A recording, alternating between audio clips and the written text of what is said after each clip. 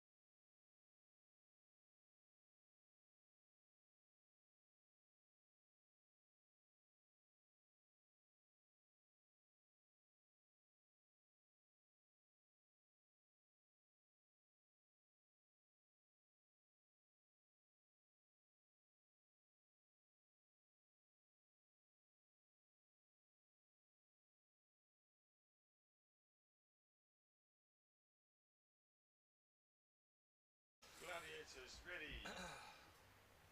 I look like I'm sweltering?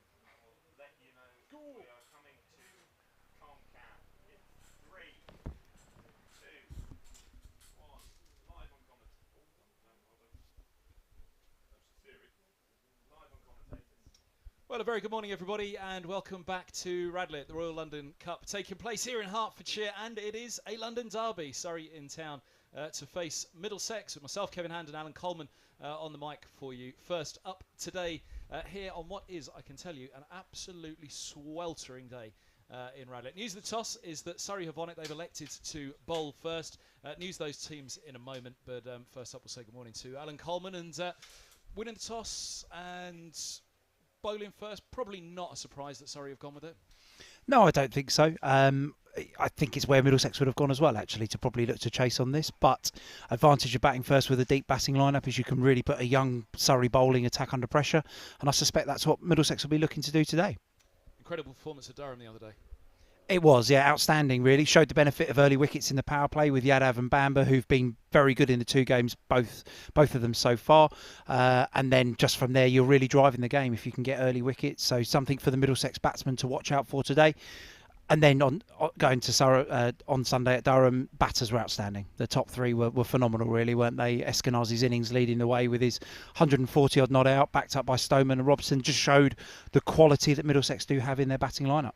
Bowling as well. Ethan Bamber obviously was 5 wickets for Machado, but I think Bamber's bowled really well so far in the competition, hasn't he? He has, yeah. He's taken the new ball and done a fantastic job, really. It looks like the strategy for Middlesex is to get his overs done as early as possible, really. So in both games, he's sort of bowled out by the middle of the innings. So he's really a bowler who can use that new ball to his advantage with the movement that he is able to find off most surfaces, and he's been a really key performer. Obviously, Luke Holman, 4 wickets on Sunday as well. Stepped up really nicely to take those wickets, especially only playing one recognised spinner in the last game. And that's a strategy that Richard Johnson and Steve Eskinazi have gone for today, again, with one spinner. Is Holman at the moment the pick of the youngsters this year? It's just been so refreshing to watch him play bat and ball all season long. And as with any all-rounder, as with any youngster, you'll have an up and down in terms of, might have a better spell with the bat at one point at the moment. He looks good with the ball, doesn't he? He looks like he's in the game all the time. He does, yeah. He's like any young all-rounder learning leg spin. It's the toughest skill in the game to get right, but Luke has embraced that challenge. He's been brilliant with the bat, as Middlesex members would have seen in the Championship cricket. He's been very effective at times with the ball, and on Sunday we really did see that potential that he has with the 4 wickets that he took up at Durham. Right, here we go. There's the Middlesex openers. Let me tell you the side. Stoneman, Eskinazi, Robson, Peter Milan, Max Holden, Cracknell, Holman, Anderson, Yadav, Greatwood and Bamber. So Middlesex unchanged from that side, surprisingly, that won so convincingly at Durham the other day. As for Surrey, their Patel, Geddes, Steele, former Middlesex batter of course, Blake, Laws, Reefer, Kimber, McCurr, Verdi, Barnwell and Majid. No Dunn today from the 12 for Surrey. He's had to drop out for family reasons. We wish him the best. It means Matthew Spreagle is the 12th man for Surrey, which, well, let's hope they don't need a concussion sub. I had a chat with Stewie this morning, actually, and just asked him whether it was going to be him, Gareth Batty, who were doing it, but he did say that Matt Spreagle was here, so I'm sure he'll be out there. And a handy off-spinner to have sort of as your concussion sub, I would guess. First day I ever had on the mic covering Middlesex in the field all day was the coach, John Embry. He was meant to be sat alongside me on commentary that day, so it was a very lonely day, but equally it was entertaining watching Ember's field all day. Of course, we did see Jason Gillespie a few years back at Lords. Are you there for that game when he was out there for Sussex for half a day or so? I wasn't there for that game. Middlesex coaching team of Richard Johnson, Rory Cootes, Mark Ramprakash, probably less keen to get out there in the field, I would say. I'm not sure who they might send Ramps out, I would guess. That would be my guess. He'd enjoy it as well, Ramps, wouldn't he? He'd run out there with relish. He'd probably demand to bat though as well. That'd be the thing with Ramps. Loves his batting still. Right, it is going to be Laws from the pavilion end to get us underway. On strike is Eskinazi.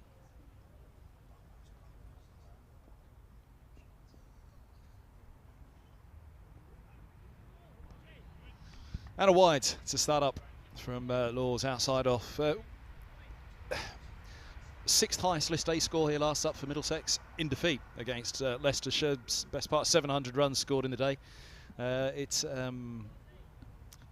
It's going to be an interesting one for the bowlers here for Surrey, isn't it? It will be a real test if these two get going. Of course, it could go the other way. Ball seems about a bit and a couple of early wickets.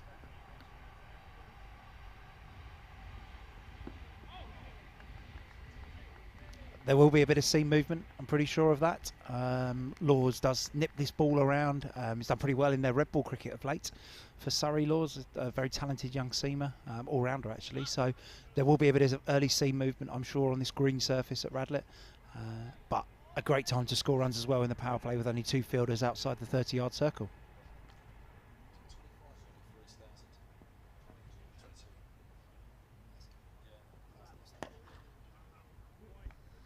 Into the covers from Eskinazi, 22 away from 1,000 list day runs for Stephen Eskinazi, which actually doesn't sound a lot, does it? 1,000 list day runs for a guy who's nearly 30, but obviously list day is the format that's played the least nowadays. It is, and I think it took him a little while to regularly break into this side, really, in his early sort of Middlesex career. So, but a fine player now and leads the batting lineup. That's clipped away for the first runs, out to Barnwell. Single taken, and Middlesex off the mark. Sloman on strike, the left-hander. Yeah, it's again, we talk about it a lot, don't we? The transformation for Stephen Eskinazi when he came through as a first-class player. It didn't really look like he would be, in particular a T20. Transferable skills to list A, but he never thought that really he'd take on a T20, and now it's obviously at the point where there's shock really around the country that Eskinazi's not one of those called up for the 100. It's Sloman's first ball.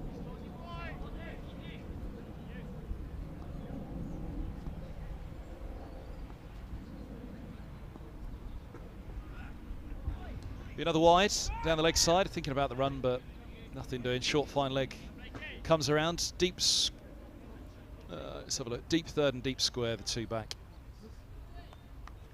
Yeah, very good diving stop there behind. Saved a certain 4 there, certain white ball 4. Brilliant bit of work by Blake with his Surrey gloves on there.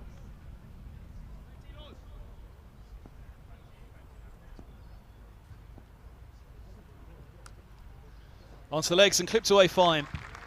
First boundary of the innings. Nice little tuck away from the former Surrey man, Mark Stoneman.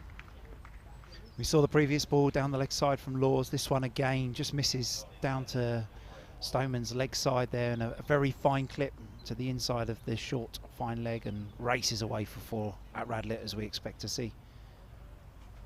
Yeah, that's what I was just going to touch on, in particular for Surrey fans who, well, they won't particularly have seen much of Radlett unless they've tuned in for a Middlesex commentary over the years. First trip for Surrey here to play at Radlett for the firsts. It is a relatively short boundary all the way around, but very parched outfield, as you can probably see from the stream. What you may not detect is that the square is really on a mound, so as soon as it's off the square, that mound's racing away down all around Radlett to the boundary pretty quickly. So as soon as you get it through, that ball's pretty much gone. And talking of the ball being gone, it looks like it's flicked up off the rope and into the hedge down at fine leg, as umpire Chris Watts just walks down towards the commentary area just to pick up some a spare brand new ball. That's £60 of the budget in the bush.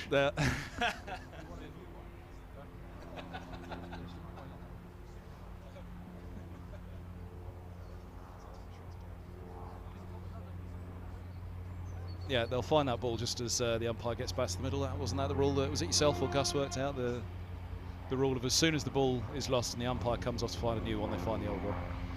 But lost in the Radlett bushes.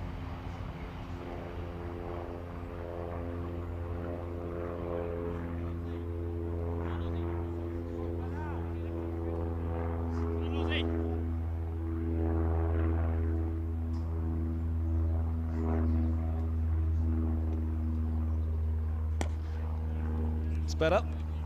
Line and length respectively played into the onside. Yeah, no huge thoughts, I'd imagine, of team changes today, as long as everybody was fit and available after a resounding victory at Chesterley Street. It wouldn't have required too much thought to change up a winning side. No, I guess unless the pitch had really dried out since last week. It's the same pitch that was played on last week against Leicestershire, so had it have dried out, maybe a look at bringing back the spinner, but no change. End of the opening over here at Radlett. Surrey winning toss, selecting 2 fields. The live stream here at Radlett with eToro in the top left corner. Scan on the QR code if you want to find out about the partnership. with our stream partners eToro. Alan Coleman, the head of men's performance at Middlesex, alongside myself, Kevin Hand in the start. Yeah, we mentioned Eskinazi, won't we? That he's 22 or what, 21 now away from 1,000 first-class runs, List A runs. 24 matches, 23 innings. At 28 years of age, if you go back 10, 15 years, 28-year-old would have played far more in List A. It was 2 formats, of course, what, 20 years ago now? Yeah, there were. And 3 formats before that, with the old Sunday League, the Benson and Hedges and the NatWest. As I was growing up watching cricket, there were 3 formats of this to watch, and a variety between sort of 40 overs and 60 overs. Now, just the 8 50-over games to play, unless you make the playoffs or the semi-finals. It looks like Surrey opening with the spin. Amir Verdi from the Saltersfield ends. Sunglasses on. I think we've mentioned it is a scorching day again, temperatures over 30.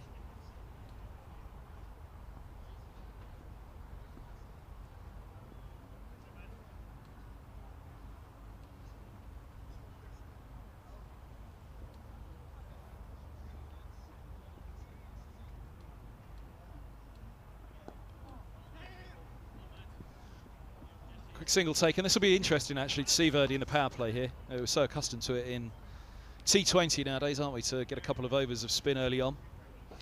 We will, I suspect, here that with the loss this morning of Dunn, sort of put some pressure on the power play overs here for Surrey, with a young bowling attack. So trying to use the experience of Verdi, who's a fine performer, probably not had the best of years this year, I would guess, but the Surrey members might back me up on that. But yeah, a fine spinner in Amar Verdi, and using his experience in the first 10 overs here is probably a good move from Surrey, I would say. Slip and pace settling down.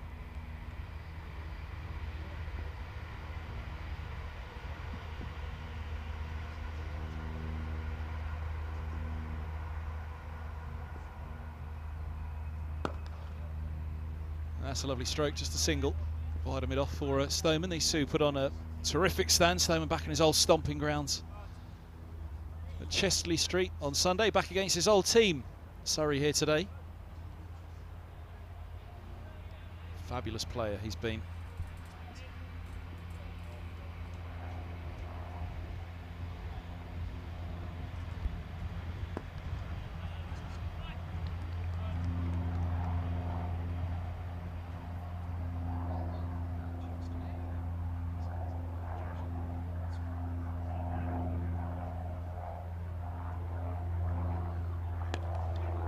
Nice shot from Eskinazi. I think this one will get away for his first boundary. It just dips over that mound of the square for us to see. So picked up by Barnwell. There's a couple taken. Stoneman, in comparison, has played 93 first-class games. 3,200 runs circa in List A cricket. Magnificent average of 40. 7 centuries, 1950s.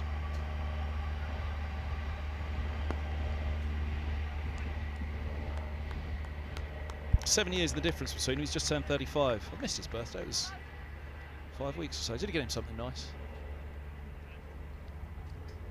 No.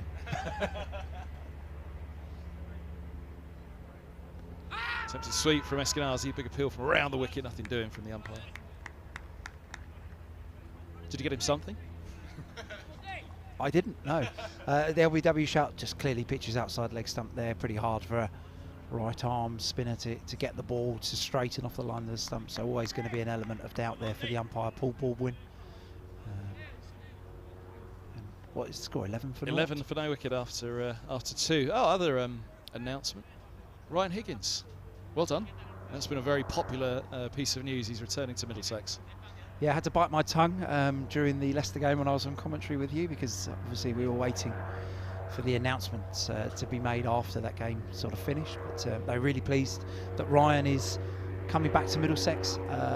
Yes, it is a homecoming, but the most important thing from our perspective is that we've gone and recruited one of the best domestic players of recent times, and really delighted to be adding to the strength of our already good squad. So yeah, delighted to have Ryan rejoining us.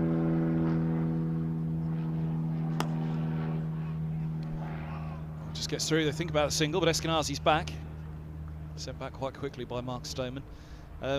Yeah, we often go around the country on scorecards. I think Surrey do something similar, actually. Yep, there's another Middlesex player in that match. There's another Middlesex one in that one.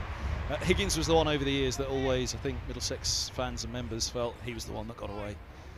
So, as you say, it's a homecoming, but it's a homecoming of a very talented player, even when he left Middlesex. Use the feet. Oh, that bobbles up nastily. That was a really horrible, horrible bounce. Kimber coming around. Kicked up. Aggressive from Mark Stoneman here, just advances down the wicket and absolutely smokes that ball at mid-off there. Horrible little bounce up from Kimber. The outfield is very, very quick. It can be a little bit lumpy, and just the lack of grass at the moment just accentuates that a little bit. So fielders have to be very watchful. Kimber unlucky there at mid-off, really, but 4 for Middlesex. I was thinking he was lucky. That was a dentist bill in the off in there. Probably a sigh of relief from the physio team in the Surrey camp as well. The insurers, I suppose he's insured. Yeah, the outfields around the country at the moment, obviously a heat wave. 35 degrees I heard tomorrow it's going to get up to, so Middlesex and Surrey have dodged one to play today, although Middlesex make the trip to Grantham tomorrow.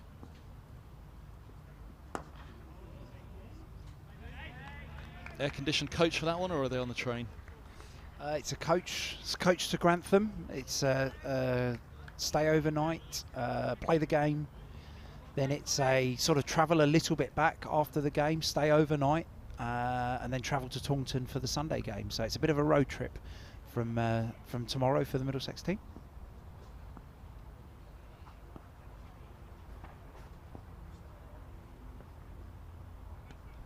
Another wide down the leg side. See, persevering with a straight line. We talked about this a lot during the Leicestershire game, didn't we, here at Radlett, keeping that line very straight. Any width is going to go, short boundaries. If you go a little bit too straight, you're either opening up the leg side or a wide. Yeah, bowling coaches talk about acceptable misses, and I think at Radlett, one that just slides down the leg side is often seen as an acceptable wide to concede.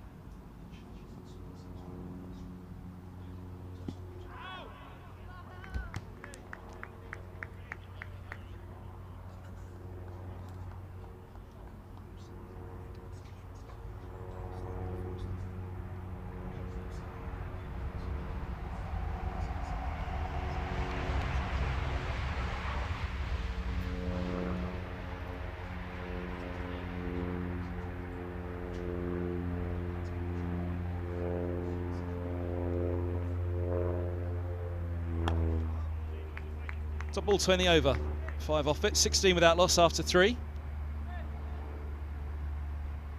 I'd say a watchful start from Middlesex here, similar in the Leicestershire game actually. A couple of quieter overs just before the chaos of the last 7 or 8 of the first power play comes back. That was the spare ball being rolled back by Chris Watts just down in front of us there. That surprised you there, Kev? Just hit the boundary board. I thought we Mr. Boundary in the middle, in between overs. Would have been a first. Extraordinary dismissal the other day up at Durham, actually. I was talking about firsts. It wasn't at first that I've seen it, but right arm around the wicket to the left-hander. I'm trying to think, it was Bamber to possibly Maddinson. Hooked it around the leg side to probably the back of the bat, wasn't it, to slip. So right arm around the wicket to the left-hander. It went down the leg side and hooked to slip. Nice shot by Eskinazi for a single.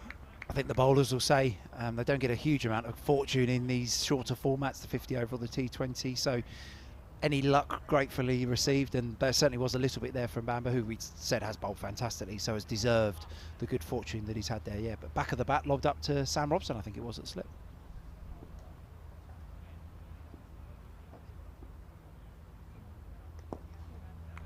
Pushed Gus on that the other day. Is it a strangle if it's caught down the leg side, or is it a legitimate? Yeah, it's a nicked one, as Ian Botham always used to argue. No, I was quite surprised by Gus's answer. Well, Gus never bowled a ball down the leg side, did he? So.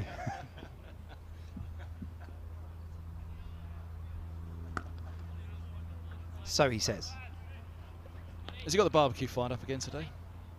I didn't get my burger from him the other day. I said, if you're going to cook us a burger, Gus, I'll probably need it before the close of play, if that's all right.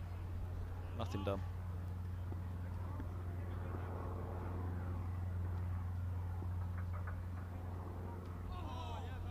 A little bit of bounce on that, perhaps? Yeah, a bit quicker as well. Push through there from Verdi. Not a bad ploy on this pitch. I think because it was used previously and has had a little bit of a water and a roll since then, it may just become a little too paced as it dries out. So changing the pace of all bowlers, spinners and seamers is going to be a key skill today. Comes back. Extraordinary finish to the Surrey game the other day. Tied game. This is their fourth fixture now. A win, a draw and a tie so far.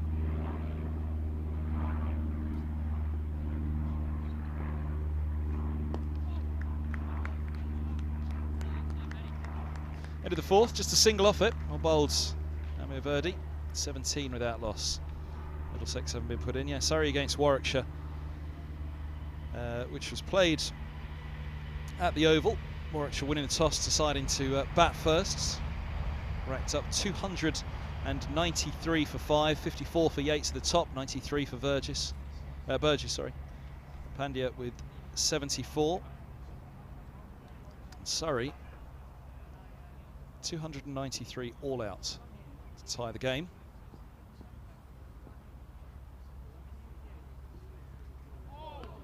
Oh, a little bit of seam movement for Laws. First one that's really gone. Yeah, a little bit of seam movement away from Eskinazi there, and a bit of bounce. Ball always carries pretty well here at Radlett because, as Kev mentioned earlier on, the pitch is on a bit of a dome, so the keeper and the slip sit below the height of the pitch, so you always do get a little bit of carry through at chest high often to the wicket keeper, but that certainly did nip away. Keeps the bowler interested in the game.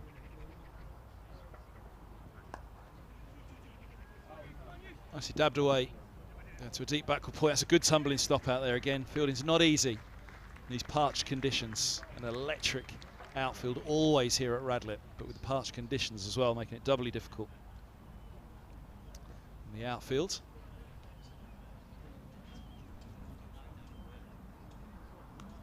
Fielding done by Jeed, young academy prospect from Surrey.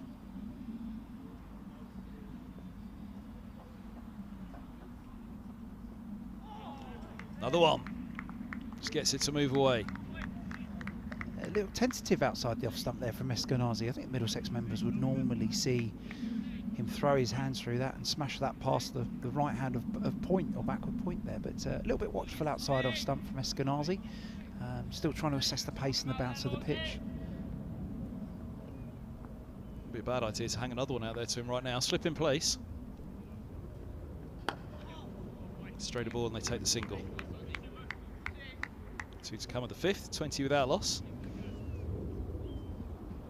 Yeah, anything with any width pretty much goes here at Radlett, doesn't it?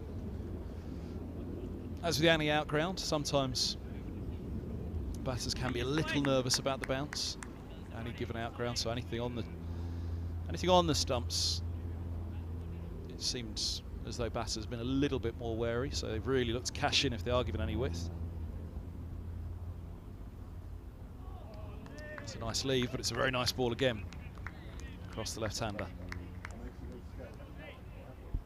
It is, interestingly, only 2 boundaries so far, which is quite unlike Radlett. And if you think of those 2, miss down the leg side from the bowler, which was a fine tickle for 4, and then a difficult misfield, don't get me wrong, at mid-off. So not the usual Radlett start in the first 4.5 overs we're seeing here.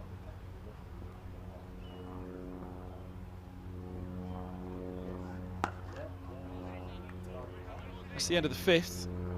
20 without loss and a watchful start. Just the 3 off that over. Yeah, Verdi's only gone for 5 off his 2 overs so far. So we said it was an interesting move and could be a very good move, so it's proved to be. For Surrey, it'll be Verdi to continue at the Saltersfield ends. What those 2 think about any attempt to counter here. Roughly the same number of balls faced each. Eskinazi 13, Stoneman 17. Experienced enough, especially here at Radlett, to know how to play the game. Yeah, definitely 2 fielders back on the leg side here for Verdi, a long on and a deep mid wicket, square leg, short fine leg, so be looking to probably play him into the leg side if he can. That's clipped away nicely by Eskinazi. Sweeping up out there is Reefer. Let's go back to that game on Sunday. So Blake with 40 and 53 for Reefer, Kimber 84, And Surrey all out for 293 with 5 balls left of the innings. The last to go was done. Bowled Norwell for 34 from 19. Incredible chase, Surrey falling just short of the winning target. Lots of talk at the moment in the game about 50 over cricket and where it sits. Obviously, I think Moeen Ali did a piece about the international 50 over game in the paper the other day as well. So, but the Royal London so far is showing some high quality cricket and some very good games and some very tight finishes around the country so far. Well, it's been fantastic to watch, I have to say. I really enjoyed it last year. And with all the debate about the 100, one of the things that I did enjoy with the 100's announcement was the look you'd get at the squads of these sides. It's the single, well cut off again. Keeping the squeeze on here at the start, not allowing Middlesex to free up the hands, free up the arms at all at any stage. Yeah, the depth that you'd get to look at the squad, which is what Surrey have certainly got. And by all accounts, it was a really good crowd at the Kia Oval on Sunday. Good crowd in here as well. About 1,500, I think, expected in.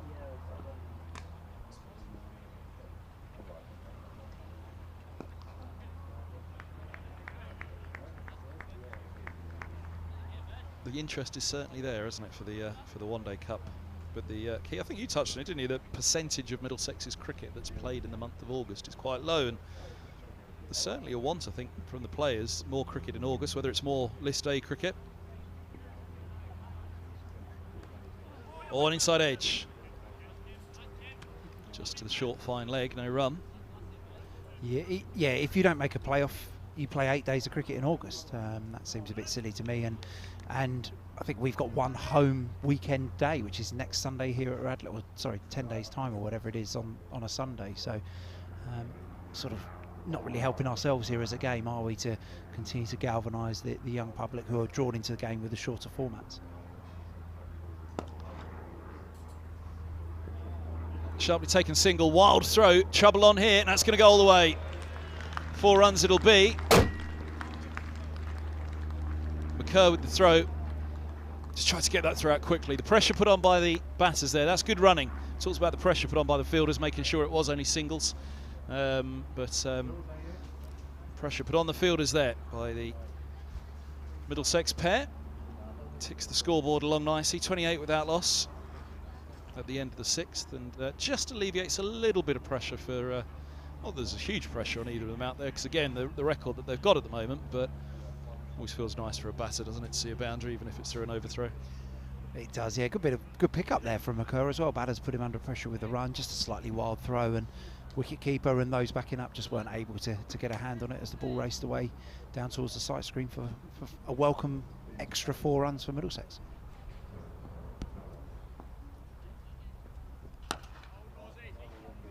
Really tight start here from Surrey with the ball. It's impressive. Partnership 28 of 37. That was one of the thoughts, although Middlesex probably would have fielded as well. There was going to be a little bit of pressure on Surrey, how and where they bowled at the start of this innings. Pace, line, the length, it's all been pretty good so far. And again, just hitting top of off the middle, just the single there for Stoneman. Yeah, very controlled here from the Middlesex opening pair, as you've said. Pretty watchful.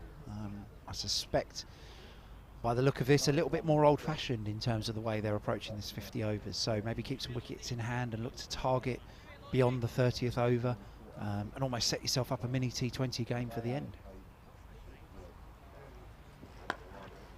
Throws the hands at that, and that little bit of width that we talked about. We've seen a couple that Eskinazi hasn't gone after. On this occasion, he decided that one was going. Well, yeah, we spoke about that in the last over from Laws there. Another delivery just outside off stump, and Eskinazi's just gone with it. Only a third man out there, so plenty of space for him to hit the ball into the vacant offside, and 4 runs.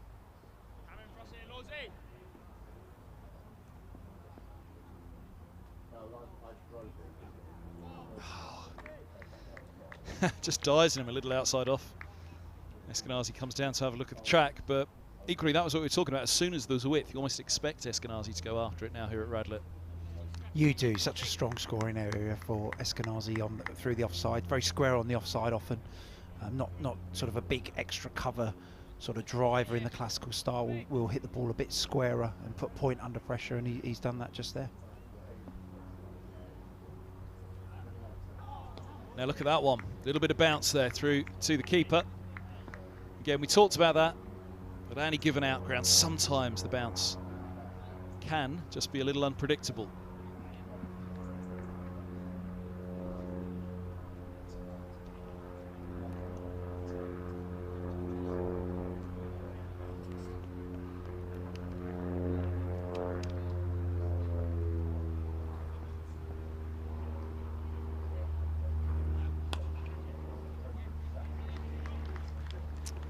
It's nicely played by Eskinazi, very well fielded there at backward point. They'll get through for the single. Again, we talked about tough conditions, parched outfields around the country at the moment. Reef has done really well there to hold them to 1. 7 gone, 34 without loss. Yeah, again, something here at Radlett, we talked about bowling that straight line. That's why that bounce that we just saw, those consecutive deliveries there, that's why the batters are perhaps less confident to score off the stumps here than perhaps they may be at an HQ somewhere around the country. At an outground, you might think, oh, if it's on the stumps, let's just be a little bit more careful. And that's why cashing in outside the off has been perhaps the want.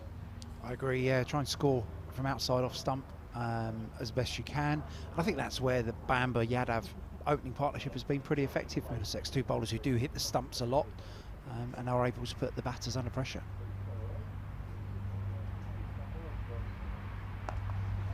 Sweet from Eskinazi, very sweet indeed. Lovely pickup. Saw it was in his scoring arc and he went for it. 6 runs, first 6 of the innings. The challenge of bowling in the power play here demonstrated. Verdi's got a deep long on and a deep mid wicket. Eskinazi able to pick that ball up squarer down into the members area at Radlett, and 4 welcome 6 onto the total.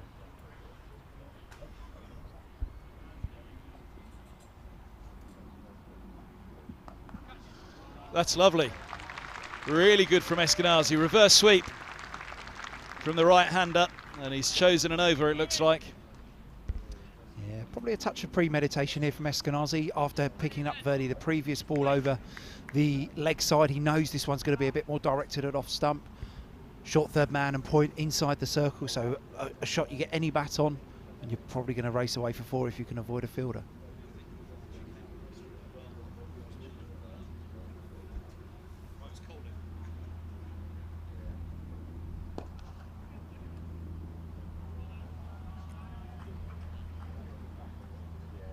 Single taken. Eskinazi having gone past the 1,000 first class runs with that at list 8.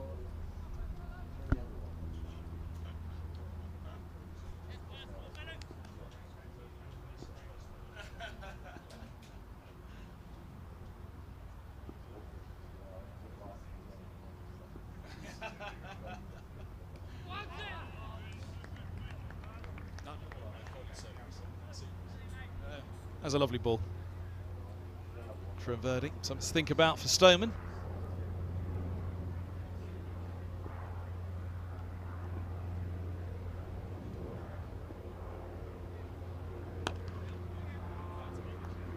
Yeah, great fielding in there. Not going fully through the shots just yet. Obviously, Eskinazi's hit a 6 and a 4 at the start of that over. You can still see there's a watchfulness about this Middlesex pair. There is a great piece of work there by Reef for extra cover for Surrey. I think they've been very good in the field, barring an awkward bounce and a bit of a slightly miscued throw. They've been very, very good and kept the pressure on in this early power play. Nice clip from Eskinazi. Should just be the single, and it is. 13 off the 8th, but a good recovery from Verdi after going for 10 off the first 2 deliveries. 6:47 without loss. 2 to go at the power play.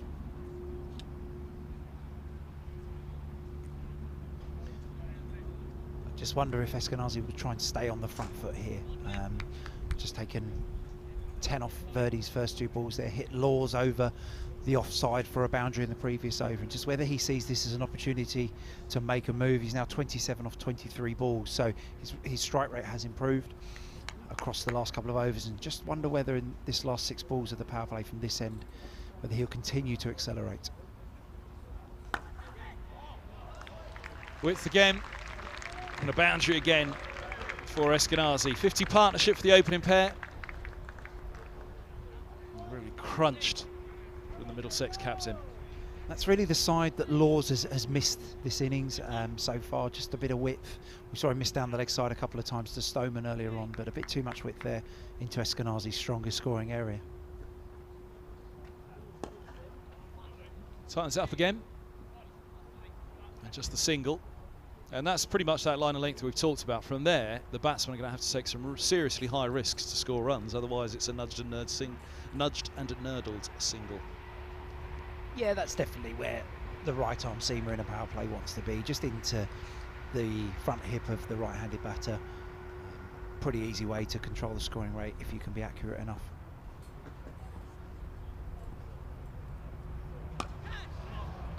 Just a little bit shorter on that occasion, and Stoneman able to rock back. He detected that length early. Makes the most of it. We mentioned Eskinazi's strongest scoring area being width. This really is Mark Stoneman's. As soon as the bowler just drops a little bit short, he's so quickly onto that length. Laws just a touch short of back of a length there. Stoneman pulls it away for 4 runs.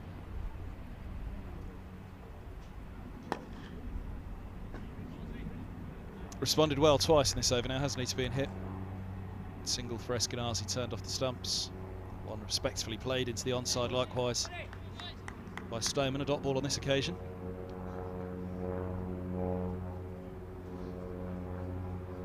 The scoreboard just feels a little bit better now for Middlesex though. 56 without loss, 2 to go of the 9th. It feels like it's an important 8 deliveries coming up here at the end of the power play.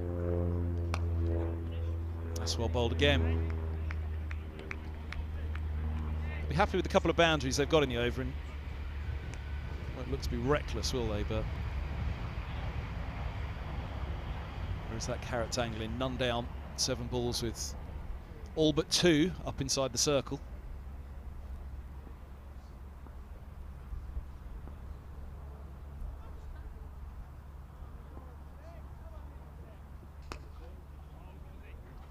Run away nicely off the back foot by Stoneman to take the single at the end of the over. 9 gone, 57 without loss. Who bowls the final over of the power play for Surrey, and do Middlesex go after it? Yeah, it looks like Conor McCurr could be coming on for this final over of the power play from the Saltersfield end. I believe that's what it's called. Learning my ends here. But yeah, McCurr, very talented seamer, quite tall, will hit the pitch hard.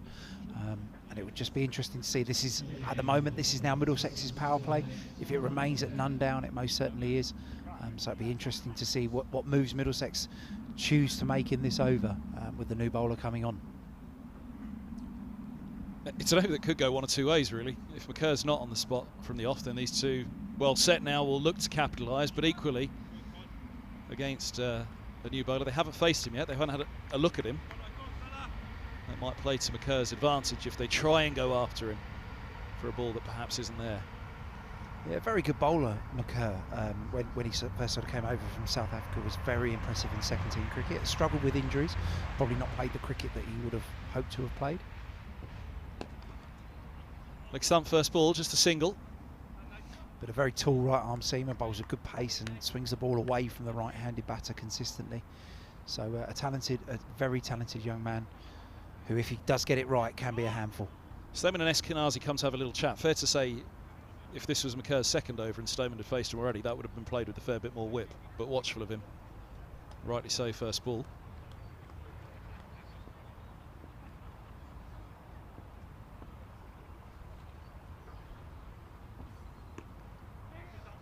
Again, leg side will get away with it.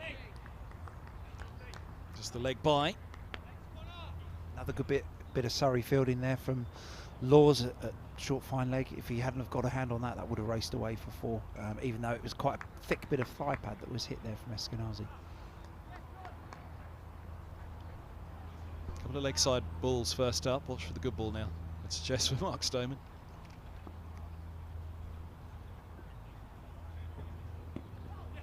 Leg side again, he'll get away with the leg by.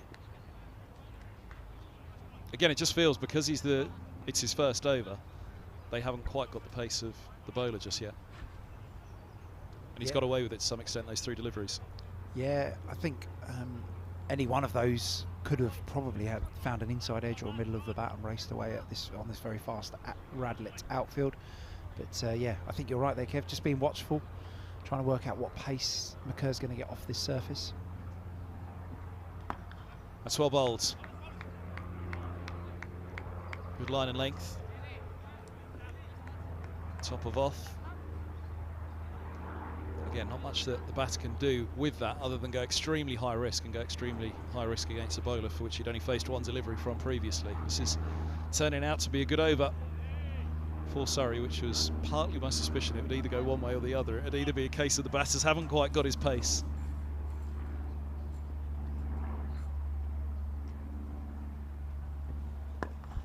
Low full toss. They're thinking 2, but settle on 1. Yeah, a bit of a miss there from McKerr. Quite a very full delivery into Eskinazi's feet, and he's probably disappointed that he's managed to pick out the Surrey fielder down at deep square leg as we enter the last ball of the power play.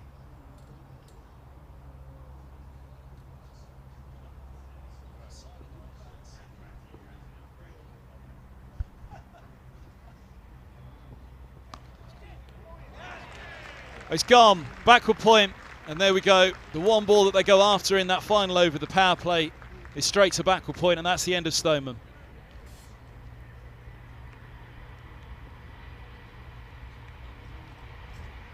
Yeah, short ball from McKerr, touch a little bit of width for Stoneman, and he manages to cut that ball from about shoulder height straight into the hands of Reefer, who's quite close there at backward point, but a good grab. And Surrey have fielded well in this power play, as we mentioned, barring a couple of errors, and they've been very, very good in the field. And a disappointing end to the Middlesex power play, 61 for 1. Almost felt like it was coming, didn't it? If the opportunity was there for one of them, just to see a little bit of something to go after. It wasn't quite the width. He saw the shortness of it, thought I could get over the top, direct it.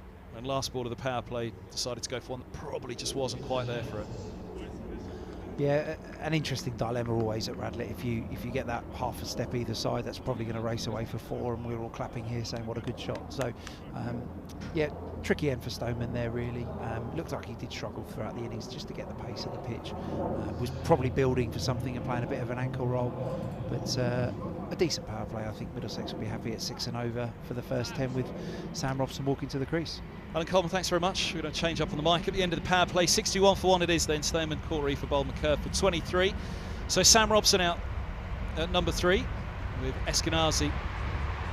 Pretty well set. Good partnership it was for Middlesex. Haven't been put in, so I would have hoped perhaps for 1 or 2 more at that stage. But nice wicket to take for Surrey right at the end of the power play. Going to be a change of bowling, with Kimber coming on here at the pavilion end. Facing Laws had a very good start for Surrey. Verdi as well. First 4 overs from the Saltersfield end, but Kimber it is.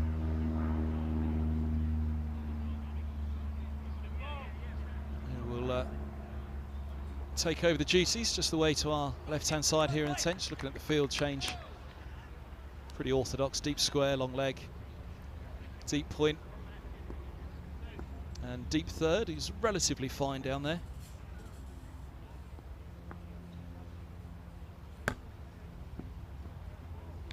Oh, wide first up down the leg side. A couple of wides actually from Laws first up, but he did settle well. Didn't allow it to get to him. The extras count now. Let's have a look and see.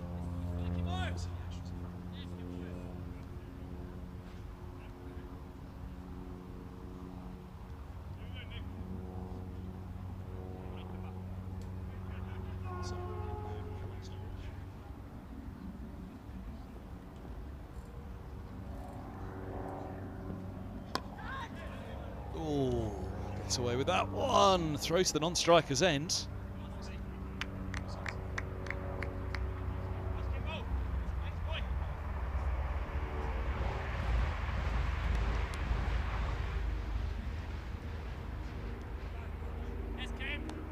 Another little chat there between Eskinazi and Robson. You see just the timing. Bearing in mind 700 runs racked up here last week against Leicestershire. You can see time is not quite there. The batters in this power play we've seen so far, but equally Surrey have bowled very well. Verdi in particular, I think, managed to tighten up impressively.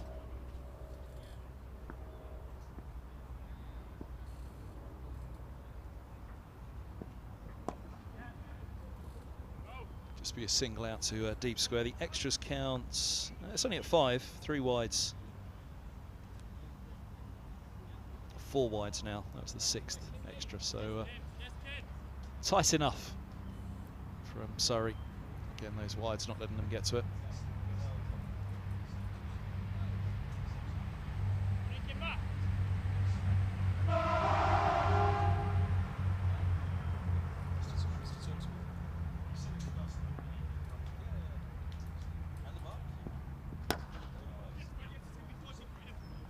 Shot for just a single.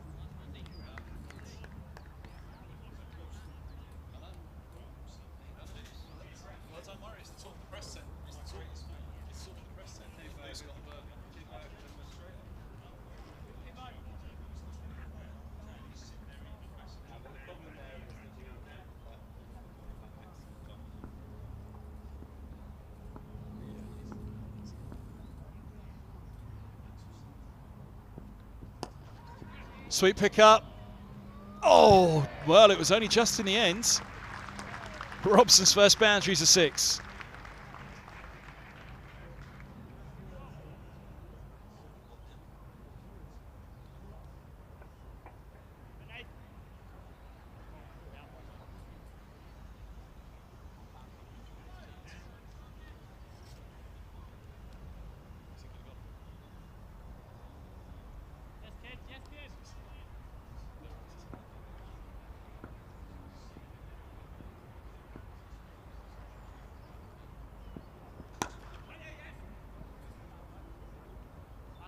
Six followed by a single. Good cricket from Robson.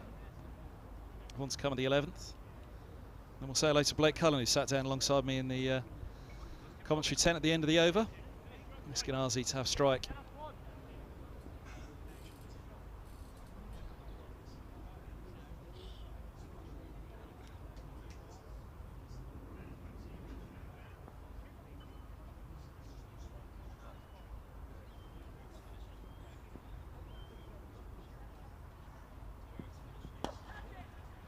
One-handed drive to finish the over, just a single. Out to deep cover, 11 gone then, so 73 for 1. First over out of the power play. Did find a 6. And with the wide, 12 off it in the end. So welcome to Blake Cullen. Good to have you with us on the stream. First question's got to be again, how's the back? Afternoon, Kev. Yeah, the back's all right. Little bit of a blip this week, actually, a bit sore, so I think might have to rein it in slightly, but fingers crossed still make some progress in a couple of weeks or so.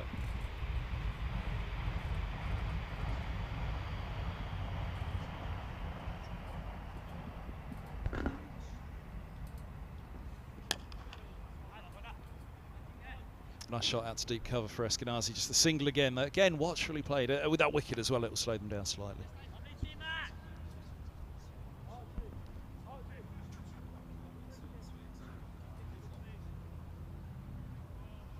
As that soreness ends up, put back plans for a play in return before the end of the season. Is there still a chance to pencil one in before September's done? Yeah, the season hasn't been written off for me yet.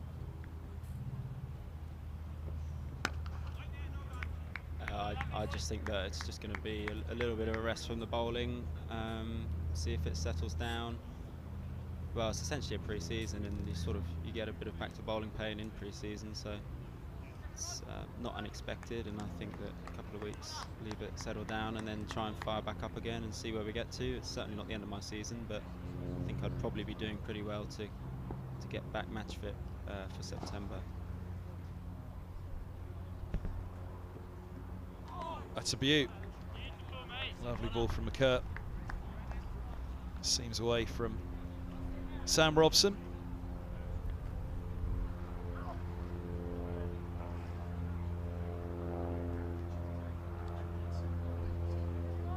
Perhaps it wasn't so much a seam on the replay, just a little bit more bounce.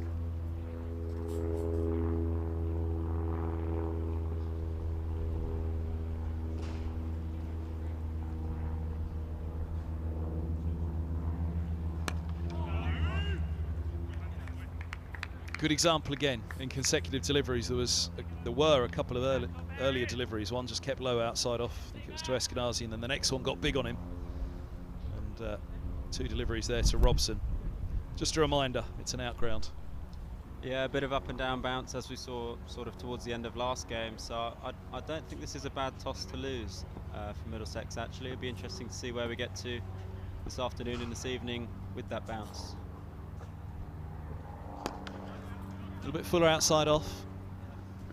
Again, that's a length that probably does go generally, but setting this partnership up again. Robson just his 7th delivery, strokes away. He'll be keen to make a big contribution here, having dropped down from opener to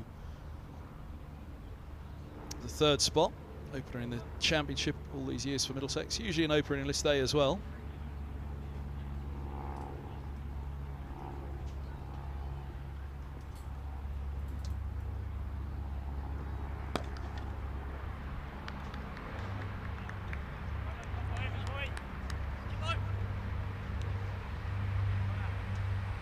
End of the 12th, 75 for 1 here at Radlett on the Middlesex stream. Any plans for the winter? I guess with the injury, it's probably hard to make, as it goes one of 2 ways. Actually, do you know what? Take an easy winter, or having missed out on the summer, try and get some games somewhere. Yeah, no plans to go away this winter. I got 1 year left at uni, so got that to tick off, and then yeah, I'm not sure what the score is we're going away, but perhaps sometime in the next couple of years try and make a trip somewhere and experience some different conditions.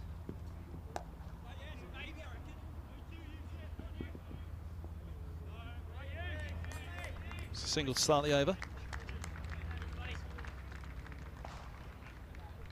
I forgot you still had a year to go.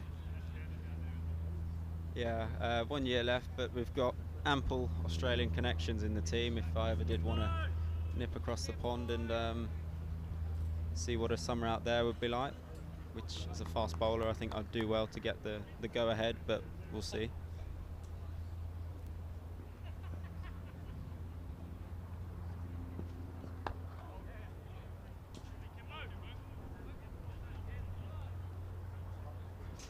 Two of them out there at the moment, Eskinazi and Robson. Quite varying styles actually for the 2 Australian batters. I was talking to them about it the other day. Robson just immediately timing through square, anything on his body, back foot in particular off his hip, punching through point as well. Hard fast tracks in Sydney that he grew up on. You've got the very wristy approach though of Eskinazi in contrast. Now width on that one, and Robson decides that's going to go. As we mentioned, deep third's quite fine down there. Trying to cover a couple of rolls down there, but gets away wide of him. Yeah, I think Eski certainly is stronger sort of through that cover point and that offside, but I think the last year or so I've noticed he's added a great flick shot into his repertoire, because I think bowling plans would be to bowl straight to him, and he's got something to counteract that, and I think we saw one shot at Durham which sailed into the stands, so he's got both sides of the wickets.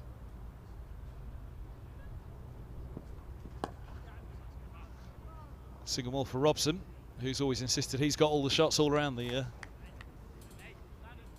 square. Always wanted to be part of the T20 side as well, but very much a fixture in List A. Yeah, I was asking Eskinazi about how he first got into cricket, and it was cage cricket, I think, that he played a lot of as a youngster, which I did put it to him. Is that where perhaps the wristy effort came from, where you're looking to score in particular areas, and the 2 of them had a ponder on it.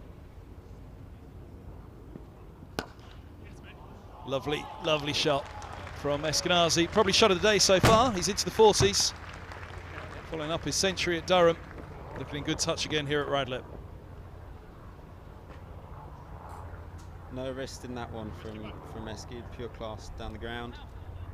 But on that topic, I think we've got another player, Luke Holman's very similar sort of slightly wristy square of the wicket, and I know he played a lot of indoor cricket sort of through his teens, where that's probably come from there, and it does help him find the gaps and get those singles. So it's definitely a useful skill to have alongside shots like that from Eski.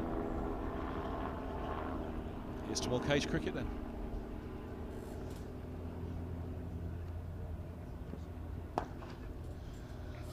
Width on this occasion, just a single out to deep cover. He's on to 43, end of the 13th, 87 for 1.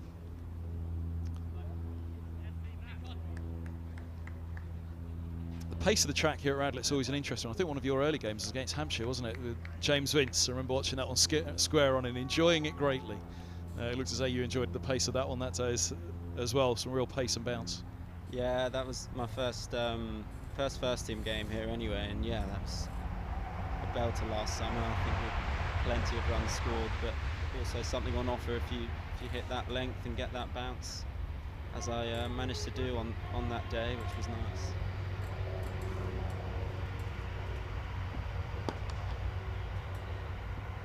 Taken single.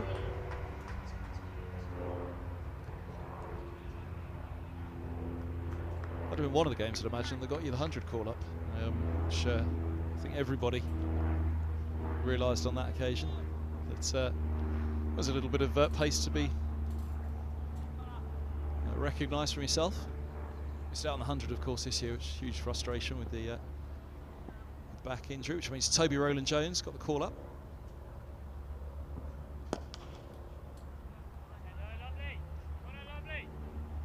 Yeah, slightly gutting to be missing out and watching it on telly. I'd be lying if I said I didn't wish I was involved again and sort of in that team, in that environment, playing at Lord's. It looked like a great game Monday night there. Hopefully Rojo gets a go at some point during the tournament and we get to see him playing for the London Spirit.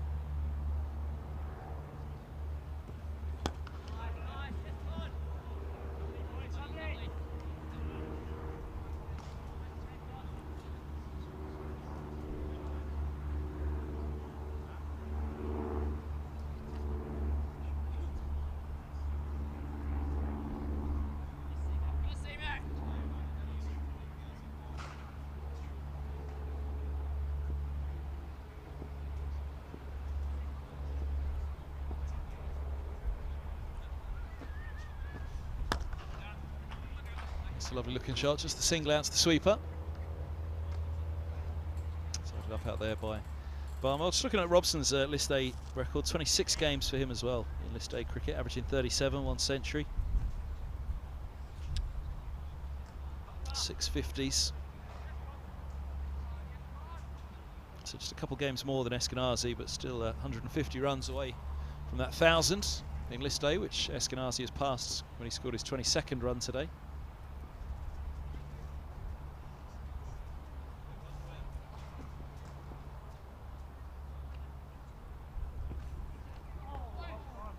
Sort of bowls, mixing it up. Pace just outside off.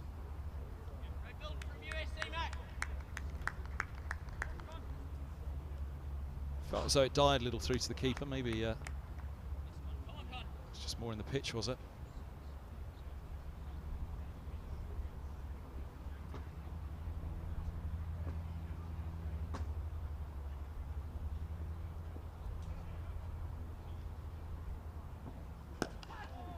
Oh, very nearly. Just a little inside out from Eskinazi on that one, nearly threw it too early. End of the 14th, 90 for 1. In the old days, I think on a pitch like this now, we'd probably be saying, yeah, they'll settle in for about 250, 280. But the modern way that cricket is, Alan Coleman talks about it, that perhaps you play the longer game, get to 30 and keep wickets in hand and go for a T20 from there, and anything's possible still. So very difficult to project a score on this one. Run rate of 6.4 at the moment. Yeah, I think again that first innings in that Leicester game showed that if you have two set players towards the end here, you can really make it count despite the up and down nature of the wicket. So I think that's what they'll probably be looking to do out there. Have two people set and wickets in hand for those last few, and you can go up to 10 and over for the last 10 if you really want. If you've got 7 wickets in hand and 2 players in and used to the conditions. So I think that'll be the plan from these two here. looks a pretty good idea. Well, it looks like something out of Mario Kart.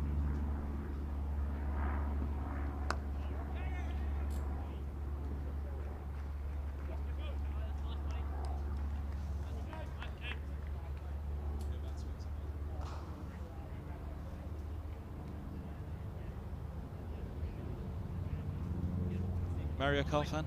You could well imagine the little helicopter coming out of the top of it,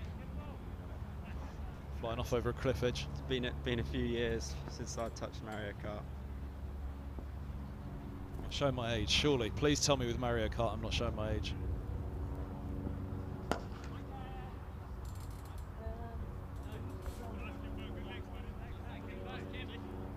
Be one of those sickening feelings where you think, yeah, I'm on safe ground here that I'm not showing my age with Mario Kart.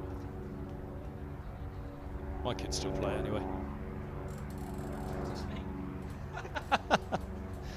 Well, we said it was a bit more pedestrian at the moment from Middlesex. Quite the crash bang wallop. And sometimes you see at Radlett. He was up watching the 100, wasn't he, last night?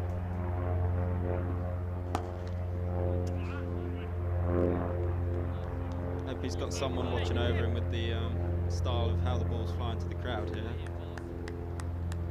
I don't want to sit next to any of those advertising boards where it ramps up. Mind you, it's been ramping up over the heads into the bushes, hasn't it, here? So, a refreshment van there in the background's probably prime in the line for it to ramp up straight into one of the grills in there.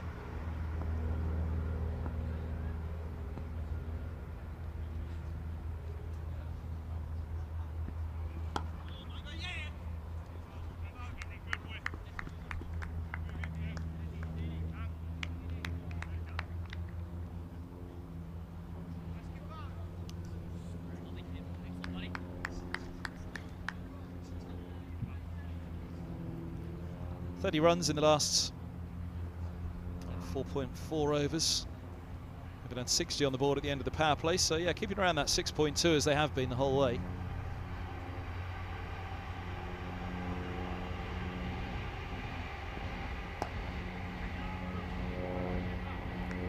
Very difficult for bowlers to block off the boundaries here at Radlett, isn't it? Again, any little bit of width, anything slightly offline or length can go. With the short boundaries, it's unforgiving, but it's a good over. Can Surrey just build up that pressure of taking the boundaries out of it for a couple of overs? Yeah, I think it's an interesting contest where you've got something in it for the bowlers on the wicket that brings those dot balls, and then something in it for the batsman with the nature of the ground and how it runs away for four. It brings the boundaries, and I think the telling tale often is those singles in between, which Middlesex seems to be picking up at the moment. There's the width that Eskinazi and any batter at Radlett will usually go after and give it everything. He tried to, unable to make contact. End of the 15th, 92 for 1.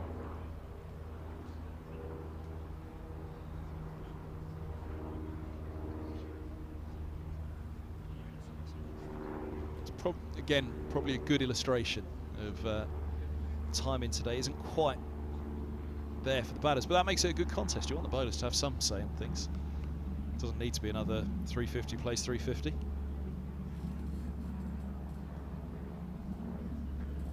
I suppose it's ventilated on the top, that, but it's got to be pretty hot.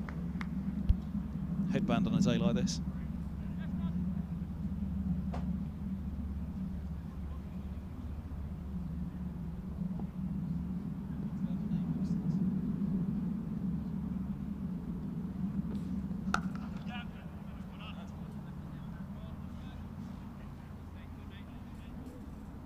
Feel like they're getting full reward for the shots at the moment, does it?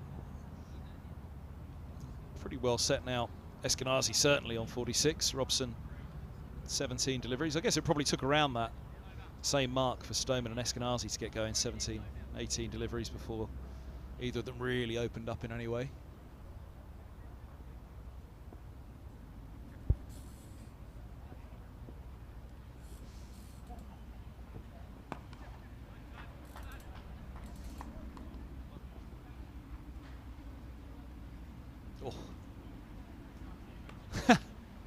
Got there in the end.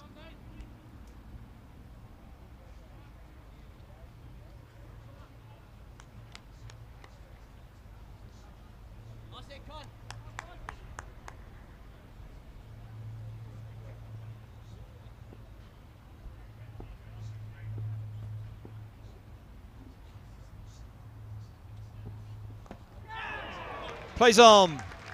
Robson's gone for 18, just looking to find something that perhaps wasn't there. Tucked him up a little. The second wicket falls in the 16th. And a very happy Conor McCurr and Surrey. Yeah, second wicket down for Middlesex. I think Robson will be slightly frustrated there. He'd taken the bit of time to get in and get used to conditions, and just trying to force one a bit square, and it runs back in towards him and takes that inside edge with a bit of extra bounce to complement that. So nice bowling from McCurr. Yeah, frustration for Sam Robson. Did look as though he set himself up, got that one big 6 away over deep square. But Peter Milan out at number 4. Middlesex's overseas signing. High score of 169 unbeaten. Enlisted Cricket had to wait for visa issues, frustratingly, for a fair few weeks before he was able to get over and join up with the squad. First class average of 48, impressive in list A as well. But it's that Middlesex top 4, I think, which of all the sides, the depletion of squads around the country. 3 test players in the top 4, and Eskinazi there, an England Lions player. White ball cricket as well. This is what Surrey's hope for would have been, was to try and get in amongst that top 4 early, winning the toss. Hope there was a bit of sea movement first up at 11 o'clock. This innings probably just does need to settle now with another partnership from Middlesex's perspective. Surrey were able to take one more now and have 3 of the big 4 at the top. It's like the old Premier League table, isn't it, the big 4? Yeah, you're right. I think that this wickets column's key for Middlesex here, especially batting first. It's quite hard to know what a good score is and how much this wicket's going to change. So I think slightly safer than usual, I'd say, until the 40th over mark or so, and just try and get up something that we know we can defend on the wicket that's likely to go up and down, and perhaps play a few tricks later on in the day.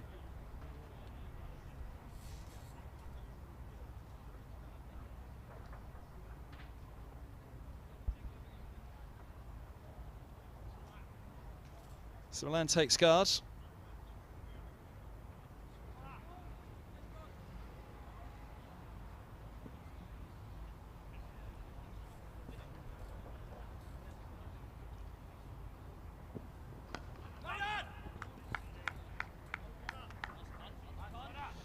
"32 years of age, be 33 in a few days' time. 3 tests. Scored 84 against England in those 6 innings he had. 121 List A games in comparison to the 20 or so that Robson's played in Eskinazi. 119 innings, 13 centuries, 23 50s in List A cricket. It's well bowled again by McCurr.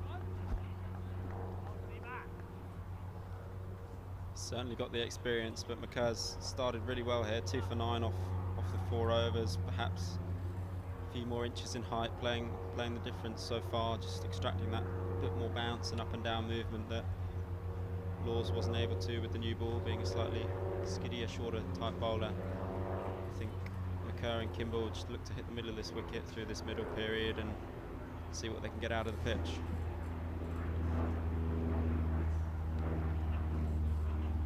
It's the legs, to be a leg biter in the over. 16 gone, 95 for 2. Yeah, McCurr himself, former South African under-19, as Milan was. To make those 3 tests extraordinary. A first-class average of 48, averaging in the 40s as well in List A, and just 3 tests to his name.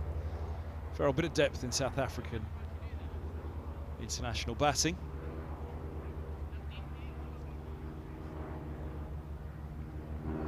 Bit of county action last year with Warwickshire. In to replace Pete Hanscom at Middlesex this year after the skipper had to return home for family reasons. Call up to the Australia A as well for Pete Hanscom. Interrupts in the middle of the season. Here's a change of bowling. First look at Majid, young left-arm spinner from the Surrey Academy.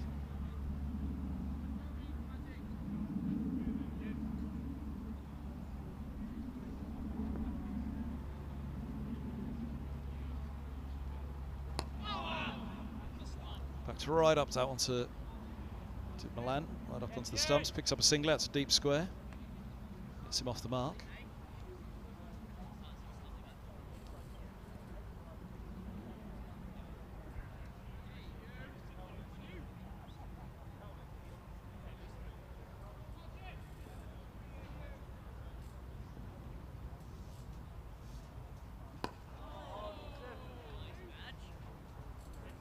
Nice start from Majid here, just stump to stump. I'm not sure we'll see too much turn, but I think he'll just attack those wickets as much as he can.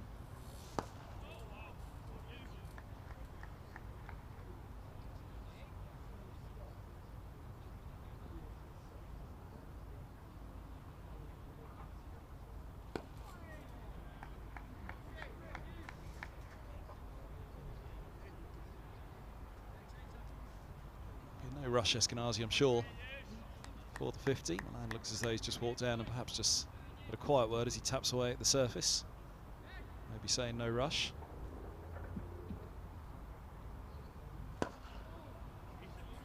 Single moves into 48.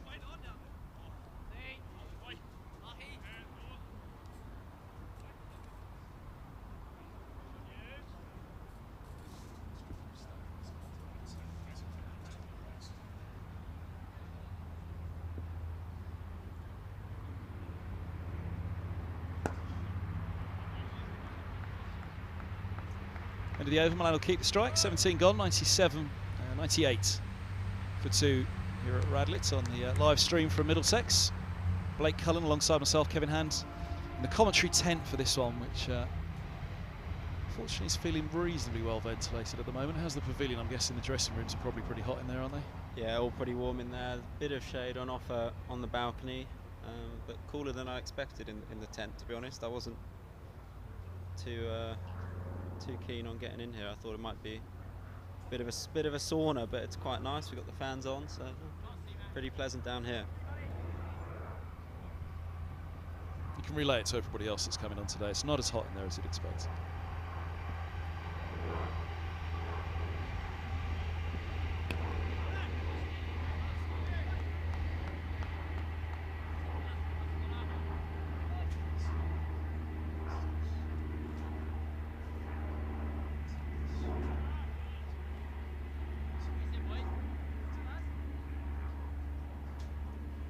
Wicket's just managed to slow it up the last 3 overs or so.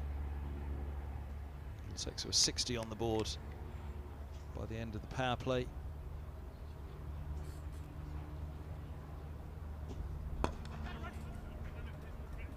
Inside out for the single for Milan, moves to 3.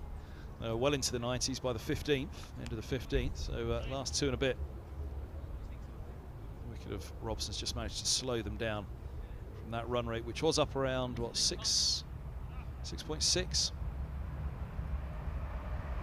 Let's just put the brakes on slightly. I won't be too perturbed. He'll be thinking long game, I'm sure.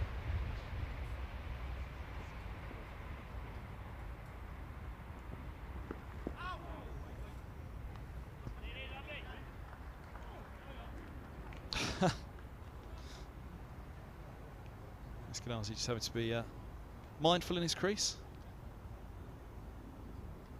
Watchful of the throw as well. Yeah, I think it's good, mate.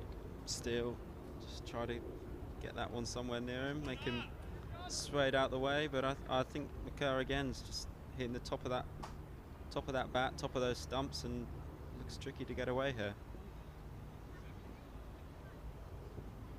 Oh, little inside edge rolls down the pads into the offside. It's just a little bit out there, isn't there, for the bowlers?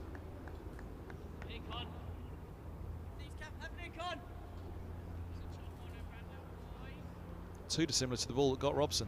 No, I was about to say, I think perhaps looking slightly square, Robson was in his dismissal, and Eskinazi there trying to run it down to third man. I just think with the variable bounce, safest playing straight as possible on this wicket. Use of the feet, and crunches that away through the covers for yet another 50 for Stephen Eskinazi. 52 from 50 deliveries from Eskinazi following his century at Durham. on Sunday. It's his third 50 to start the Royal London, and it's the 6th consecutive white ball innings for Eskinazi to pass 50. Hasn't been out below 50 in his last 6 white ball innings. Extraordinary season he's having again. What do I know? Don't need to play straight, just run down, slap it over cover. That's an extraordinary stat. He's been on absolute fire so far, and he looks determined again to play a longer innings here, run a ball so far. But I'm sure once he keeps going, he'll be able to ramp that straight up towards the end of this innings. Absolutely incredible from Stephen Eskinazi. He scored 65 unbeaten at Bristol against Gloucester to end the T20, and then for the England Lions 52 unbeaten, and then 79, followed by the 56 against Leicestershire here last week, and the 146 unbeaten against Durham. 6th consecutive white ball innings to pass 50.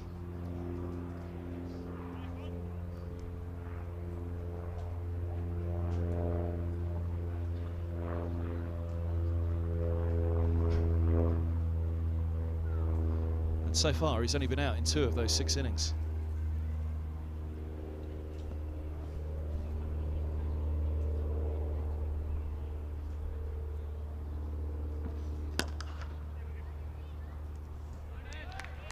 Through for the single. End of the 18th, 104 for 2. So Eskinazi 52 from 50, 53 from 51 now. And yeah, those only 2 dismissals that he's had in the 6 innings, including this. The 79 against South Africa and the 56 against Leicestershire here last week. But other than that, 3 Red Inkers in those 5 games.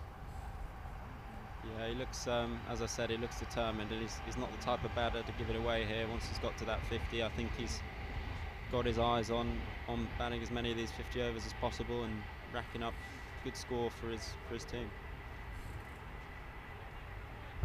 So he's gone past 1,000 list A runs.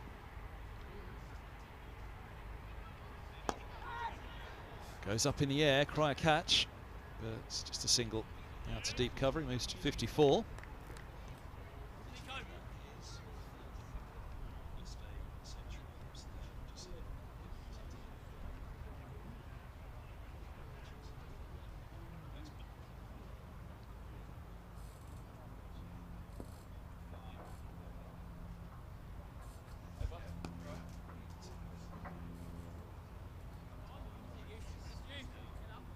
Just missed out on that one.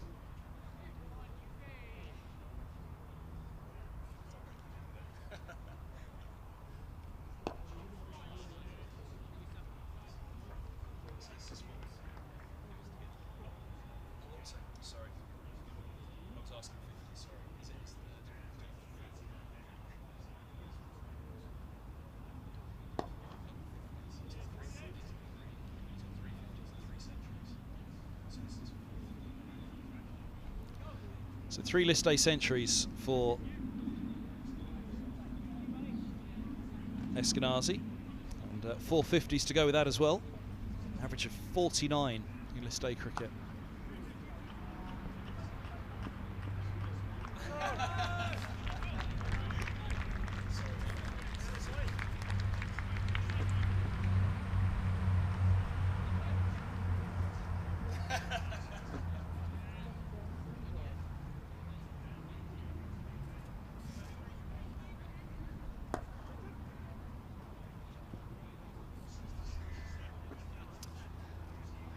Just a single to end the over, 19 gone.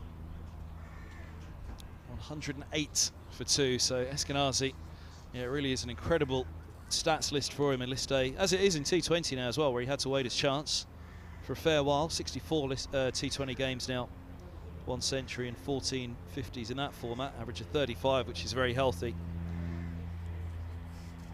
Just be looking to get that first class average up, Eskinazi. Average is 32. 8 centuries and 14 50s. He's a much better player than an average of 32, though. That'll frustrate him. That's how he really made his name at Middlesex in first-class cricket. He's played his first couple of first-class games against that extremely talented Yorkshire side under Jason Gillespie. Change of bowling for the 20th.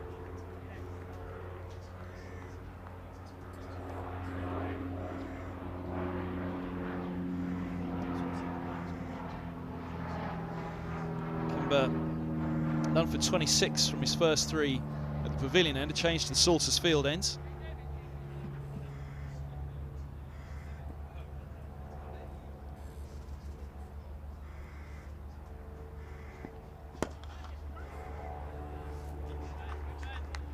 Good chunk of the bat, nice looking shot coming down on it. Milan, just a single.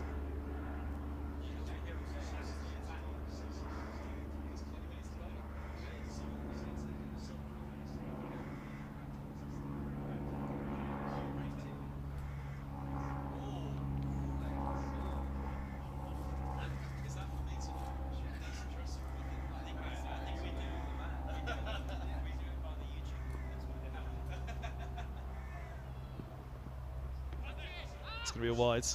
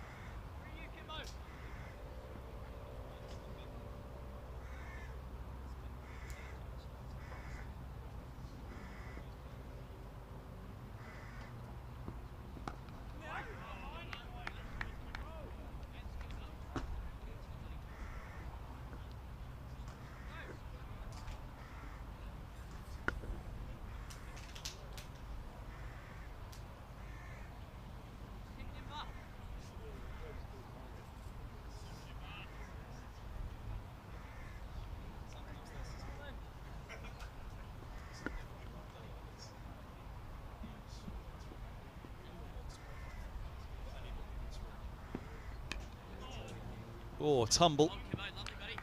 Bit of bounce in that one as well, though. Single taken down to Jeed in front of us. Yeah, again, that extra bounce. Be interesting to see if it's particularly from that end. McCurr seemed to get it to do a bit down from the bottom end there, and Kimber didn't extract much from this top end, so we'll wait and see if that carries on throughout the day.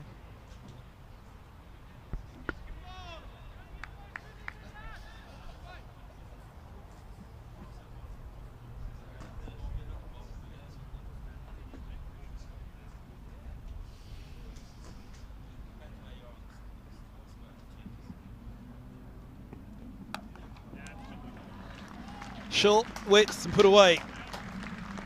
Beautiful shot from Milan. He's into double figures.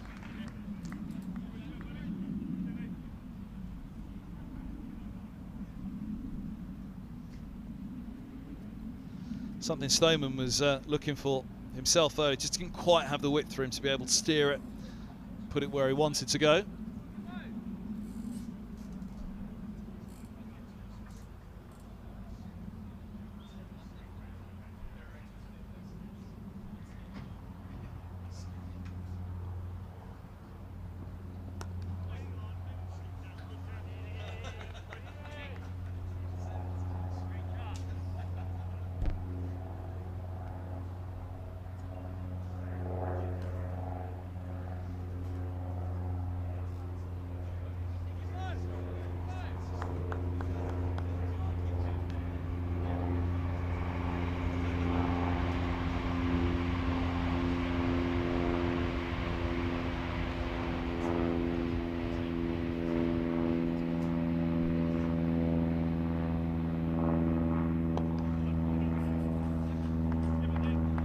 Got enough of it. Sweeper comes around. Sarifa holds them to 2. End of the 20th. 117 for 2. Blake Cullen, thanks very much. Good luck with that injury. Hope the back feels a little bit better. Is it painful at the moment, or was it? Only when bowling. Not that sort of pain that I had when I was first pulled out of anything. Just a little bit whilst bowling. I've just taken it back to past half run, so it sort of lines up why it's slightly stirred up. But no, as I said, nothing unexpected. So. Not too concerned. As you can see, there's a queue forming behind you there. Yep, I'll let these guys crack on. They can't wait to get going, so I'll leave you to them. Blake Cullen, thanks very much. Much appreciated.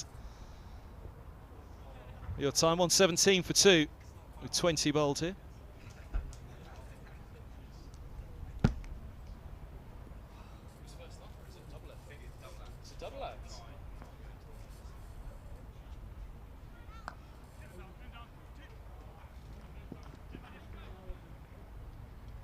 come back for the seconds. Eskinazi's on to 58. So apparently we've got a double act on the mic now, which I'm not sure whether I'm terrified or mightily relieved on a hot day like this. Just to Carey's, you're jumping for the mic first up. Yeah, me and Robbie try to give it our best. Kept a fraction low. Single taken though. Robbie White alongside us in the commentary box as well. Were you both up at Durham at the weekend? You were, weren't you? I think you both made the trip. I was up in Durham. Robbie wasn't, I don't think. Yeah, really good win up there for the lads. Nice to get underway, which was really good.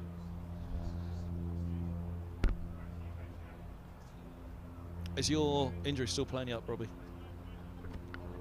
So yeah, I had the injection last week on the back, and yeah, it's cortisone injection, so it sort of helps with the pain relief. So it's feeling better, and played on Saturday for Ealing. So yeah, back training this morning, which is good. So I think it'll just be a case of managing it through the end of the season, which I suppose you have to put up with these things. So it's a lovely shot from Steve, cut away there for 4. Placed beautifully.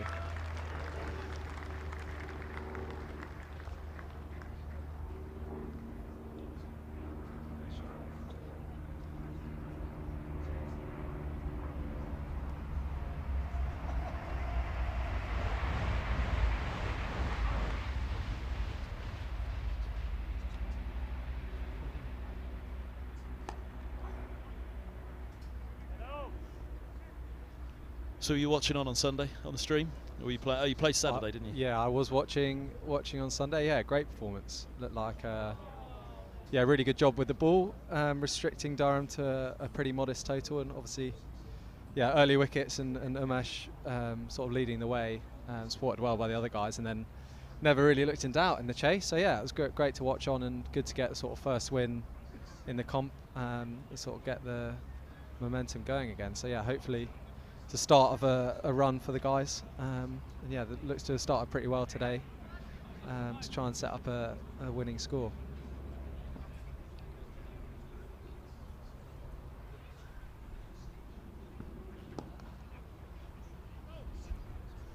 When you say managing the injury through to the end of the season, does that mean the season could be done for the first 11? No, I'm managing in terms of, it's probably I'm gonna be feeling it, but it's that's something that a lot of players, and you got to part with things from time to time. But I'm fit to play now, and sort of raring to get going. So I'll be fit and available for selection. So just been pushing as hard as I can. Leg sides. Leading edge. Gets away with it. Might get full reward. No. Around on the boundary rope. It's Majid.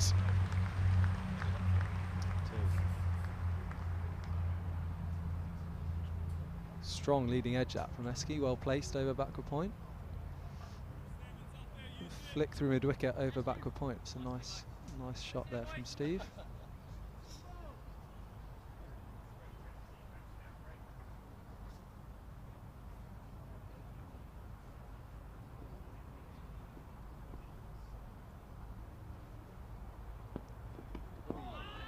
It's back in again. We've just seen a few now that have tailed back in. Obviously the ball that picked up Robson.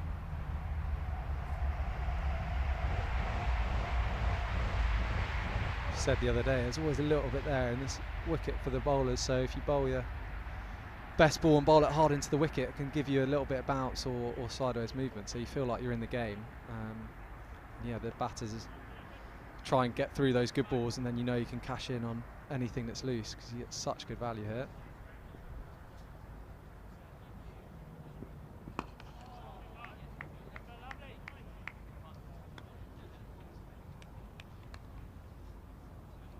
There's a debate here about what's the top end at Radlett. What are you guys going with as the top end?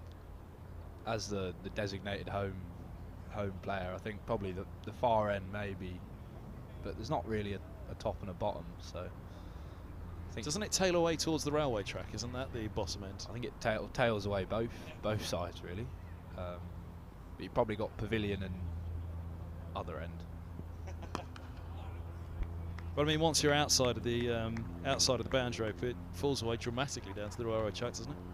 Well, it's definitely the far end's definitely the top end. I don't know Blake Cullen talking about this is the near side as a top end. I think, yeah, he needs to get his eyes done. It's definitely far end, top end, and the pavilion end is the bottom end in my eyes. So, yeah, I think there's been a bit of confusion. So we good to just get that one straight, Kev. I think There's the bottom end in shot.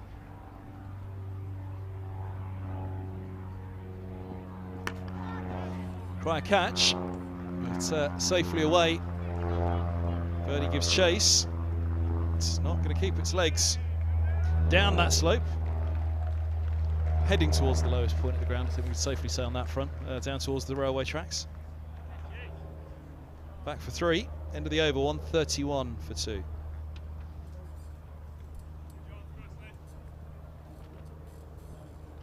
Yeah, the pitch the other day for the Leicestershire game here probably did a little bit more all the way through than perhaps was fancied.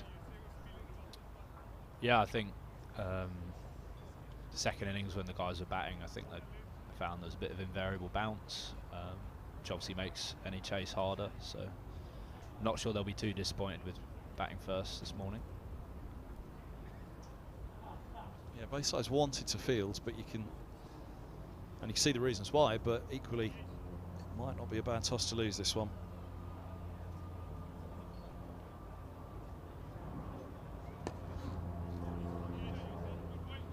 Eased away. Eskinazi makes a signal for something from some tape from the pavilion.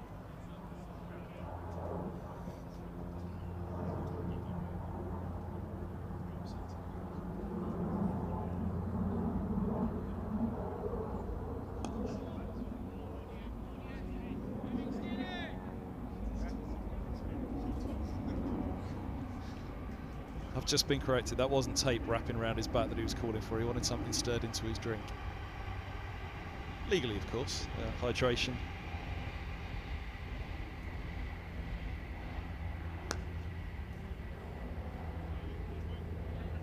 Hydration drink. What are the go-tos?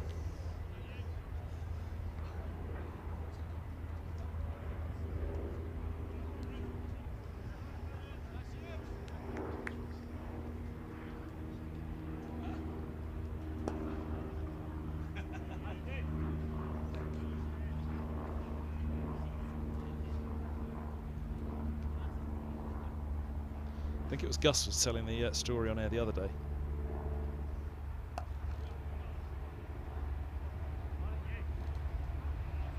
Single taken out to deep point of a former Middlesex player who did have something cooling run out towards the end of a long hot day in the fields. I'm not sure it was hydrating what it was in there though.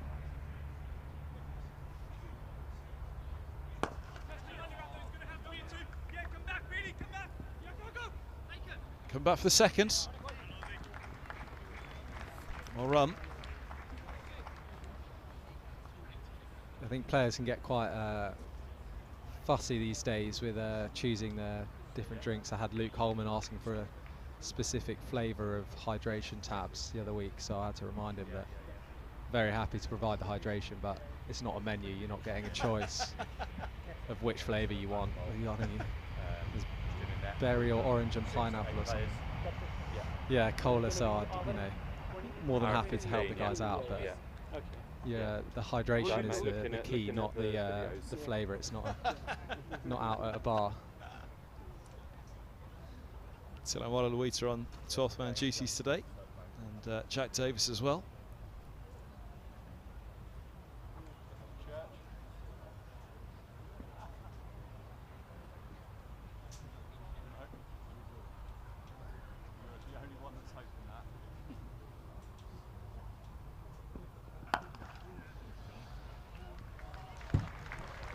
It's that one all the way for 4. Lands on to 20, 141 for 2.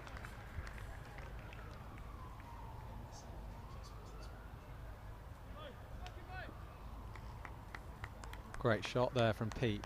Short ball from Kimber. Quick onto it. Punished it. Only missed the fielder by sort of 5-6 yards on the boundary, but raced away. Good little partnership developing here between these two.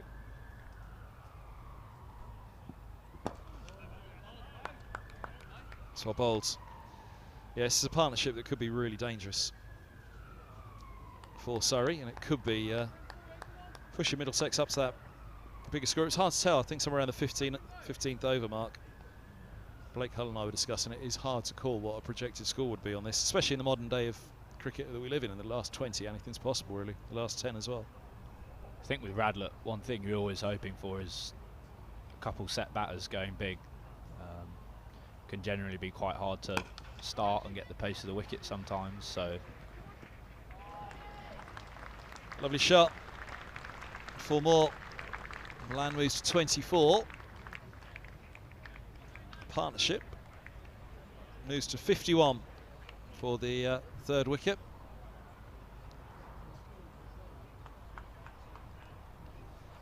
Speaking of 12th men, Matthew Spreagle has had to put on the bib for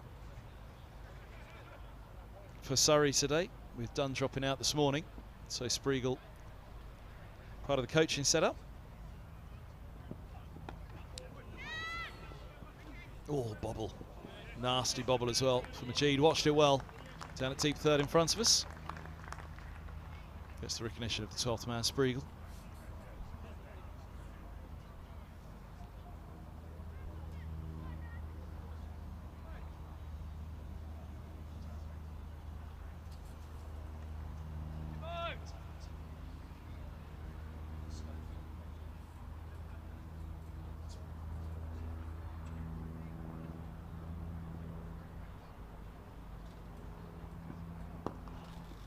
Leg stump, clipped away for 4. I think that's it at Radlett. Once someone's got their eyes on the wicket, seeing it well, I think it could be really hard to stop. So Middlesex will be hoping Eskinazi can just keep going. 150 up, 150 for 2 in the 24th. Score on the bottom left, just behind at the moment. It'll catch itself up, but 150 for 2 it is.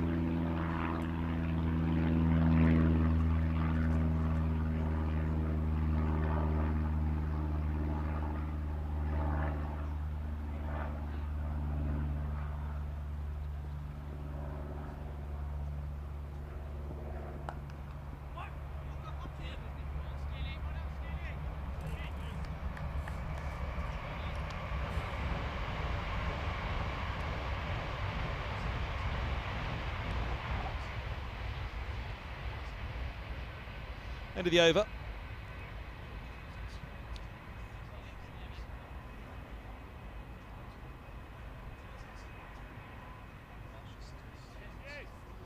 $150 for 2 it is. End of the 24th.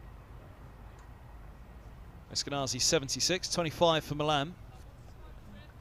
Over away from the halfway stage, and another score beginning with 3 figures potentially going to be set here at Radlett.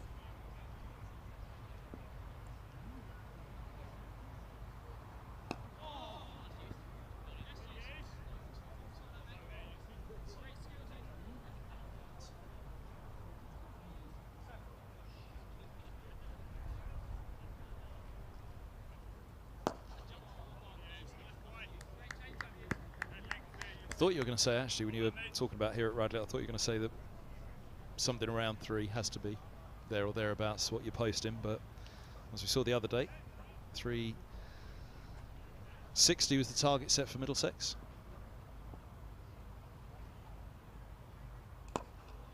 Yeah, I think it's not so much having a set score in mind, because the wicket can change, and this is obviously the same wicket as the other day, so it may get considerably harder later on. But yeah, it's just, if you've got 2 guys in, they can really get a hold of things, so get as many as you can, really.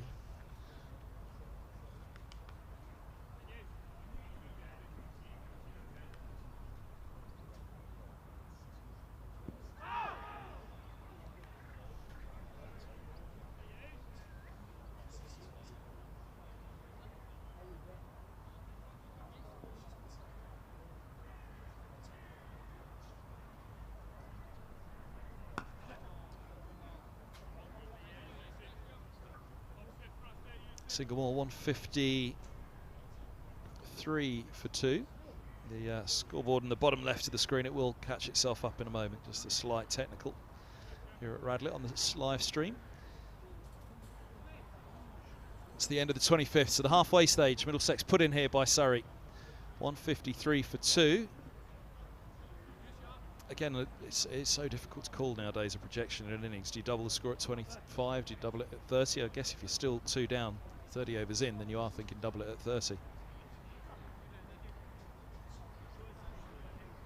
Yeah, I think wickets are so key. You saw on Sunday we are able to take wickets throughout the innings, and that just stalls momentum in the batting innings. So I think,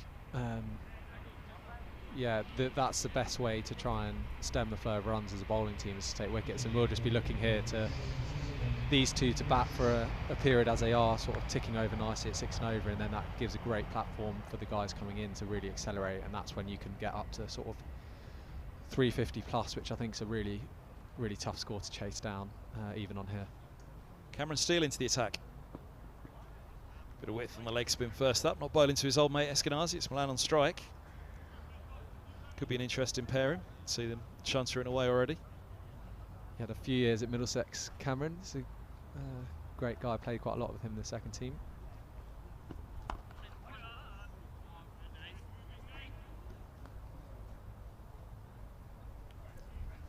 How much is Eskinazi going to have to resist the temptation here to play the ball, not the player?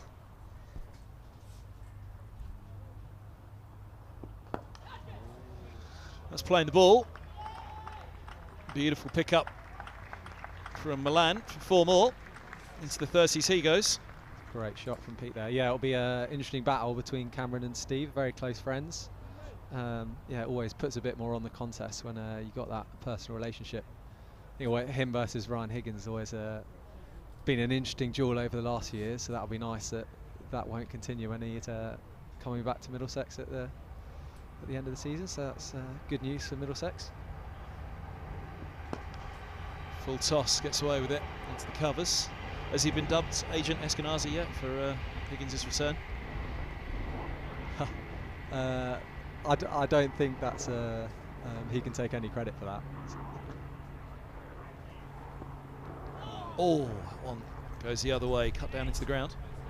No, I think he has been pushing for it for a while, and it was always a big loss when he moved down to Gloucester, and obviously he's done so well playing down there, which has been great to see, all of us who knew him really well. Yeah, it'll be great to have him back where he sort of grew up and came through the academy here. And yeah, so having sort of established himself as one of the sort of most consistent, high-performing domestic players the last few years. Yeah, we'll be very lucky to have him, and can't wait to see him going about his work yeah, when he joins up with us. Was he just ahead of you in the academy? Yeah, he was a year above me, so yeah, I had a few years on him with the academy, and then played a lot of second team cricket with him. Yeah, in those sort of early years when we were both sort of trying to push. Oh, just misses the off stump. Yeah, we played a lot together, so it's yeah, it'll be really nice to have him back. He's a great guy to have in your team, competitive, feisty guy.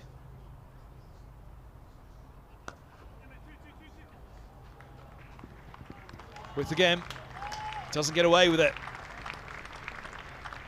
He's done that a few times, just beat the man there. It looks like it could just be one out to the boundary, but it places it beautifully, just on point, and the outfield does the rest.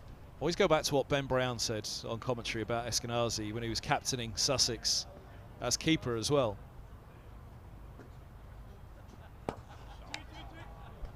Another lovely shot. Oh, steps over it, and it'll bobble away for 4.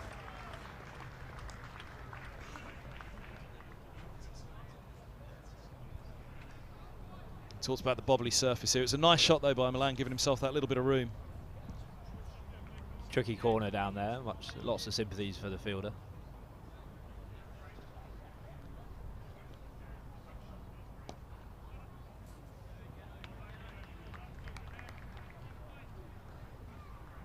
Just a little bit of experience in shot there. few memories they'll have. England days together.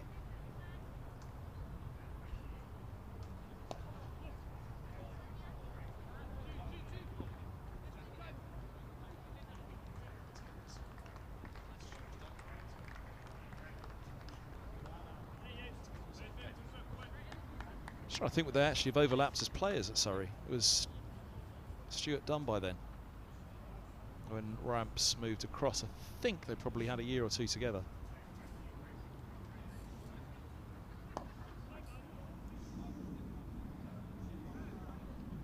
But certainly plenty of time when Ramprakash was a player there.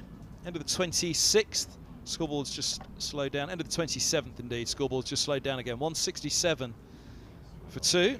Get round to Connor. Yeah. Only really missing Angus Fraser and Michael Atherton in that shot, really. Getting the gang back together. Would you have watched a lot? I mean, I suppose you'd have been too young, really, for... A bit before my time, but reminded in the house every now and again. So. I'm sure the YouTube channel's just started rolling on the highlights, isn't it? Over the breakfast bar.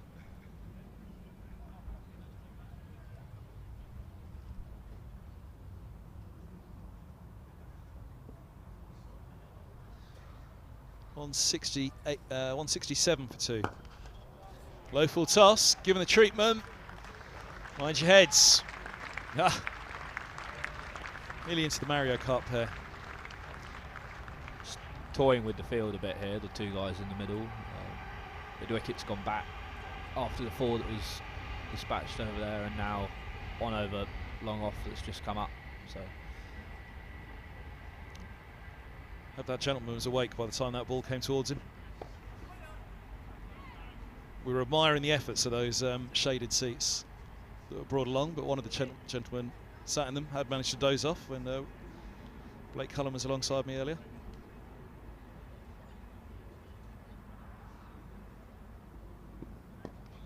That's kept low.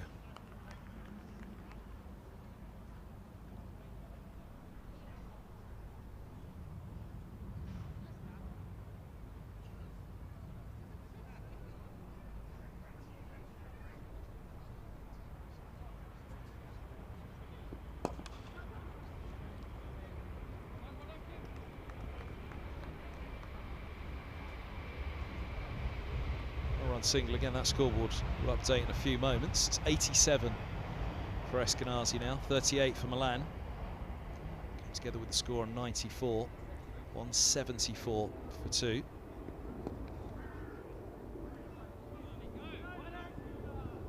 Eskinazi on to 88.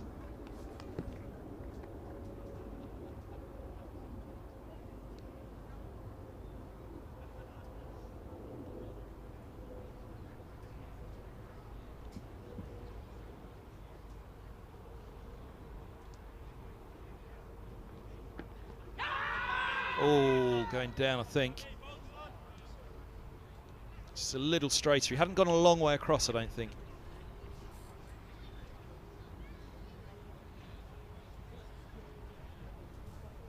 DRS? Just miss him? I think he's just about all right there.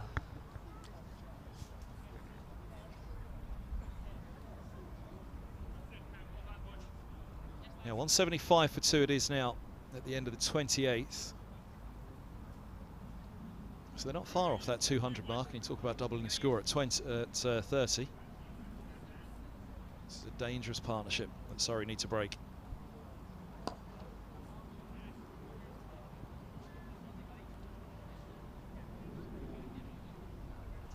Eskinazi's on to 89.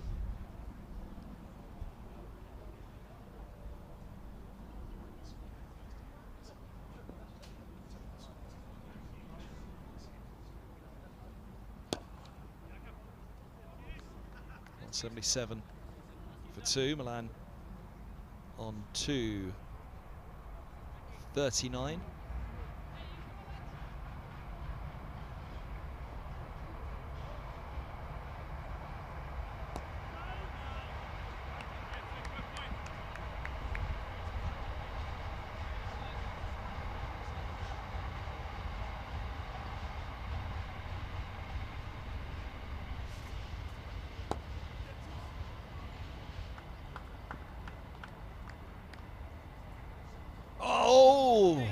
sliding effort, managed to just keep it from going over.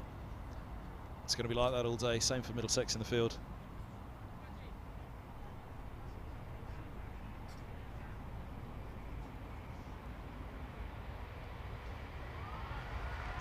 That's run beautifully by Eskinazi. Seeing it big, he's on to 95. Middlesex are 183 for 2. Again, that's great batting. He's cut a few just behind point, which has moved those two fielders round a bit, and then same ball, and he's just ran it fine. And it's raced away for 4. More great batting by Steve there. 95 he's on to now.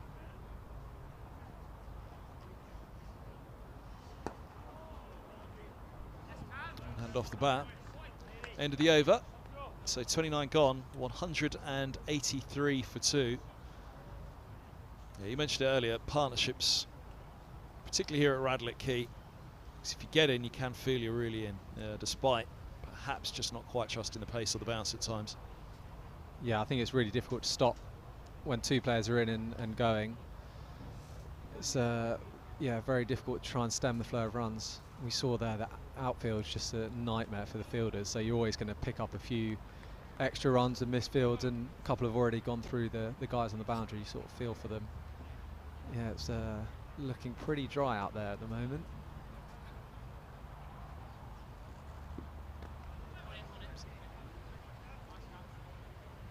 Yeah, he looks to be bowling a few googlies here, Cameron Steele.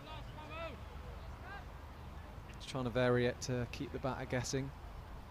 As good as a wrist spinner, you got that leg spinner and the wrong one to.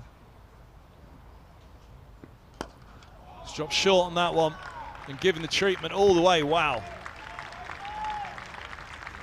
Out to Mercer's bar. It's an unbelievable shot off the back foot of A.B. de Villiers in that. Over wide extra cover. Dismissive stuff.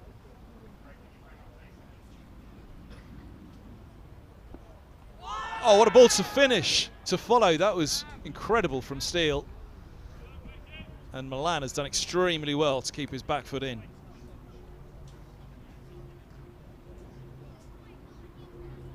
I thought for all the world he was gone. Yeah, it looked good from here.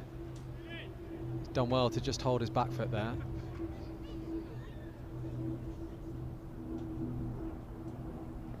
Oh, the googly again. It's a good little contest, actually, which Milan's coming out on top of at the moment, but Steele certainly got a say in this.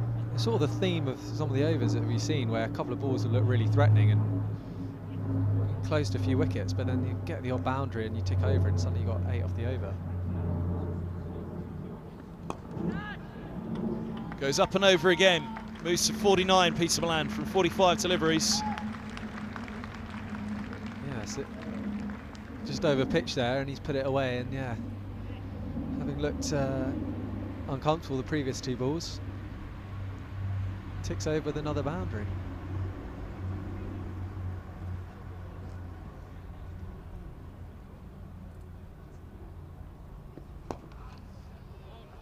There it is, 50 for Milan from 46 deliveries.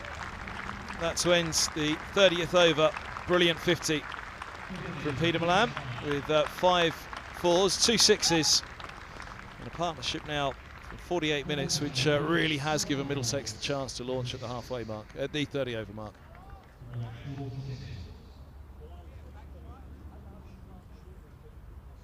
$100 partnership comes up as well for these 2.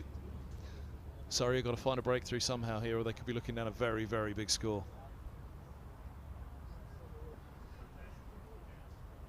Ryan Patel from the pavilion ends. Good, he's looking to try and find this breakthrough. Just looking at those bowling figures, I was going to come to them a moment ago. Laws at the top was number 31 from 5, Birdie number 26 from 4, then McCurt 215 from 5. Leg side first up, single out to deep mid wicket.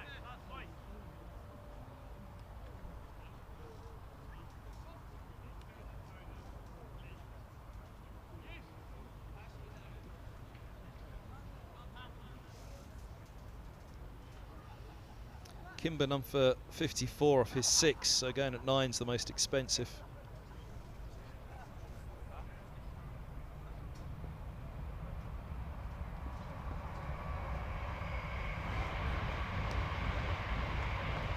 I steered that nicely. Almost tucked away by Eskinazi to move to 99.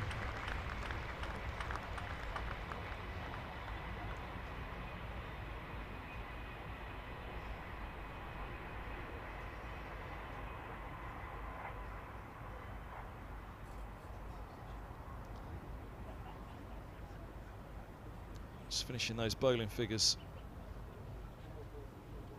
Yeah, the 9s for Kimber proving expensive.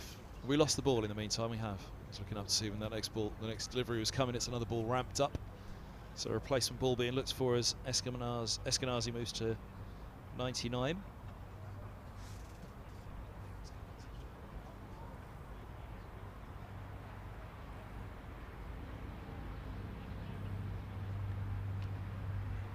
For those two, pressure's on Surrey at the moment. There's not too much to think about other than keep looking for.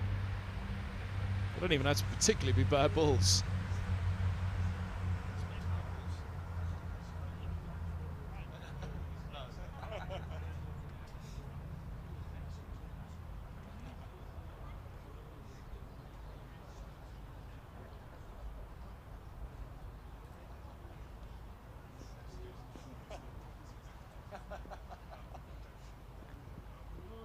Oh, that's a good comeback from Patel. Eskinazi look searching for it.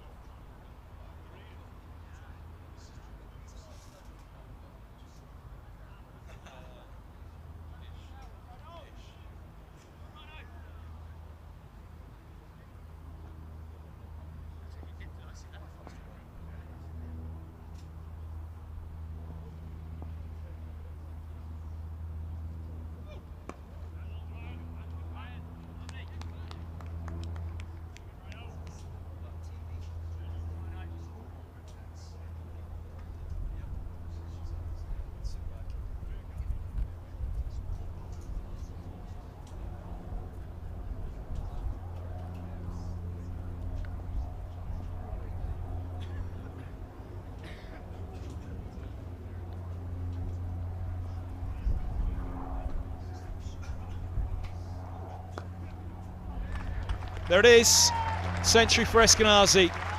Back-to-back centuries for Middlesex captain. He's not been out below 50 in his last 6 white ball innings, including for England Lions against South Africa, and a century of 88 balls with 11 fours and a 6. It's been masterful again from the Middlesex skipper. Another incredible innings by Steve. His consistency in the white ball over the last couple of years has been unbelievable to see, and he's leading from the front here. Well set for a real massive score. If he can keep going for the next 10 or 15 overs, could be an absolute treat for the Middlesex fans here.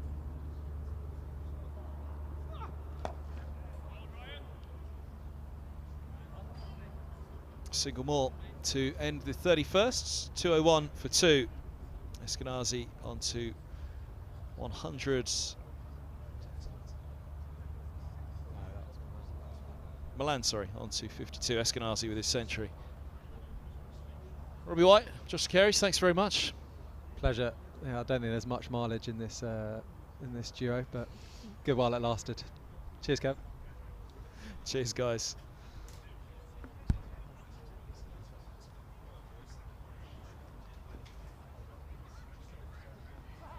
Good luck with that back problem for Robbie White as he makes his comeback.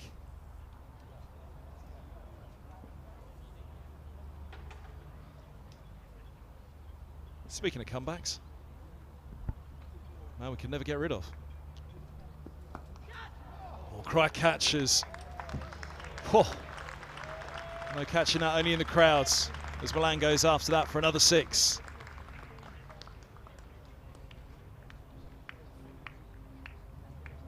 Taken from a very straight line as well, but seeing it big out there, Middlesex number 4. So a 7 for 2. Club captain and Talk Sports, Tim Mercer. Welcome to the mic. Kevin, afternoon. How are you? Oh, very well. How are you? Slight niggle No, last couple of weeks? no, just not selected.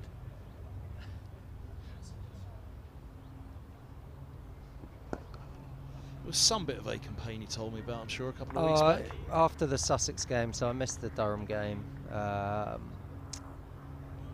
Up in the northeast, had a bit of a tight hamstring, but that was fine. That was more precautionary. So helping out with the bowlers, sort of Jade Dernbach's away with the Oval Invincible Women, so I've kind of slipped into his role, trying to help the bowlers out during the next month or so in a consultancy role, coaching. Decent payback in a consultancy role? Is this all part of the club captain's role? I did bring that up with Coley, just asking if I got double bubble for the days that I'm here. I'm kind of bowling and sort of taking a mitt as well. Hopeful Task gets away with it though. I heard you were trying to dodge this 10 over stint, as bearing in mind you're part of the coaching setup for this match. No, not at all. Not at all. It's always a pleasure speaking to you. We're just discussing up on the balcony what's a good score and whether we can get ourselves up to 400.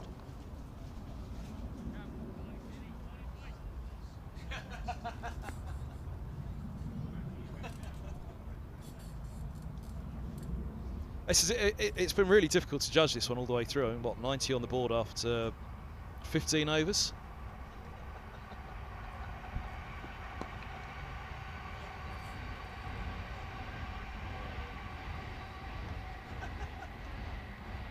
Did you just get wedged by Joe Cracknell? I don't know what he was doing, to be honest. Youngsters these days. As club captain or as bowling coach, I'm not sure which. Which one is it more disrespectful to give a wedgie to? Combined role. That's his chances of playing any 4-day cricket out the window. 32 gone here, 212 for 2. Yeah, we're just discussing, I think, sort of only being 2 wickets down now. It's going to be a case of almost everything has to go. I think 18 overs. So you're looking at 10 and over, that would get you up to 400 or close. Certainly possible, you know. We all know the kind of speed of the outfield here and the size of the ground, and 2 set batters. So it's going to be a tough hour here potentially for the Surrey bowlers. Which should also do wonders for the net run rate in these group stages. Top side goes through with the home semi-final, then the seconds and thirds have to play off. Glad you told me about that. Alan Coleman's told me earlier.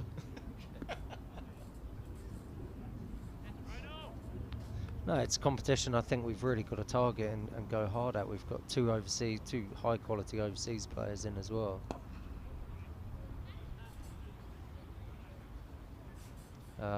Not kind of lost too many of the boys to the 100 compared to a lot of the counties. So, you know, on paper we should be as strong a team as there is going around in this competition, but obviously the game's not played on paper.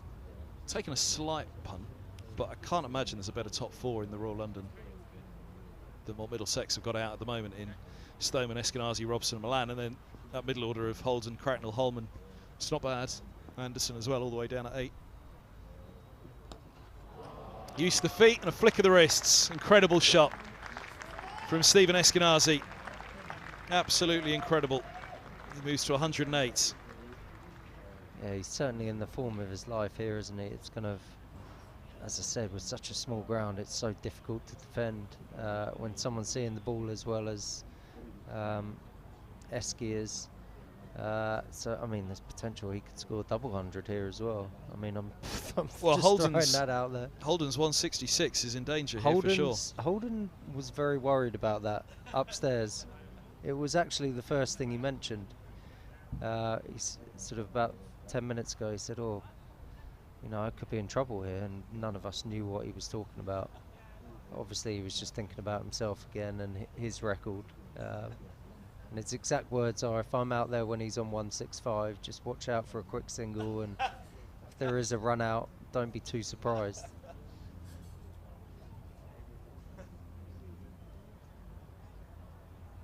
.166 against Kent at Canterbury, with Ross Taylor at the other end, with Holden Took the list day record from Andrew Strauss.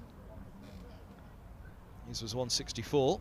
Andrew Strauss, that's a fairly unusual name that you would think would hold that record to begin with, but I played in that game. Wow. Eskinazi getting all the shots out now.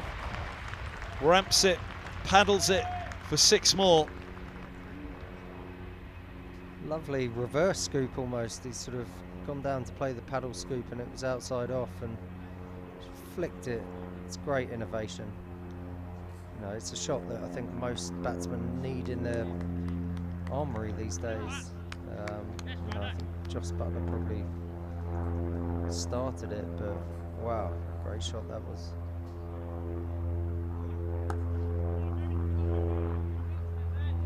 Should just be a single, it is. 114 now from Eskinazi, from 115 from 93. You were playing in that Strauss game. It was at the Oval. Were you with Surrey then, or was no? It was later than that. You'd be at Middlesex. No, I was at Middlesex. I remember Chris Lewis was playing for Surrey. He got called up as a 40-something-year-old. I think played some PCA Masters games and got signed on a short-term Surrey contract. Yeah, casted it all around the Oval that day. Taking the record from Graham Barlow, I think it was, for Middlesex, that Strauss claims it from. I've been doing this job for too long, haven't I? Yeah, very good statoing from you.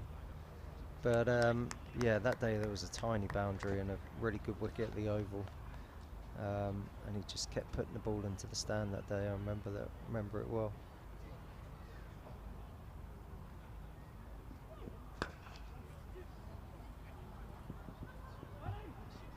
Just a single again. You can correct me on it, but was it out towards the gas cylinder where he kept on dumping it? I seem to remember. Yeah. If you're sort of looking out from the pavilion out to the right-hand side of the square, short sort of leg side boundary for him.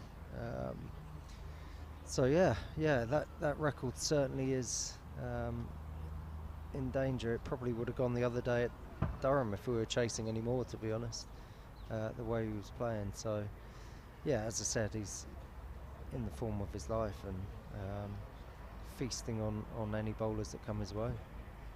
It's amazing how it's changed, list day cricket, isn't it, from T20. It's still transferable that you can get, like Sam Robson comes in obviously from the championship side, but equally just what's possible in list day, much as what's possible in championship cricket with batters now as well, the way that they launch. Yeah, I think even you're seeing that in Test cricket, aren't you, starting from the England team, the way they've gone about their batting, especially this summer, has been, you know, completely different to what we've seen before. It's McKerr, 2 for 15 from his 5 so far. Crucial spell this, to try and break the partnership. Yeah, they need wickets here, don't they, Surrey? It's going to be difficult to stop the flow of runs with only 2 wickets down in the, what we're in, 34th over. So they're going to have to keep taking wickets if they're going to keep this, you know, manageable and a score that they'll be looking to chase. Beautiful shot, wide of mid-on. Eskinazi's on to 119. Well, you mentioned with 8 wickets standing in the overs to go, there's almost an onus on them to launch, but the rate he's going, he's doing it pretty nonchalantly. He is. I mean, that's a proper cricket shot. There's no kind of slogging or clearing your front leg and hoying it to the leg side. It's a proper. He played one earlier, the on drive, which was probably the shot of the day so far.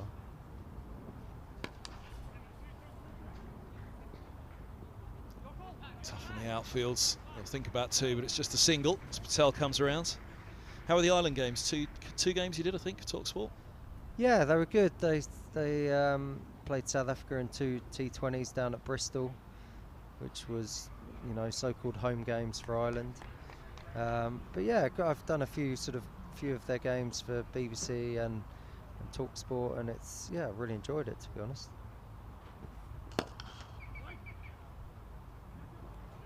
That goes down the ground as well, just bobbles up on mid-on, they'll just take the single. Working with the professionals at last.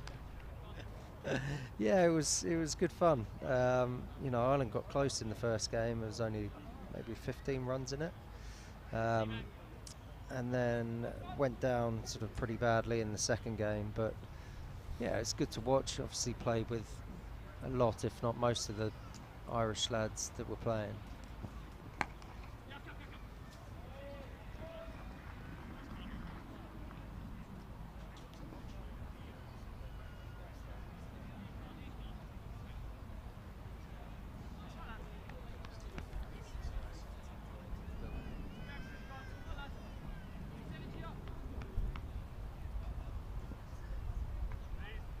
RT booked you in for the World T20? Yeah, Ireland are in, so yeah, I'll be putting my name in the hat if there's any more work going for that during our kind of off season. October's it getting underway? Isn't it October 15th? Yeah, I think it's mid-October to mid-November, so quite sure on the format. There's usually a sort of pre-qualifying stage first where maybe 6 teams sort of battle it out for 2 spots. But I think it'll be a good tournament. I think there's, watching South Africa, they've obviously got a very strong T20 team as well, and did well against England. Never sort of write off Australia in their own conditions either. So yeah, I think that'll be a fascinating tournament to watch. Namibia, Sri Lanka's the opener. David Visa in for Namibia. How do you know that? You haven't even looked anything up here and you know that. I interviewed you him. are good. I interviewed him the other day. Did a preview of it for BBC Africa TV, which was another string to the bow. A lot of people on the beers here, which is good to see. Suggesting that Peter Milan's doing a John Embry. Run us out a drink, lads. Well, it's a hot day, you've got to stay hydrated. Get yourself down to Vinny and Ted Murtagh's bar down there in the corner. Well, there was much talk the other day. How did you skip the barbecue after the Leicestershire game the other day? You disappeared not only from commentary duty, but from the barbecue as well. I can't actually remember. I think the wife was taking the kids away on holiday. So I've had the house to myself for 10 days, which has been quite nice. There it is, Murtagh's bar. Get yourself down there. Lagers, ciders, IPAs, wine, anything you want. Yeah, so Vinny and Ted is the name of this place that myself and Angus Fraser have invested in our local village in Chalfont St Peter, where I live. Fraser spent some money. Yeah, he actually did put his hand in his pocket. I think it was probably Denise's money, to be fair. But yeah, it's an idea that we had sort of a craft beer bar with one of the other dads in the village, and we opened a couple of months ago, and it's gone really well so far, and we've got an agreement to provide the craft beer and ales here. So yeah, it's just a nice little kind of side business. Excellent advertising from production team here. I'm enjoying this. They're looking for free beers at the end. They are looking for a free drink at the end, aren't they? Still haven't given Gus for not supplying me with the burger from the barbecue the other evening.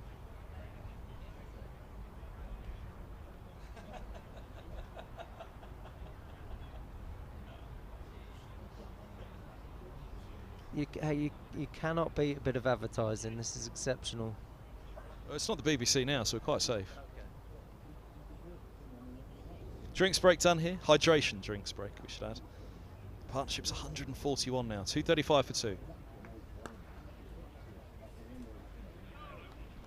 Can we sponsor the drinks break? Maybe we could have the Vinny and Ted drinks break. It absolutely can.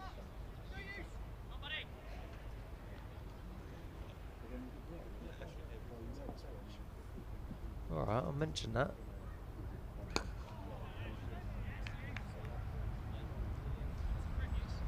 Just got to be slightly wary here. You take a drinks break and you often lose a wicket straight after. So felt like a long drinks break that as well. Now, right on cue. Milan looks to go across the line. 236 for 3. It did feel like an extremely long drinks break, and Milan comes back, swings hard at one off Majid, but misses. What am I saying? I'll take responsibility for that one. Yeah, that looks pretty dead to me. Looking to go across the line, obviously, as we said, sort of 16 overs left. Well, it's almost the break, and the batters chat about it, don't they, and say exactly that. There's 8 wickets and 16 overs. We've got to get going. Yeah, really unselfish innings, really good innings there from Pete Milan. You know, he's been great since he's come into our changing room. Added a lot of experience and a wealth of knowledge, and a true professional as well. So it's been great having him around. So he's played a really good knock there, but you know, we've got some power to come in as well, as you're talking about Max Holden, who holds that record for the Middlesex list day. I mean, I think he'll do well to go past it here today. But I think that run out now. Yeah, I think we're just going to keep going. You have to. It's, you know, 16 overs left. Got a fairly long batting lineup. I'm looking. I haven't seen Umesh Yadav bat yet, actually. Oh, actually, he did bat first game, but he was setting up the order, wasn't he? First game. Yeah, he could be. He could put a few balls onto the railway. That is for sure. Joe Cracknell in next as well.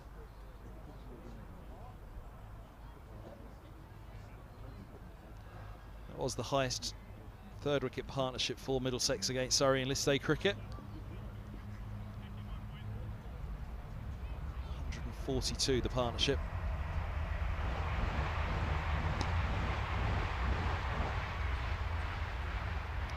Beat the 1984 partnership of Slack and Gatting at the Oval. 131. No, I'm not giving you credit for this coming off the top of your head. I'm sat here and you're being fed that, so not having that.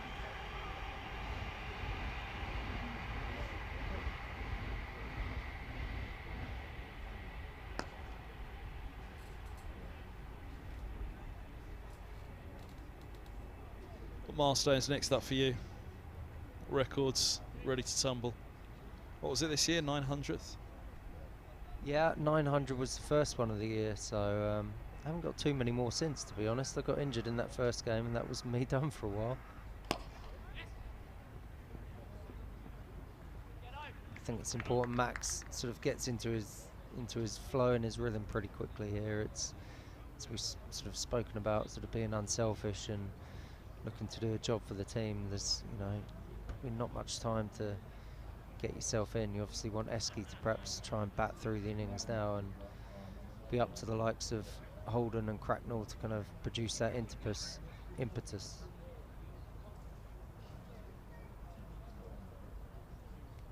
Yeah, 15 overs to go, 7 wickets and Middlesex 2 going an awfully long way down with the bat in this one as well. Yadav at 9 on the cards, Anderson at 8, Holman going up at 7, next in is Cracknell. There's a wicket for Eskinazi. Does it make him feel, actually, do you know what, I need to be here a little while now just to make sure the end of this innings doesn't fall apart? Yeah, possibly. He's obviously seeing the ball so well. It's going to be slightly trickier for the guys coming in. But as I said, if Max can take the pressure off Eski by getting away and getting a couple of boundaries away early, then that will help him as well. And you know, he will be able to sort of bat the majority of these next 15 overs, which, from our point of view, is exactly what we want.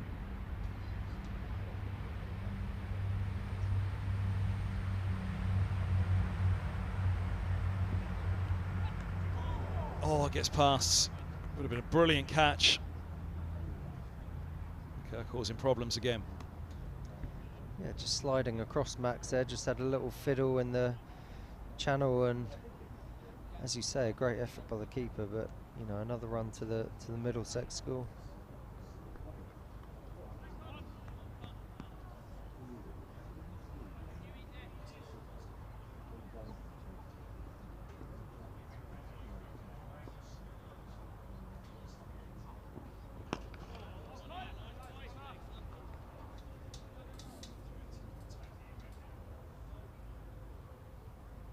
Talking about Holden's 166 as the record individual score.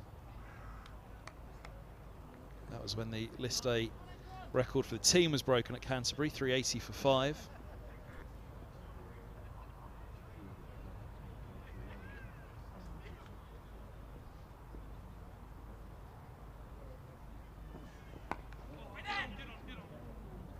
Don't pick it up. now actually gone back onto the stumps. What's happened there?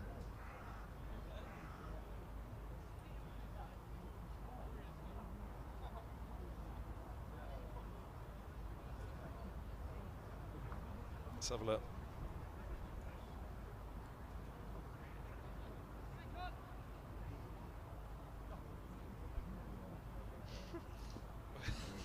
Can you offer any explanation? I need another look at that.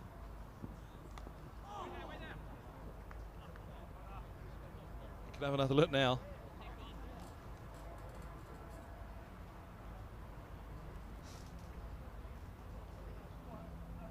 At what point does the bail flick off there? That's just out, isn't it? What's he doing? I don't know if he's trying to pick it up or... Does he kick the stump or does the bat hit the stump? I think it's the ball hits the stump. I think it's usual terrible control from Eski. Football skills lacking for Middlesex's number 2 captain. Or he's number 3 actually. It goes to Roland Jones when you're off the field in the championship. Well, Pete Milan was saying how strange it was his first 3 games he played for the club. He had 3 different captains, and all 3 of us elected to bowl first. He was like, what's going on here? I chose the hottest day in the history of our great country to get out there and have a bowl. And Toby did the same at Durham, and then Eski did it here.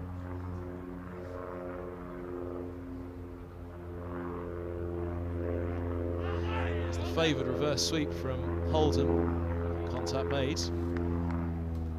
What was the chat like in the dressing room that first day against, who was it now? I forgot. Sussex.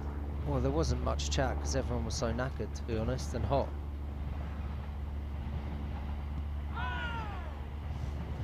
By taken. To be fair, it nearly paid off. I think as James Kirtley came up on the stream, did a stint with us, and he said the best 2 times in the match to take wickets were going to be day 1 and day 4. Yeah, there was some method behind our madness, even though it might not have looked it at the time. But yeah, unfortunately, we couldn't just prize out the last couple of wickets.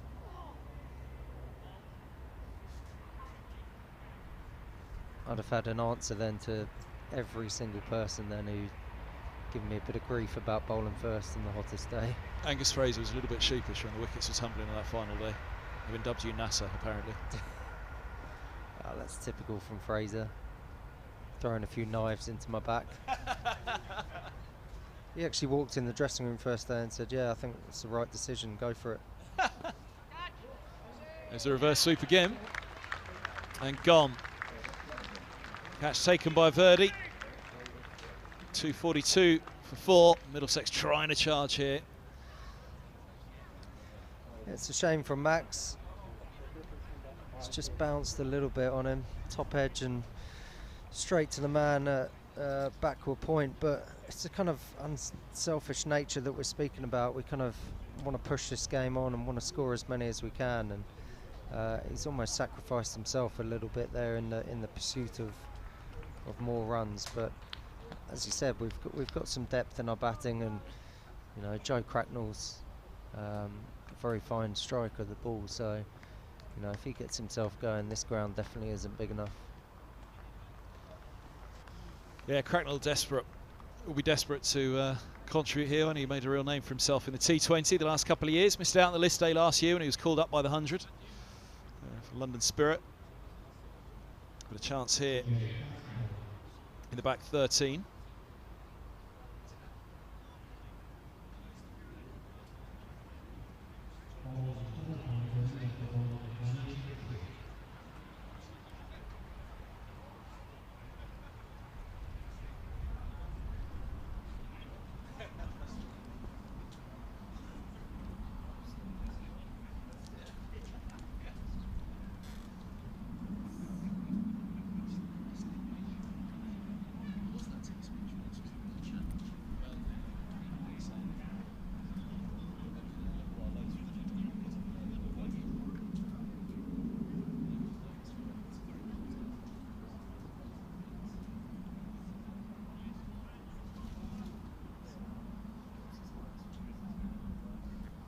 Says Majid. Was going through the bowling figures just before those wickets tumbled, and then the Wi-Fi went, but other than that, all was going well.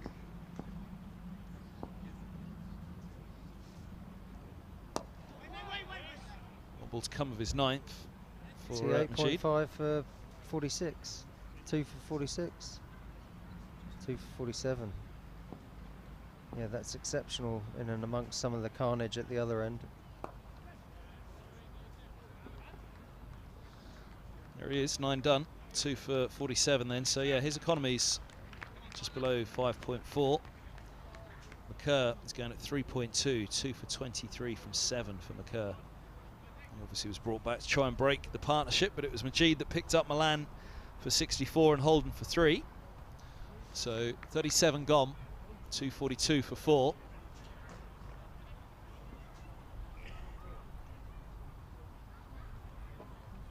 Here is McCurr to bowl his 8th. And then you'd assume hold 2 back for the end.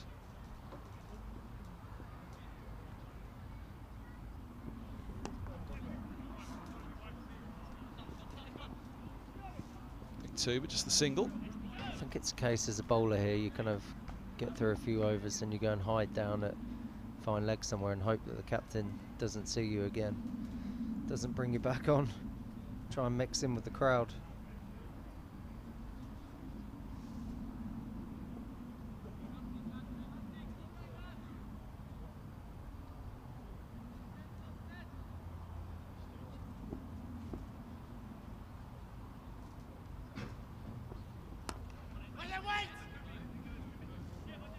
Steps over it, they'll get through for the single. Kimber there at backward point. Talks about that bobbly surface. Yeah, those bowling figures. So Laws is going at 6s off his 5. Number 31, number 26 for Verdi going at 6.5. Kimber number 54 from 6, going at 9 and over, and then Steele and Patel picking up a couple of overs. Verdi's going to have to come back at some point, is he? Or have they filled in enough overs with a couple of the part-timers? Oh, that dies. Nasty bounce as well on the way through to the keeper.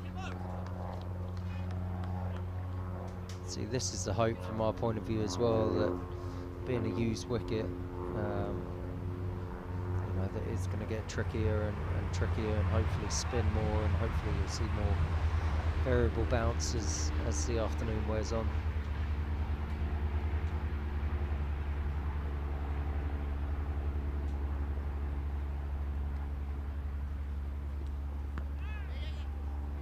And then lifts. How many times have we seen that today?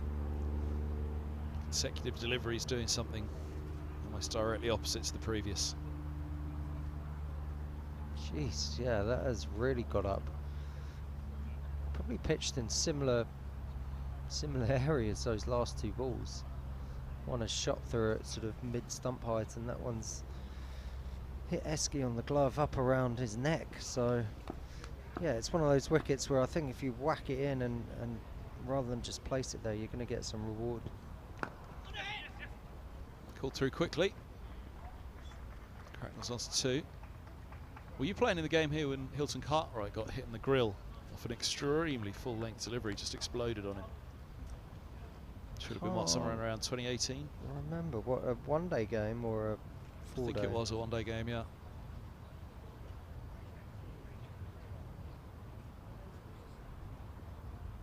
As with any outground, you do occasionally get the pitches that just offer that little bit. Yeah, he's a big lad, McCurr, as well. He's sort of whacking it in back of a length, doesn't look particularly easy. So I think that's going to be the lesson for our bowlers when it comes around to our bowling innings, having watched, you know, what the Surrey guys have done, and speaking to the batters about which lengths are, you know, going to be trickiest to score runs off. That's all kind of part of the information sharing that you hope goes on in dressing rooms. Toby Rowland-Jones style pitch this, isn't it? Yeah, yeah. He's off at the 100, swanning around the 100, just...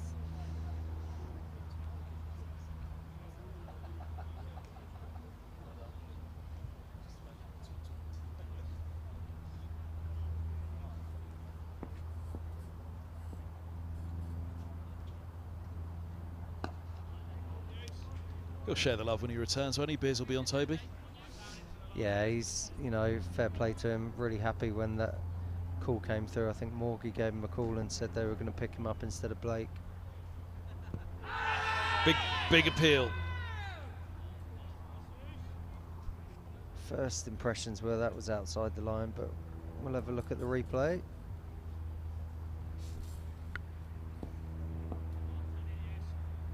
Whew, that's close.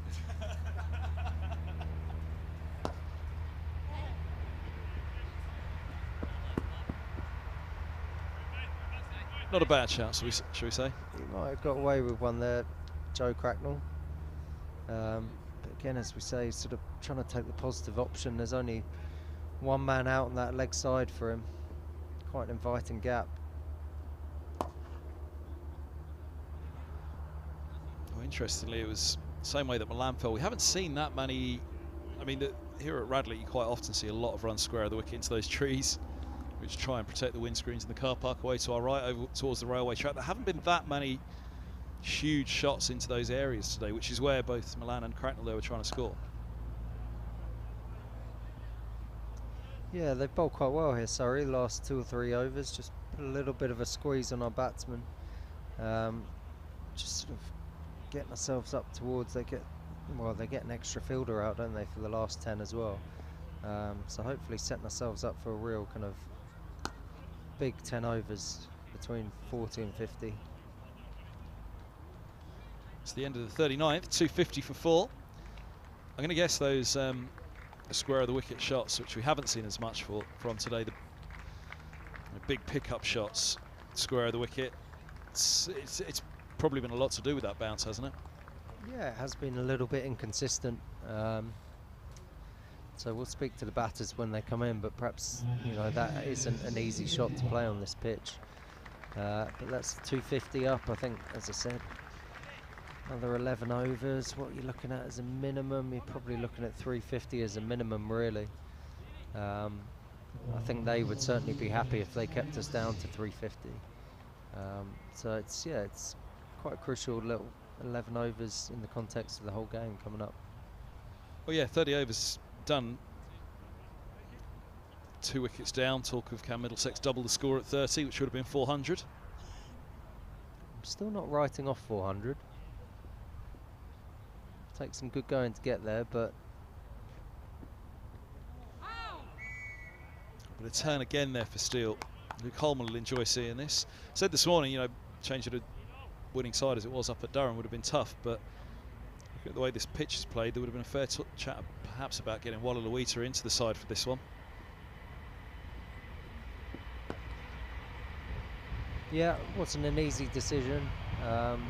Sort of part of those discussions, and to be fair to Tillan, I said to him today, he bowled really well at training yesterday. Couldn't have done much more since being left out, and I'm sure his time will come again, but they just felt that combination with, you know, extra seamer and perhaps an extra option at the death was the best way to go today.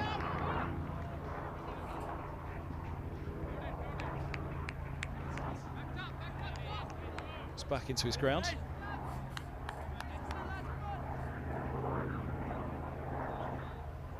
Maybe Max has sent crackers out there with the instruction to run Eski out before he goes past his record.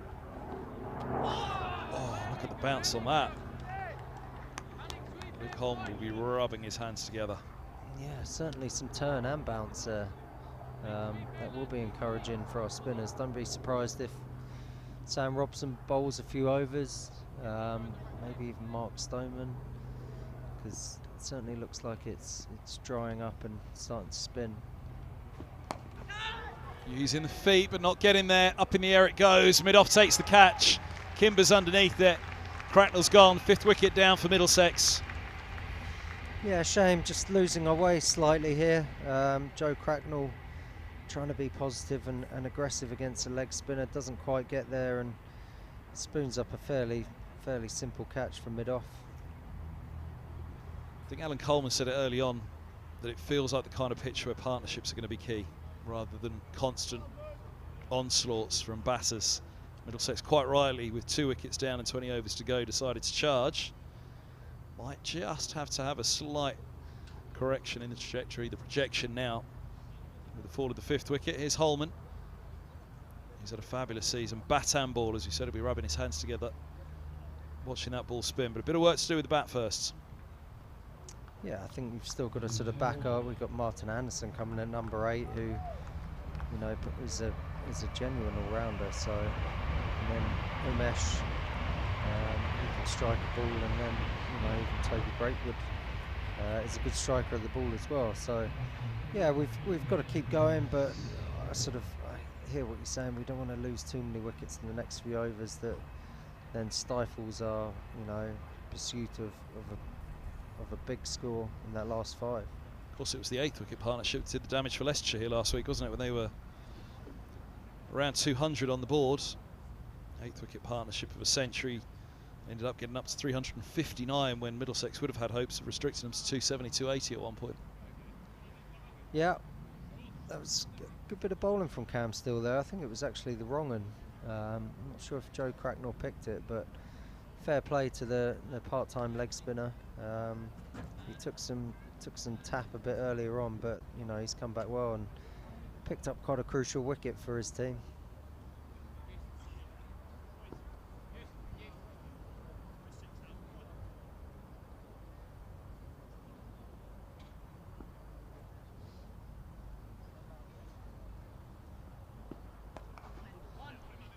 Wrong and again. Drop short. Single taken to end the 40th. Tim Mercer, thanks very much. 40 done. Thanks for your time. Pleasure. That's the end of my stint. Hand you over to the great man, Mike Selvey.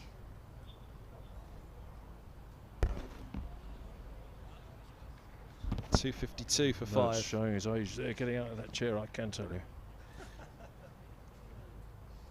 There was a few creaks. And not just the chair either. That was him. I'm going to have to move mine around. I can see on the telly, but it's sunshine, isn't it? Maybe I'll take those off. Where have you been watching so far, or have you ducked out of the sunshine? No, I've been up on the balcony on the top pavilion there. So I really like watching cricket here. I really do.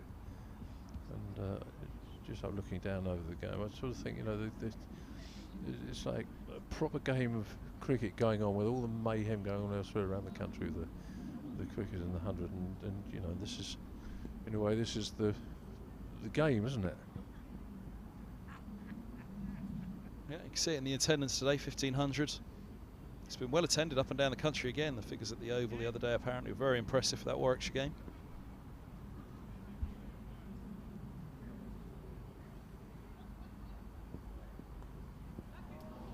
Leg side first up. Get away for 4.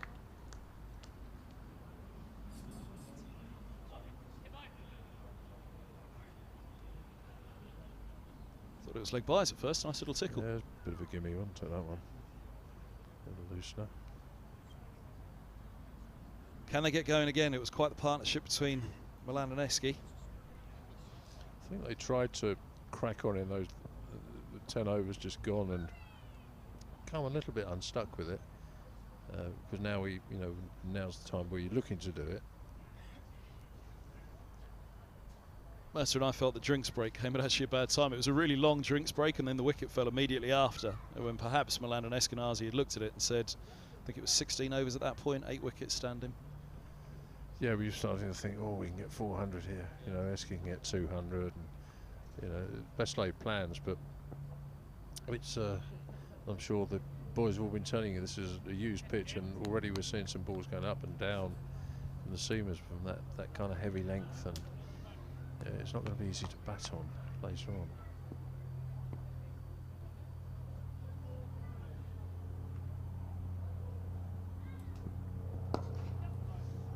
Even in the Leicestershire match last week, it felt as though it was doing a lot more in that second innings than it was in the first, which wasn't the expectation. No, it's you know, the way we like to play is chasing targets. We like to know what we're chasing, and then we can give our chase to that. And actually, I thought they bowled pretty well at the back of the Leicestershire. I think they got the pitch right. They bowled there's again that heavy length, which is very difficult with some going up and some going down, which is a precursor to what we're sort of seeing here.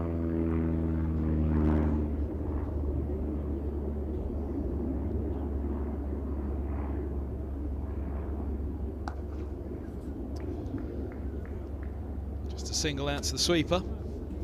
Yeah, both sides would have fielded Middlesex say, but might not be a bad one to lose this toss. No, I'm not quite sure whether we were ambivalent about what we were going to do anyway, knowing the nature of the pitch. By the time this game's finished, there'll have been 200 overs on it, which is a lot on a pitch like this.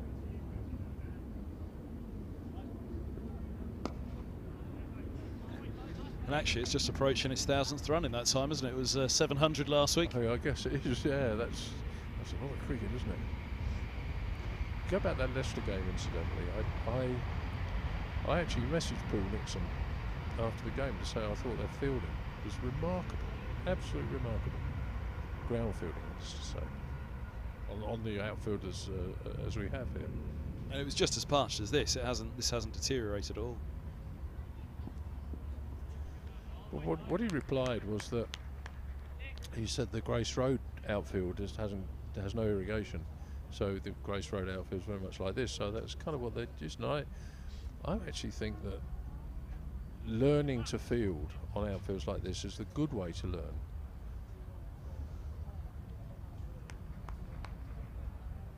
You have to watch the ball.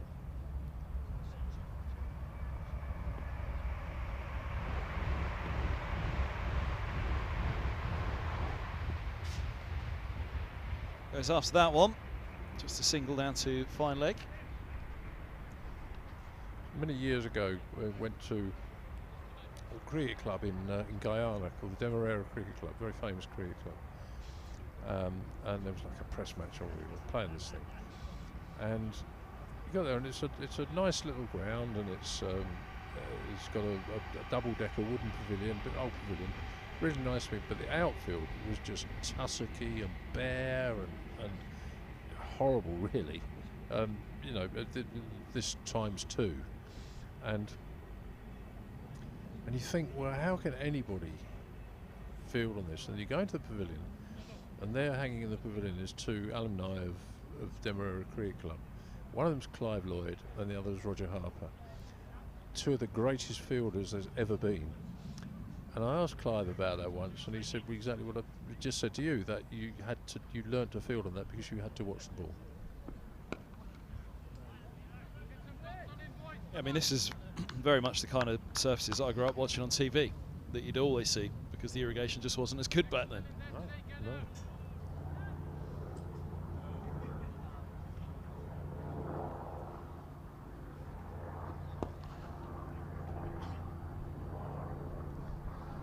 Shot just for the single. Consolidation at the moment for Middlesex after those wickets. 3 relatively quick wickets, just slowing down that run rate, which was, well, for the first 15 overs they were going at 6.6, somewhere around. Dropped down a little, they picked it up massively again in that partnership between Eskinazi and Milan, taking Gatting and Slack's third wicket partnership, sorry, against Surrey. Oh, it's another beat from Steele.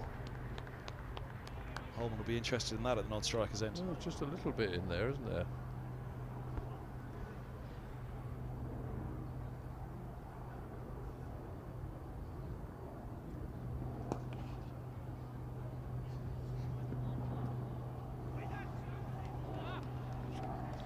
Kind of a shot of somebody who's been in a long time there. It was completely against the spin through mid-wicket.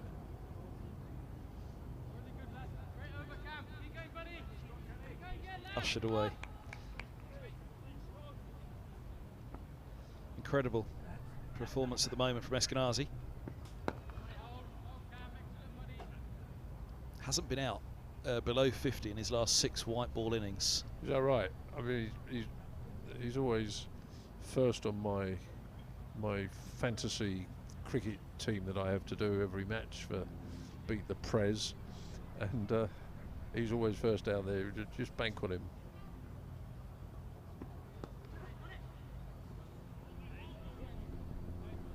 Scored a 50 in the last match of the T20. A couple of 50s against the South Africans for England Lions. And a third consecutive innings passing 50 in the list day now for Middlesex. And he's only been out twice in 6 of those innings, including this one. Well, you see, you cash in when you're in, Nick. There's too many people who don't cash in when they're, because form is a fickle master or mistress, whichever it is. It's fickle, and comes and it goes just as quickly. So you make the most of it while it's there. 8 overs to go. I'll still be thinking 340, 350. Surrey, similarly though, they'll be thinking 1 wicket in particular, the man on strike, and there's a chance that they could apply some real pressure here at the end.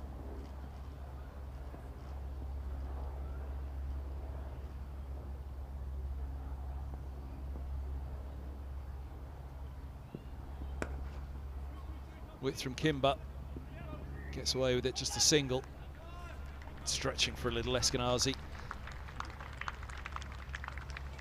I think one of the things about batting first in games is that you need to have in your mind an idea of what you think a winnable score is. So it's not as straightforward as we'll just go out and get as many as we can. You have to say to yourself, what do we need to win the game? And then everything else is a bonus. That's a lovely shot by Holman. Puts pressure on the sweeper out there. Got back for 2. Now, I don't know what they would have had in mind on here. They might have said, we're playing against a pretty callow team. But the pitch has been used before. I thought maybe 310, 320 might have been in their mind. So if you set out to get that, it'd be surprising how often you might get 340, 350.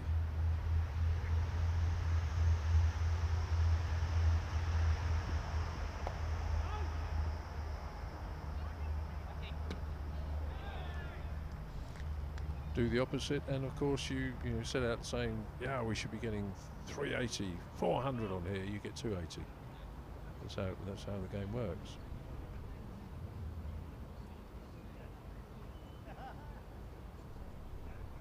Yeah, there was that while for England, I suppose, still is to some extent, when Morgan first started to introduce, look, you go big and you go for the biggest, but the difference being, 1, the surfaces, and 2, the talent of the batting pool as well.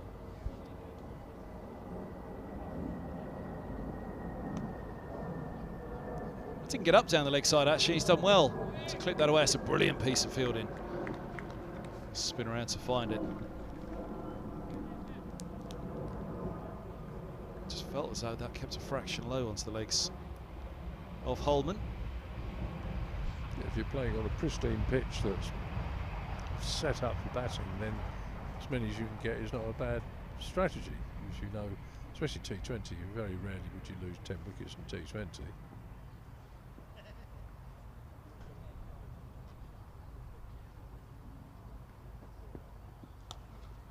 Short, pulled away. Come back for 2. I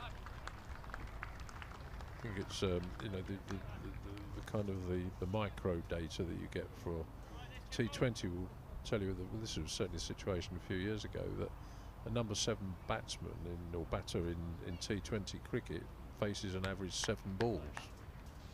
So number 11's not going to face 10's not going to face many.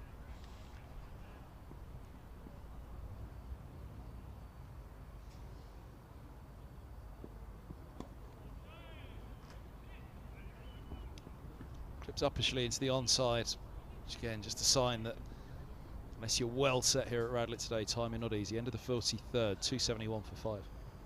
So that also means that your number 7 has got to have skills that maybe your number 1 don't quite have, which he's got to be able to come in and hit the first ball for 6, which now, let's be honest, most T20 players can do that anyway, but it's imperative because there's no chance for, like, Chris Gale used to take quite a while to get in sometimes T20. He might go, I've seen innings from Chris Gale, we didn't score a run in his first 10 balls. We can't do that if you're only facing 7. and you don't score any runs, you're not doing the team any good. So you've got to be able to hit that first ball. So it's not just, oh, I can catch up later.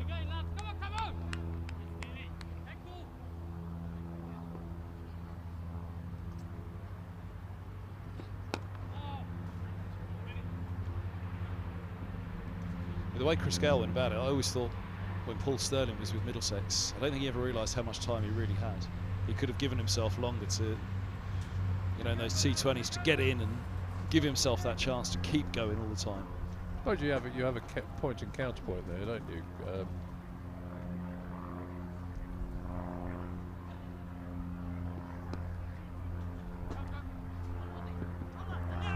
Number 2, no, is the call. Holman sent back.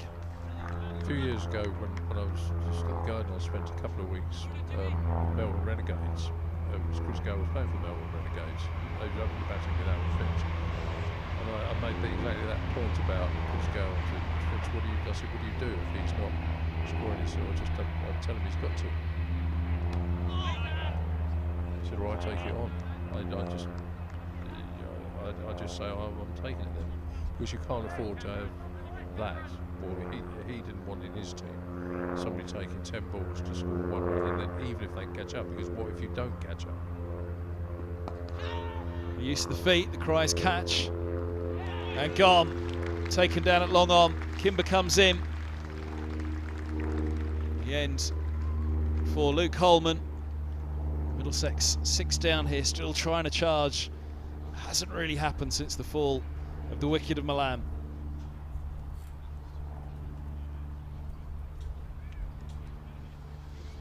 I think the spinners have got quite well actually. I really enjoyed watching the left armour.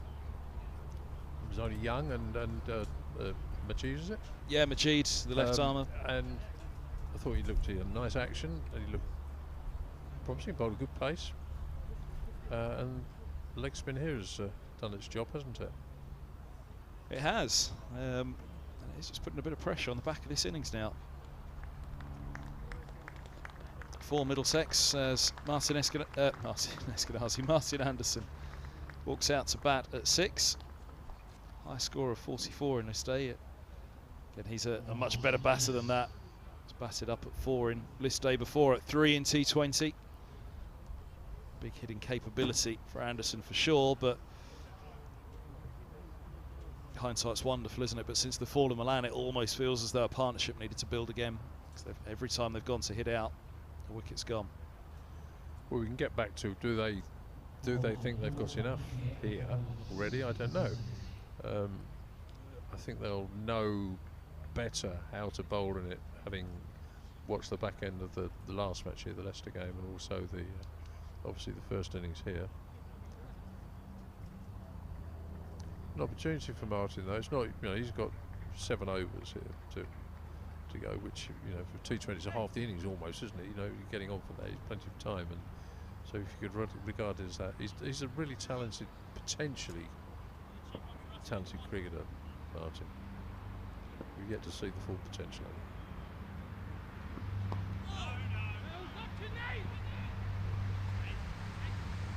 Yeah, one explosive innings at New Road, didn't he, where he took the ball to all pass last year, which is incredible to watch.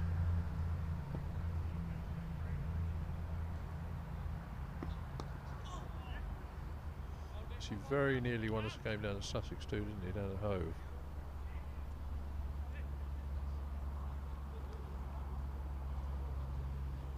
Probably his better innings have come in the Championship actually, haven't they? But there's no doubt about his ability with the bat in white ball cricket. Yeah, no, that's right. You'll remember better than I do these things, but at Hove, didn't he? We needed a 4 off the last ball, and he just hit it just a fraction too straight and only got the 2. But he got the team into the position for that from kind of nowhere.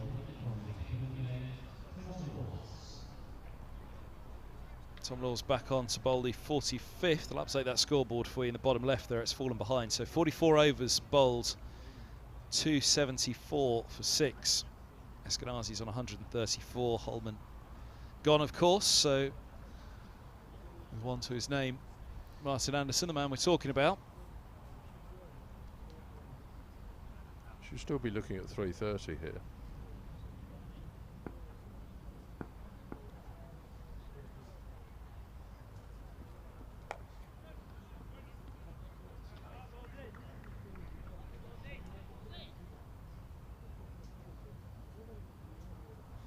Yeah, Tim Mercer was talking about Yadav to come as well. He's a big hitter also, but it's got to the point now where you can't really leave it to anybody else. Somebody's got to get in and take a bit of responsibility at the other end to Eskinazi, I guess. So it's just that little bit in the pitch, isn't there, that's been there all the way through. That gets away for 4, but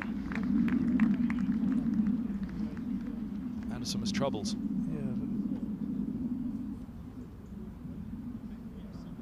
Just nip back at him, isn't it? Just back of a length, nip back at him, inside edge down for 4. Middlesex will be delighted seeing that, because again, that was the case for the second innings last week for Leicestershire. With the ball, still plenty happening.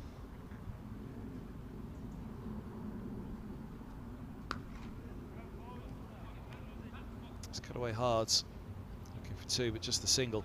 I think probably the one observation at the moment in the difference of the sides is how will the backup spinners go for Middlesex alongside Holman, because as you said, Majid alongside Verdi and Steele, the part-time leg spinner, had bowled very well. Oh, I think this pitch would be all right for seamers.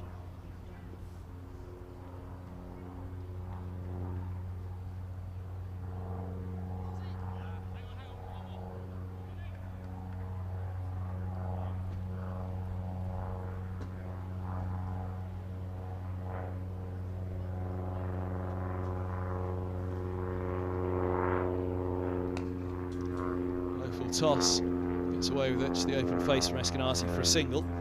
Seems we've barely spoken about Eskinazi for a long while. It's all been happening at the other end. No, he's kind of lost impetus a bit, hasn't he? He was 100 off 25 overs, wasn't he? Pretty much.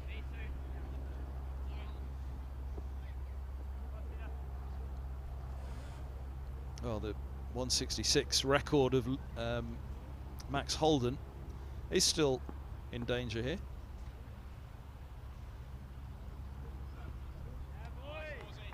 But there was even some talk, Tim Mercer's on the mic saying, well, Eskinazi's still there at the end, he could have 200. 200, yeah. That's kind of the way you're thinking up there when it's been clattered around and you're 1 down and 200 on the board. And I mean, he was 100 out of 200, wasn't he? And half the innings still to go.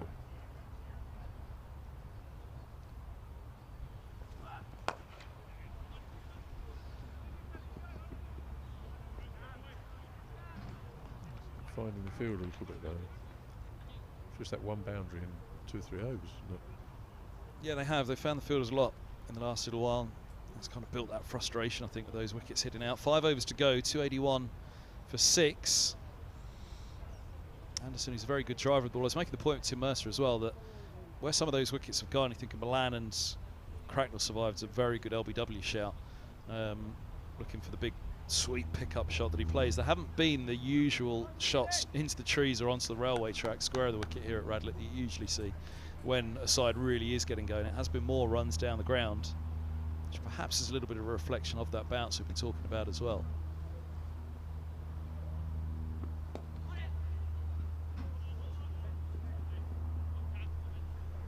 Yeah, I guess it's a reflection on the lengths of the bowl and so forth.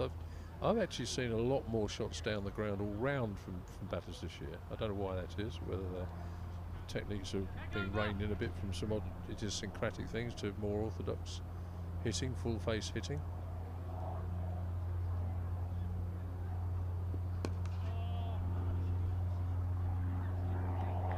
It's good fielding. Well, there's a lot of talk, of course, in the Championship about the improved pitches this year as well. You mean generally? Yeah, but very flat. I mean, the balls, improved pitches, balls that haven't done anything.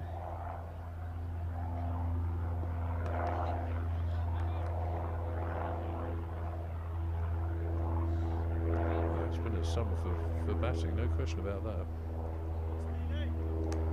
Bowlers had to earn their call.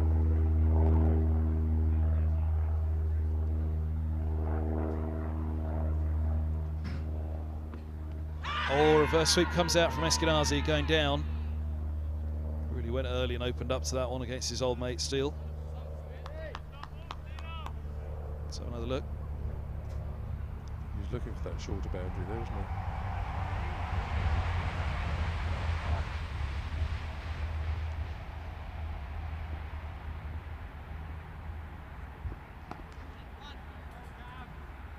Just a single again, as we said, picking out the fielders. Timing just hasn't been there. Yeah, that was a bad LBW shout actually. Maybe high, maybe, but it looks to me like it was hitting middle or in line with middle. Turned a week.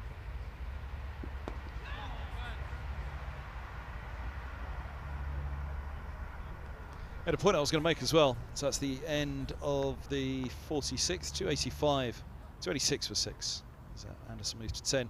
Actually, a big scoring area for Martin Anderson is in the V, isn't it? Square, it drives nicely, square of the wicket, but yeah, it's a good straight hitter, and you know I thought again, go back to that Leicester game. I thought they had some really good straight hitters, and they were sort of peppering the hedge straight there.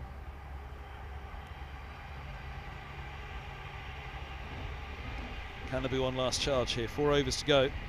Oh well, so 3:30 still on, but they really need a big over somewhere. 2 overs of 8, 2 overs of 12.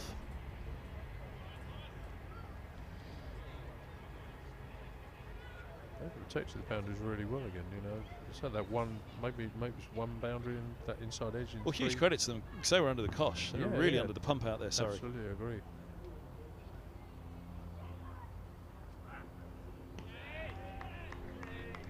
For that wide Yorker.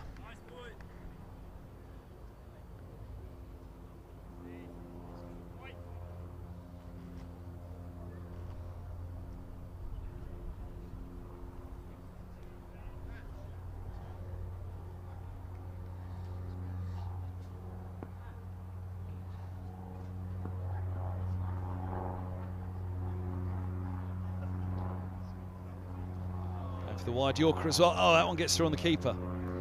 It actually turned into a low full toss outside off. Swing and a miss from Anderson. Come back for 2 byes. Blake done by that bounce, as we've been talking about the field here.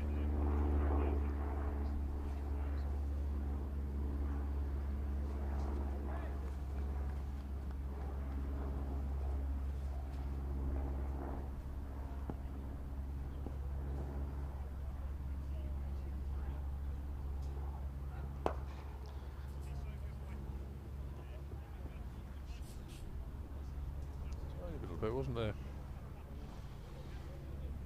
So you think these conditions would be ideal for reverse swing, but you see the fact they used 2 balls kind of mitigates that. I think there's a strong case for going back to using just the 1 ball to bring reverse swing back into the game, because the use of 2 balls was contingent almost exclusively on the ball getting dirty and not being able to see under lights. I think the technology of the balls got better. I don't think the balls get so dirty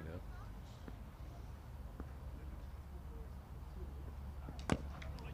Oh, slam that one into his pads. Eskinazi. Get through for the single. You wouldn't see much of it reverse anyone. A lot of the pristine irrigated outfields, but an outfield like this, it'd be ideal. And it brings the bowlers back into the game. It gives them a little bit of a chance, you know. Yadav would be licking his lips right now, wouldn't he?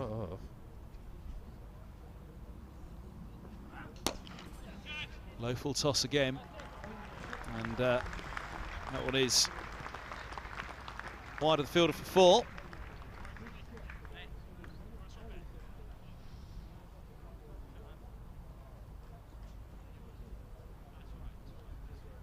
Looking for that wide Yorker again and just overcooking it.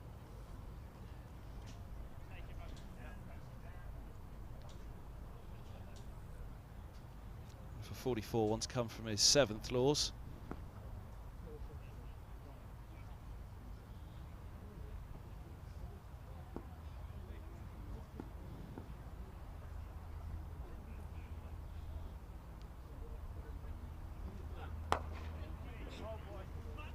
Yeah, sticking to that A wide Yorker. They're going to turn it into 2. It's well run as well. Put the pressure on the field. Being backed up at the non-strikers end. That's good running. End of the 47th. 296. 4-6. Again, with these two here, you say 3:30. It's very much on, isn't it? Sort of, but we've been saying that for the last 6 overs, and where that just these two in need to be over, and it hasn't come. They've done well. They've had fields well set. They've fielded well anyway. They've bowled okay. Looked tired there. Bowled to one side, haven't they? They've defended almost taken the shorter boundary out of the equation. Looked tired there, Eskinazi, didn't he, as he was having that chat? Well, that's the other thing. I was just thinking, it's hot out there. It's his second big innings in what, 3 days, isn't it?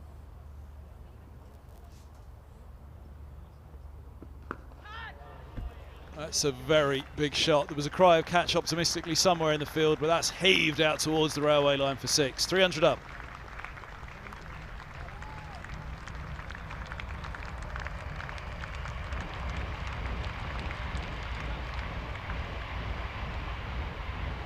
Lovely shot. We'll have a pause. They look to fire the ball over the back there somewhere. Yeah, 146 it was at Durham, so 2 away from beating his best list 8. Yeah, they're actually holding the scores in range still. Well, that was a you could tell by the noise off the bat. We were sitting upstairs earlier talking about how you can tell by the noise of the bat that whether it's been cleanly struck really, and that was beautifully struck, and it was easily struck. And what happens when you're getting tired, or what's been happening here, is you lose your timing, but that was perfectly timed.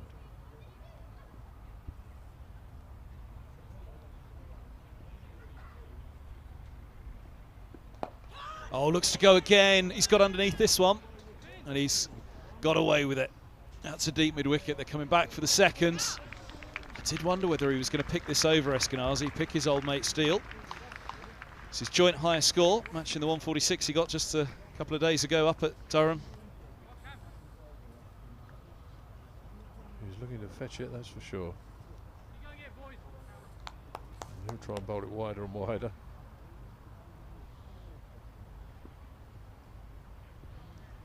Reverse out. Steps away and goes the other way with this one. One bounce 4 over backward point. He's on to 150, his highest in List A cricket for Stephen Eskinazi, and on the back of his 146 just a couple of days ago. 125 deliveries, 13 fours, 4 sixes. Man in the form of his life. Terrific stuff, isn't it? He really is capitalising on it. Where's he going to go this time? He's gone leg side twice, offside once.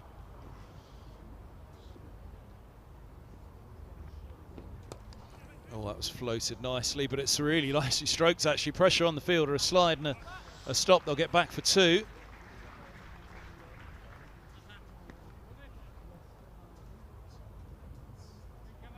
.14 off the first 4 balls of the over.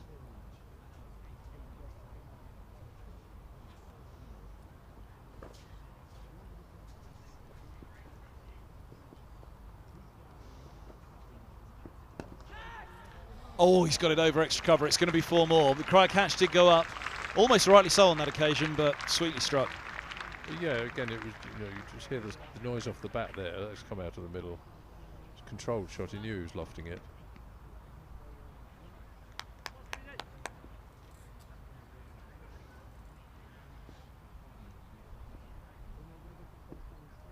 Oh, what a ball to finish. Goodness me. Still can't believe his luck. 4 runs. Eskinazi moves to 160, and that Holden score is very much in danger now. The record list day of 166, but look at this. It's well bowled, isn't it? It's well bowled, and no reward for that at the end. Just another 4 runs to Steve Eskinazi. So how many off that over then? That was 20 something, wasn't it? 22, was it? I think was my count. Yeah, there we are. 10, 14, 22, yeah. Brings the 330 back into play. It does, it does. It also goes to show a little bit in terms of the charge. Perhaps they went a little bit too soon after the fall of Milan. They could have rebuilt with another partnership for what you're capable of at the end. But Eskinazi sat in and is reaping the rewards now.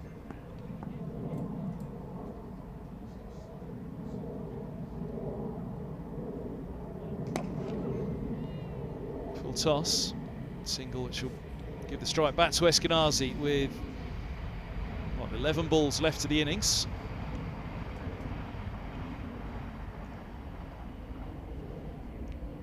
It's almost certainly going to be going offside if he's going to bowl to that side. There's only one way he can go, wide Yorkers.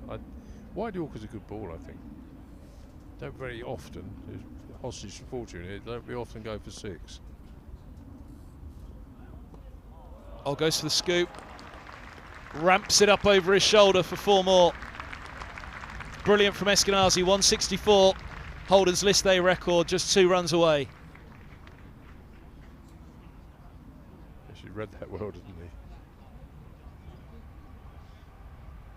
I think as well, that 166 came in Middlesex's record list day score of 380 for 5. You put this into perspective of what Eskinazi's doing here. Ross Taylor was going mad at the other end at the same time with Holden.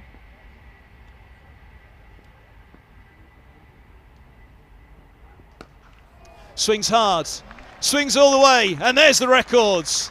Stephen Eskinazi, 170 runs, breaks the list day record for Middlesex, beating Holden's 166 at Canterbury, and an absolutely incredible knock. 50 partnership as well. Maybe he's looking at 200 still. What's he got? He's got another 9 balls, hasn't he? Oh, he's got every right just to keep swinging now, hasn't he? Yeah.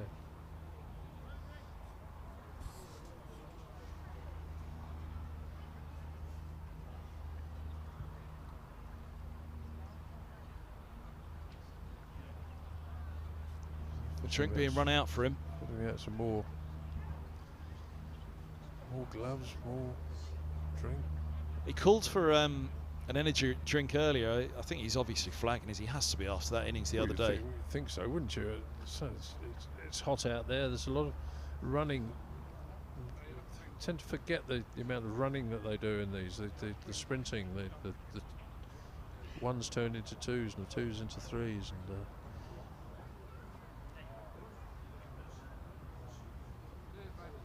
it's almost like he's got a little bit of a second wind.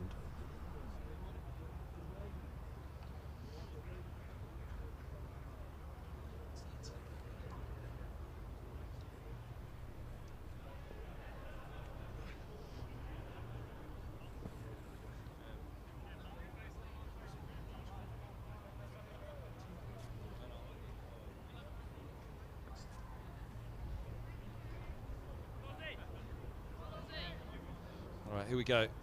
146. He's got the record already.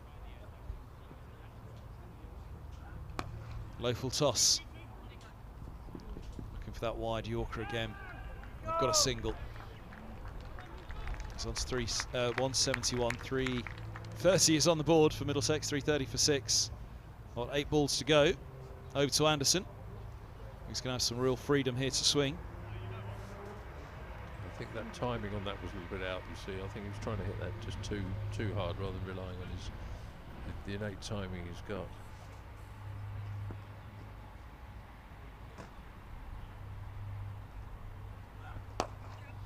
That's a good ball once more, executing that wide Yorker. Yeah, Tom Helm was on the other day talking about the Yorker, and you know, if you're going to just get it slightly wrong, make sure you go slightly fuller, which is, you know, low full toss. Yeah, and also you can bowl to one side of the wicket with that. Well, same with Steve anticipating that one going down there and playing that ramp shot. That it's not always one-way traffic on that, but now that's going to go, isn't it? And it's a no ball called as well. So it's going to be a free hit. Eskinazi moves to 177. Middlesex move to 339 for 6. One more ball to come at the Salters Field end for Laws.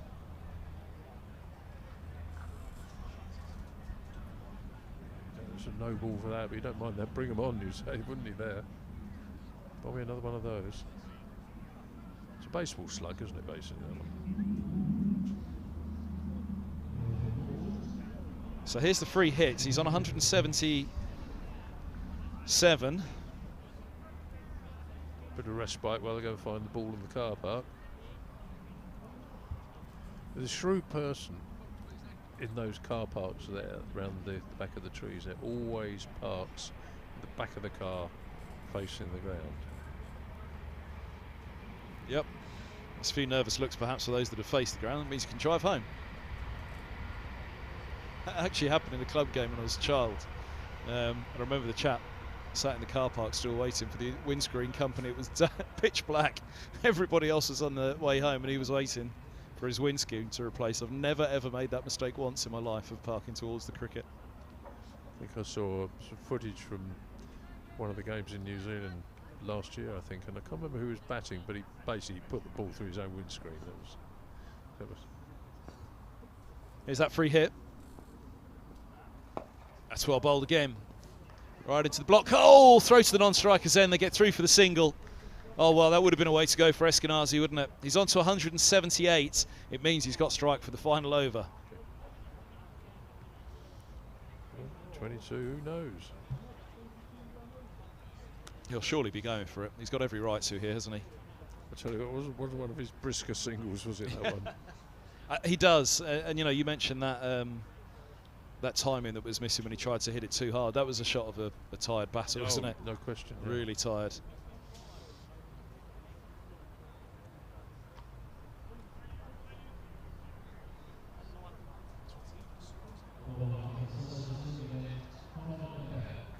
So McCurr, who's been the pick of the bowlers for Surrey today, will bowl the final over, the 50th.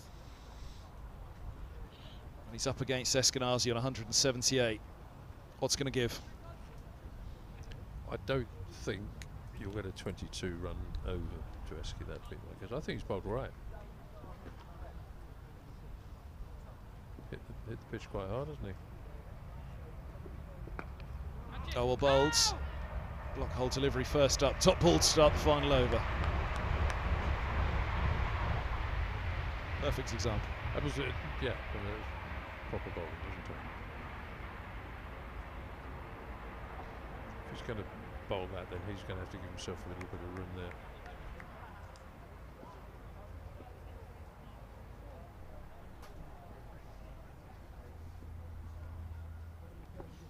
Steps across, scoops it.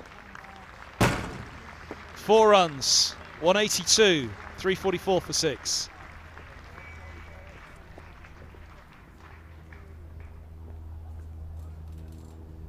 Thank you. He doesn't go too early, does he? That's the key to that. If you see him go early, then you've got a little bit of an answer to it. If he goes as you're almost in your delivery stride, there's a point of no return. He looks a little disappointed there. He didn't get it the whole way. Yeah.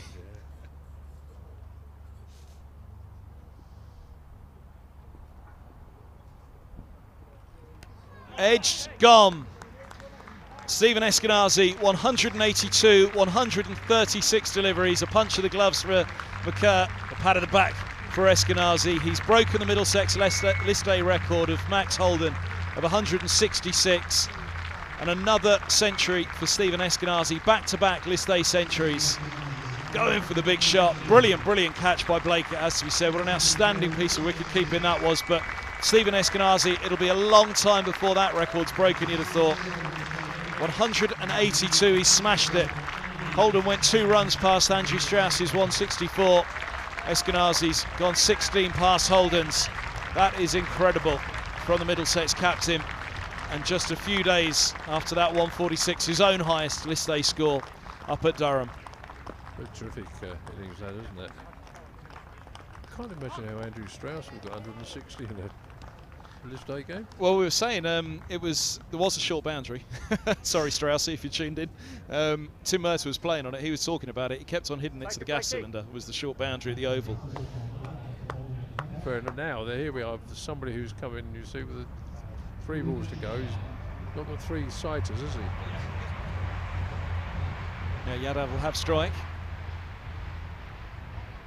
It's a potential 18 runs, you see. That's how you look at it. Need Did that recently, didn't he? Was he 6 off the first ball? Was it? I Were think you that with me might- actually? that- They were going for a batting point, weren't they? He was doing 2 balls, wasn't he? Yeah.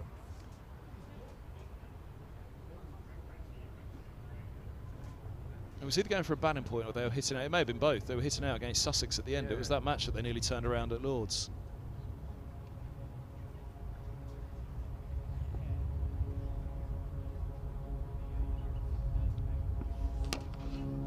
Low full toss, swung away off the stumps. Look for the set 2, come back comfortably. 2 to go. It's worth noting for Eskinazi those last 6 white ball innings. He got 65 unbeaten at Bristol in the T20 to finish the Blasts. 52 unbeaten against the South Africans at Taunton, 79 against the South Africans at Worcester, 56 against Leicestershire here last week, and 146 unbeaten at Durham on Sunday. Yadav looks to have part of it. Swings away for 4 to deep backward square leg. That's the 350 up for Middlesex.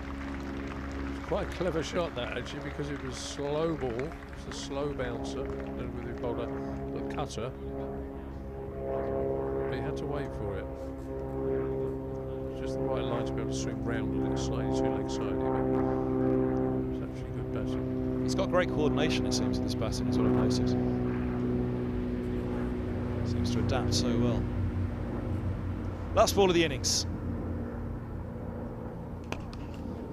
Clattered away, should just be a single. Swept up well out on the boundary rope, where it has been pressure out there on the boundary. It's been pressure with the ball at the end for Surrey. They came back well against Middlesex, but goodness me, Stephen Eskinazi's lit up Radlett at the start and the end of this innings. 351 for 7.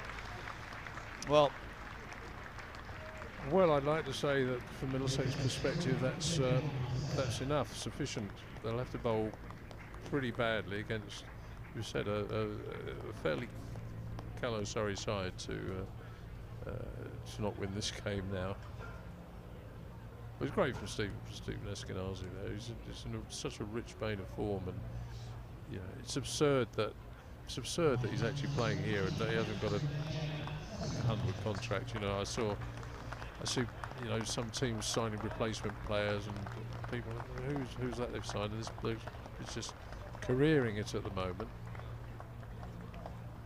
So maybe it'll do some good in the long run. I don't know, but it's you know, if he carries on playing like this, it's wonderful for us. well, he must have made a point with those 2 Lions innings as well. We think so, but you know, here he still is playing.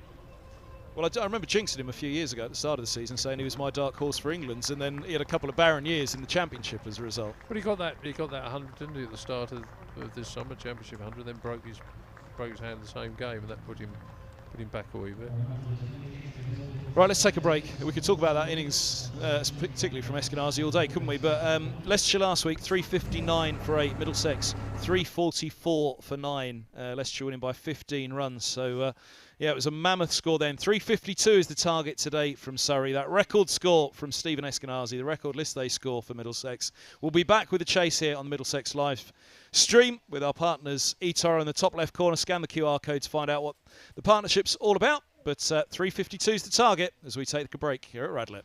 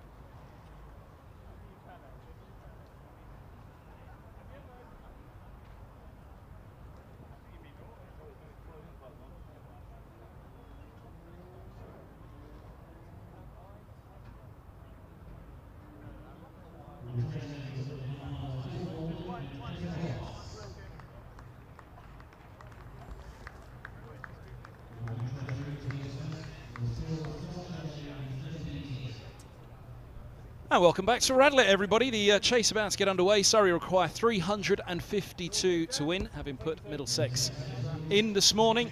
A record score by that man just being announced at the moment over the PA. Stephen Eskinazi, the Middlesex captain, who's just smashed Max Holden's 166.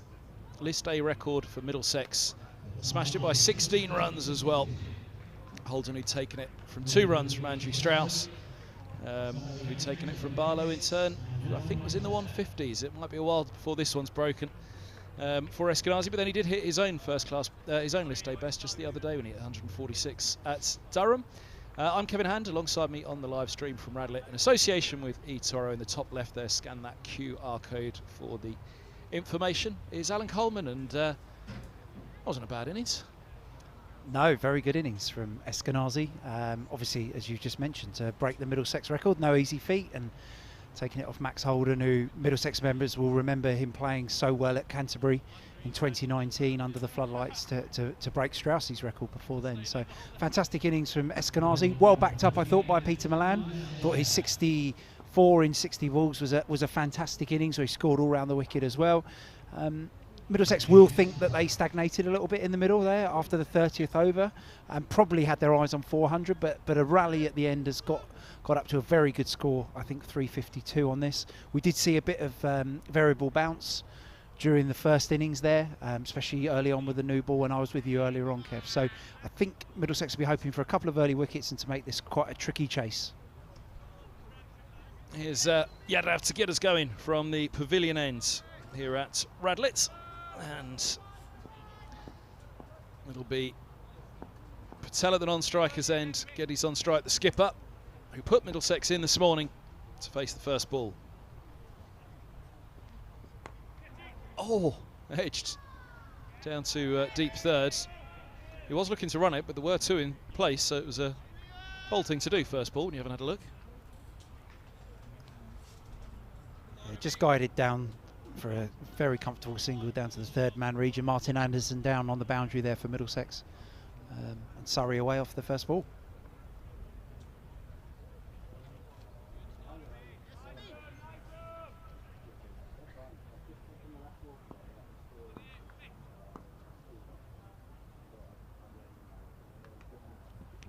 Oh, look at that lift, goodness me. Well, I thought that hit on the helmet, maybe not. The noise we could hear sounded like that. Yeah, shorter delivery from Umesh Yadav, skiddy, with a lot of pace here, probably a bit quicker than most of the Surrey bowlers were. A little bit of seam movement away from Ryan Patel. He's just warm one on the back shoulder there. Yeah, it was a little bit lower. Certainly the sound of it, you could hear that it was just a thud rather than anything cushioned. Oh, just about rides that one. It's pretty much what Middlesex would have been hoping to see from the first few deliveries from Yadav, which will put an immediate bit of doubt into the Surrey batters' minds. And of course Yadav on the back of 5 wickets in the last outing away at Durham, so in good form here. And the Middlesex members will have seen he's bowled very well since he joined the club. Hasn't had the wickets he's probably deserved in the Red Bull game, but great to see for the Middlesex members. Great to see him in the wickets on Sunday at Durham.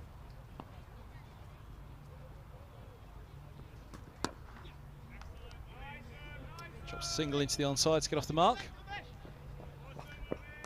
Have to go back to that Eskinazi innings. I mean, it is the now list A record for Middlesex. Just thinking back to the Holden innings down at Canterbury. Ross Taylor was at the other end, thumping the ball to all parts. Middlesex racked up 380. Let's look back and see what the Kent attack was like that day. Obviously, Surrey is slightly depleted, but 182. A list A game's 182.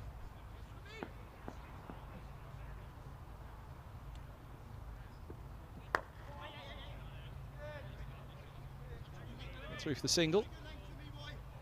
You're right, Kev. It is a depleted Surrey attack. That's well known, but you can't take the runs away from the batter who scored them, and also there are a number of Middlesex batters there who didn't make a score. So all credit to Eskinazi for his innings there.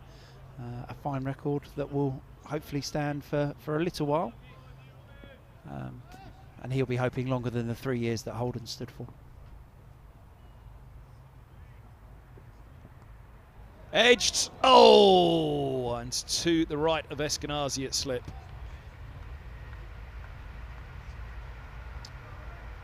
Nice delivery there from Yadav, just the back of a length ball going across the left-handed Ryan Patel. And a regulation nick-off, you would probably argue that that was more the keeper's catch. It's quite a gap there actually though, isn't there? There is quite, yeah, white ball cricket, often a gap, trying to cover as much distance as you can with the slip fielders to help save runs as well as take catches, and disappointing there. I think Middlesex will be disappointed. If you look on the footage there, Cracknell just sort of twitched to go for it, and that can often put the slip off as well, but I would definitely say that looked like the keeper's catch from our vantage point. 7 without loss at the end of the opening over. A life for Patel. Tricky over that he had to negotiate there. Here's Ethan Bamber. Bamber and Yadav have been a fair opening pair for Middlesex in this competition. Well in that Leicestershire innings at the top. 5, as we said, for Yadav at the weekend at Durham.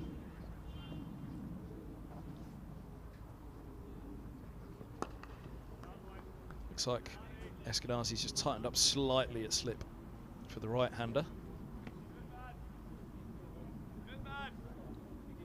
Single take, and we'll see what he does now for Patel.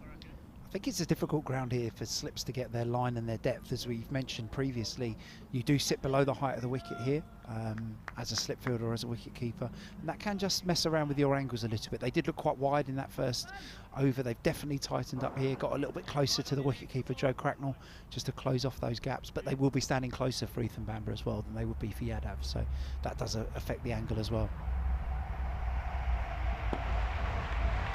Around the wicket, Bamber to the left-hander. Yeah, going back to Eskinazi's innings. So when I started this job, it was held by Barlow, then Strauss took it, and Holden took it. Now Eskinazi. The List A records are dropping because of the T20, really. You do see the List A records beaten relatively regularly now, and in fact championship records as well, of course.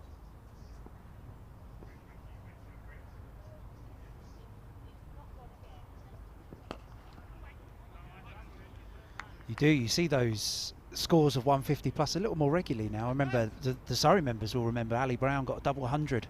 I think it was at Guildford, wasn't it, years and years ago, and that was sort of revolutionary at the time. Now, I'm not saying that people are getting regular double 100s now, but the scores have definitely crept up. Batters are able to score at a higher rate for longer, meaning that the big hundreds are more regular occurrences.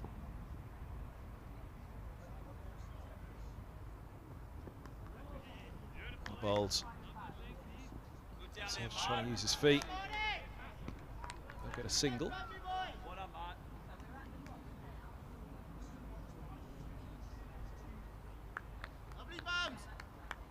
The fact that that innings came under such pressure as well in the middle, and Eskinazi was able to ride that period and then come again at the end when he was clearly suffering with tiredness, which again we can look back at that slip.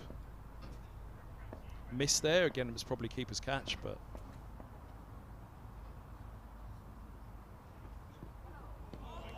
attempted drive from Geddes, through it goes. He definitely did slow during that middle period. Got to his 100 in around the early 30th over, I think.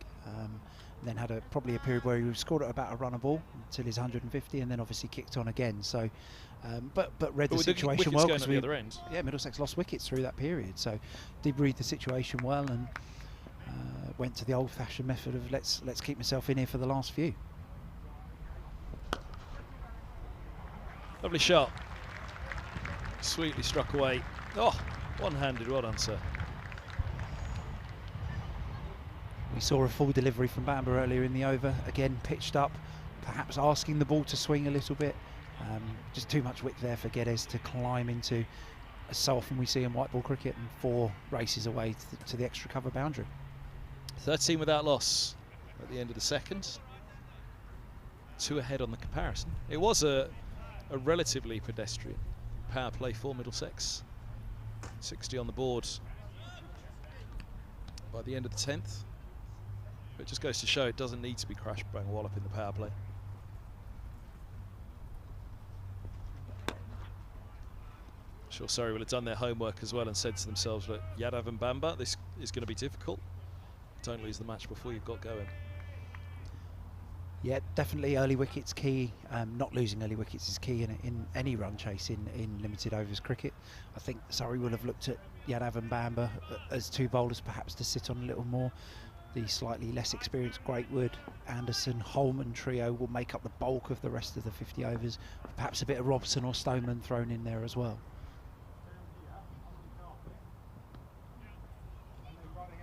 That's a nice little tuck off the hips. Geddes moves to 11.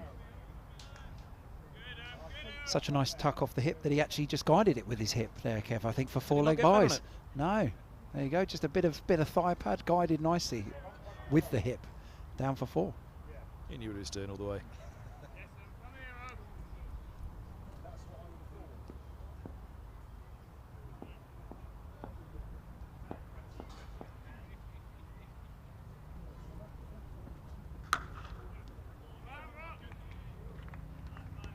Cut hard, picks out Stoneman at cover.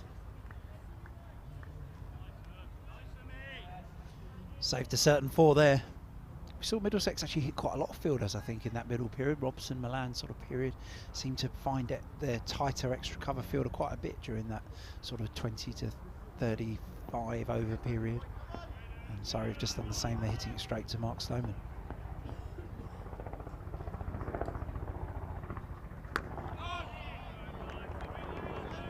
Yeah, Surrey did well to tighten that innings up in the middle themselves. Credit has to go, of course, to the visitors as well for the part they played in it. They fielded well.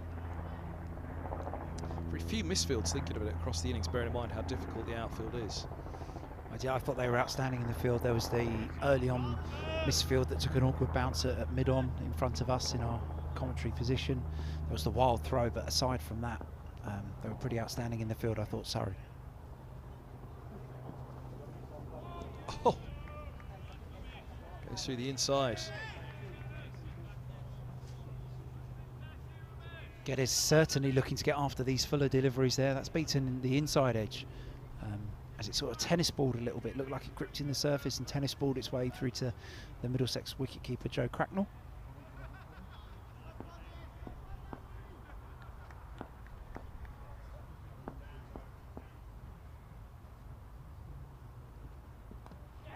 Bowls in. Went past the inside edge last ball, takes the inside edge this time, and onto the stumps it goes. It's the end of the Surrey skipper. Geddes gone for 7, 18 for 1.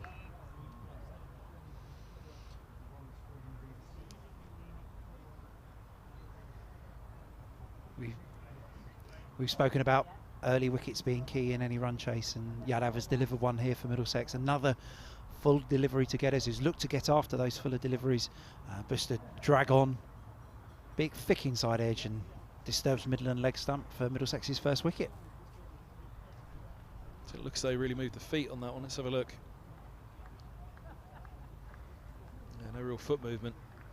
I think as a batter in that situation, you're often looking to open up one side of the ground. We've seen he's already hit one extra cover drive off Bamber for 4, so lack of footwork, just trying to sit a little bit leg side of the ball to open up that space where there's no fielder out on the boundary. And unfortunately, thick inside edge, and that's the end of Geddes. Cameron Steele, a man that you'll know very well, charges out to the middle. You've had him for a fair while, I'd have thought. Yes, former Middlesex Durham batter leg spinner Cam Steele. Was at Middlesex before he left for Durham. Just a real lack of opportunities to break into first team cricket in what was a very strong Middlesex batting lineup at the time. Pursued some opportunities up north and is now back at the Oval. Regular fixture in this 50 over team, and when you are a Surrey with the amount of players you lose for England duty, you do need strong backup players, and certainly Cam is one of those. A fine county championship batter, and very good for Surrey to be able to call on when they do lose players for international duty. First Californian-born first-class cricketer, Cameron Steele. I'm reliably informed.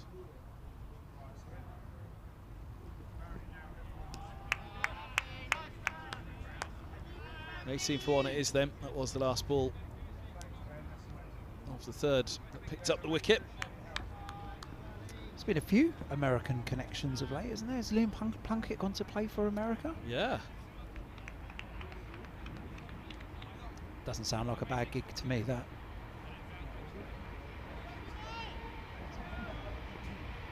Well, it's the last great frontier to break for cricket, isn't it, America?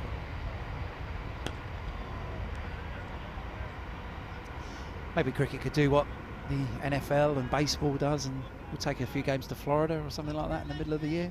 If you need a commentator when you're taking Middlesex over there, Coley.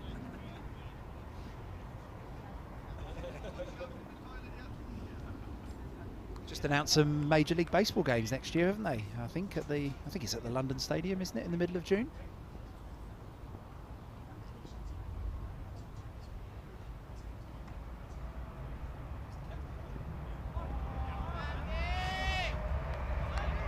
It's a probing length there from Ethan Bamber, known for his accuracy and mainly in the red ball form of the game, but transferring it quite nicely here to the white ball cricket, challenging in between length there. As Ryan Patel plays and misses outside the off stump.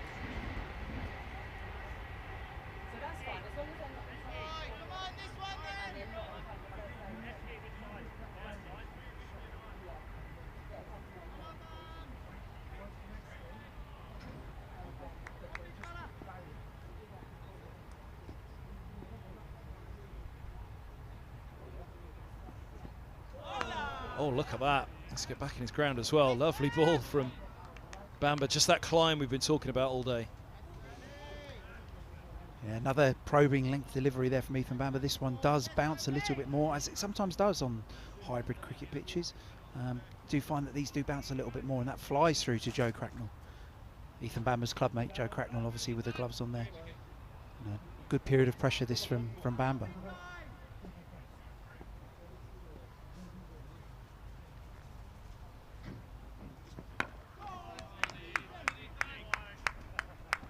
Lost his place in the championship side, didn't he, Bamber? But has bowled brilliantly here. T20 wasn't something that he particularly featured in, but in List 8, he's been fantastic. He has, yeah, and by Ethan's own admission, he didn't bowl as well as he would like to at the start of the year. And with the depth of seam bowling resources that Middlesex have, it's going to be a difficult team to get into. Him and Martin Anderson have both missed out in recent times in championship cricket, but Ethan's forced his way back in and is bowling well here. Just a little bit of hoop on that one from Bamber at the end. Tailing in from around the wicket. Bit untidy there from Middlesex, but well swept up by Eskinazi at the back there. Yeah, a little bit of swing. I think it was a very rare maiden over, you would say, in 50 over cricket from Ethan Bamber there. Yeah, a little bit of swing. He'll continue to ask it to swing if it's going, especially with one wicket down and that hunt for the second and third wicket in this power play.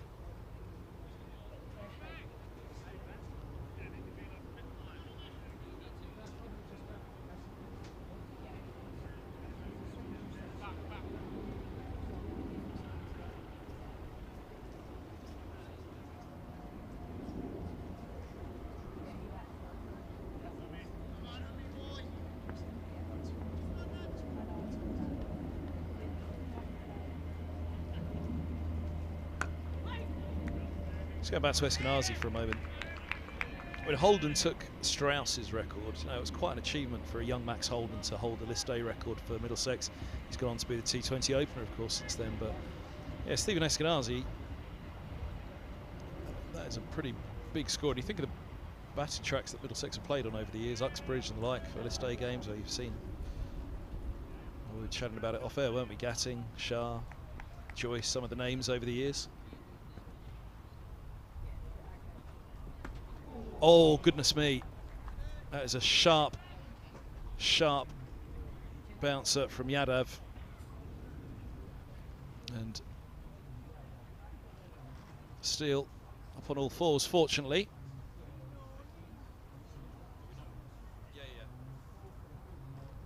He's up. We'll have a look at the replay. Yeah, good to see Cam Steele back on his feet there. That looked like a not such a short delivery on the live view.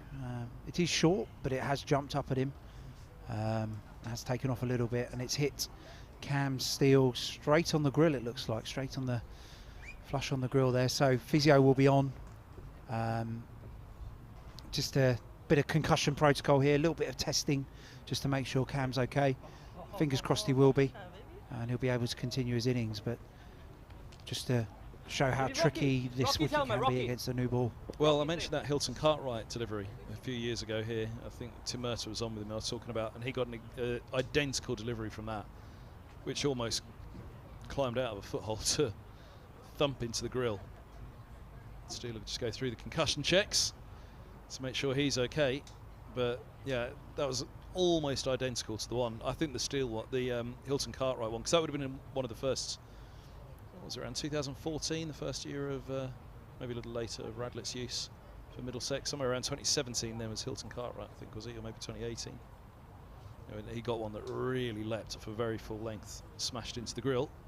You can see how surprised Steele was there by that delivery, in that it's got him literally straight in the face, as it were, straight on the front of the grill. Often, you know, your natural reflex as a batter will mean you turn your head slightly and try and deflect the blow a little bit, as a boxer would do. So that's very, very unexpected, that bounce, and it's just great to see him back up on his feet, taking a bit of time as the Surrey physio just checks him over. As I said, I hope he'll be able to continue his innings. It looks like he's going to.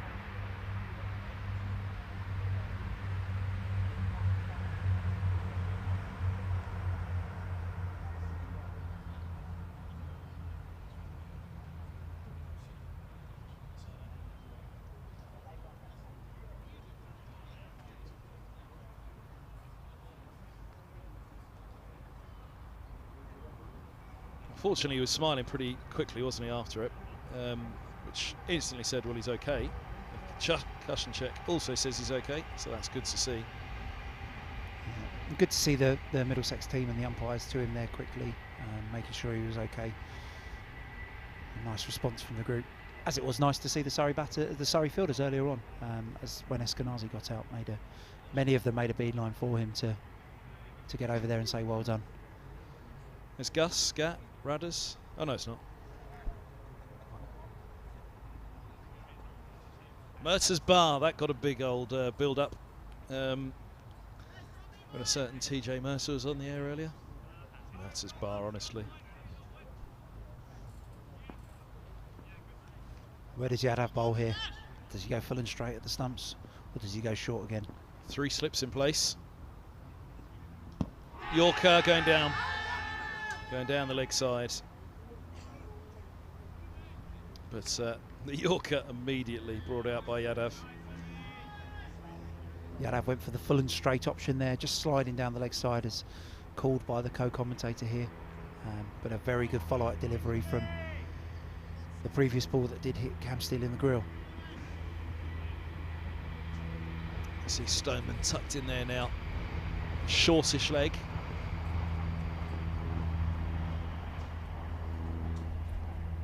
Oh, what a ball that is. Goodness me. Beaut from Yadav. Could have had 2 by now. That edge from Patel. Yeah, Middlesex well on the attack here. 3 slips, sort of forward short leg it looks like. Not too close there, Stoneman, but close enough for Steele to know about. Left a big gap at cover for the young Surrey batsman. So Middlesex firmly on the hunt for their second wicket.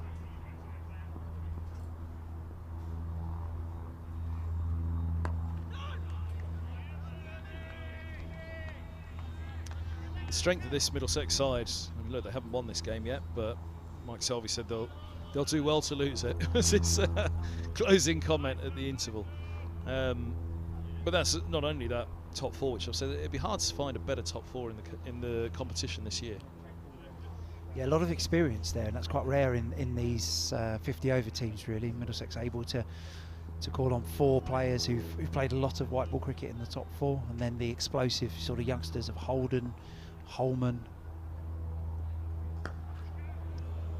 Cut away for 4, not too dissimilar to the cut that saw the downfall of Stoneman for Middlesex, but this one nicely on top of it.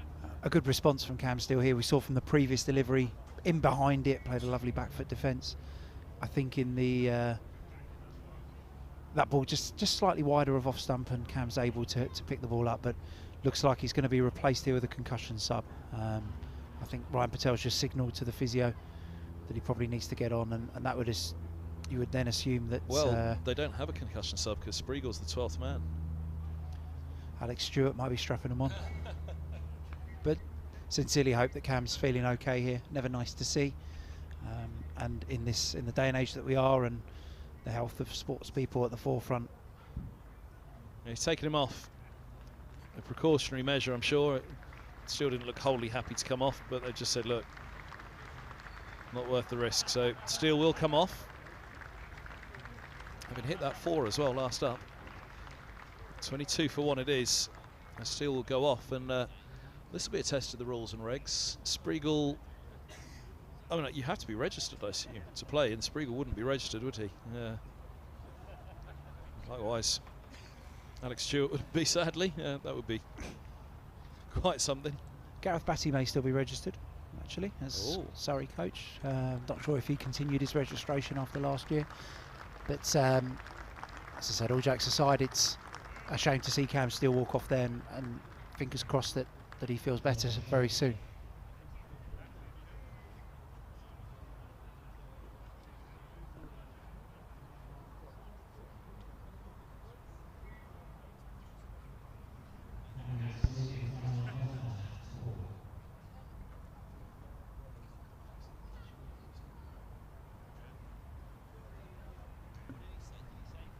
So out comes Blake at 4. Retired, not out. Cameron Steele on 4.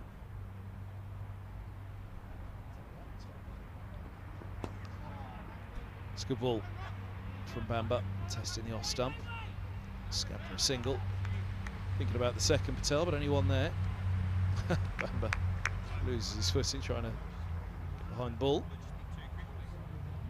He's found a nice length from that end, Ethan Bamba, probing, challenging the batter's forward and back decision there. Patel able to squeeze that ball between cover and point for a single. But he'll keep probing away here.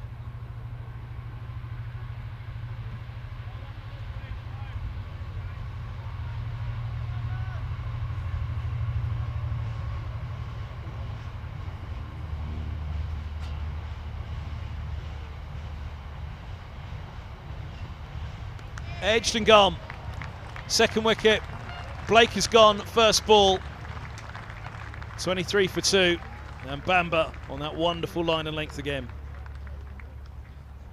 I'd say that's well deserved from Ethan Bamba, talking about his control that he offers in both red and white ball cricket, and he's been pretty outstanding here so far.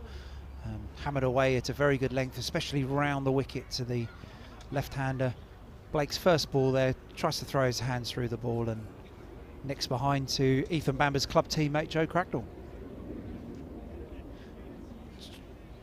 Surrey 23 for 2.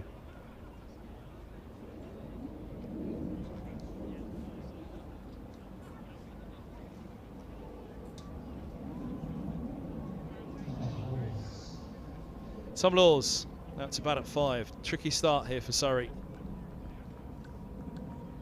Produced that wonderful chase that ended in the tie against Warwickshire on Sunday. We've really got the work cut out here at Radlett today. Yeah, Surrey do still a lot of talent in their batting lineup. Ryan Patel, a very fine player who's out there, not out on 8 at the moment. Laws, a very talented young all-rounder. We saw him with the ball earlier on. He's made some good inroads into Surrey's championship team of late as well. So some talented players still to come here, Surrey. And as everyone knows at Radlett, get 2 batters in, it's very hard to keep the lid on it as a bowling and fielding team. So Surrey probably just take a few balls here, just a couple of overs out the game, take a bit of sting out of it, try and build something, and try and keep themselves in the game as long as they can here.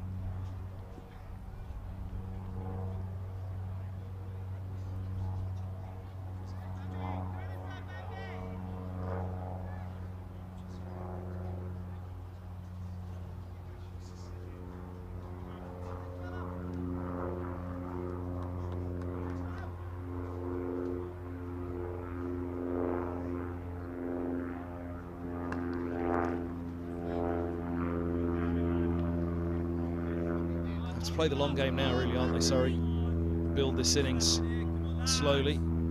Obviously can't go too slow, but acquired rate of 7.3. They can't only get out of hand, but they've almost got to build a foundation for the back 20, about 15. I agree. I think here, Kev, you look at how many do you want off the last 10? You're on 100 off the last 10, so you've got to find a way of getting to 250 in 40 overs.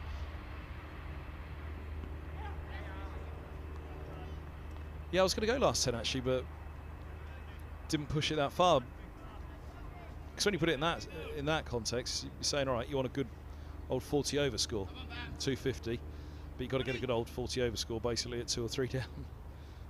And that's the challenge, isn't it? Yeah, leave yourself 100 or 120 off the last 10. Means that you've got to find a way of getting a couple of hundred before the 40th over from where you are at the moment. So it is a challenge, but I think you've got to break the score down in that way and try and build a bit of a partnership between these two talented young men.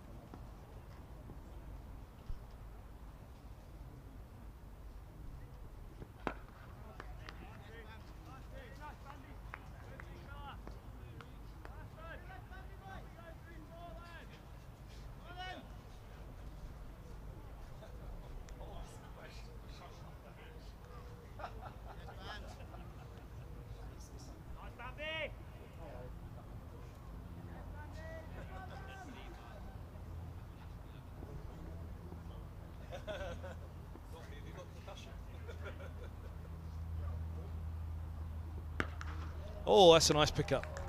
Went after the length delivery. Just a little bit of width as well, allowed him to free up the arms. Yeah, Ryan Patel's a bit of bounce from the previous delivery from Bamber. So Ryan Patel just sitting back and deep in his crease there.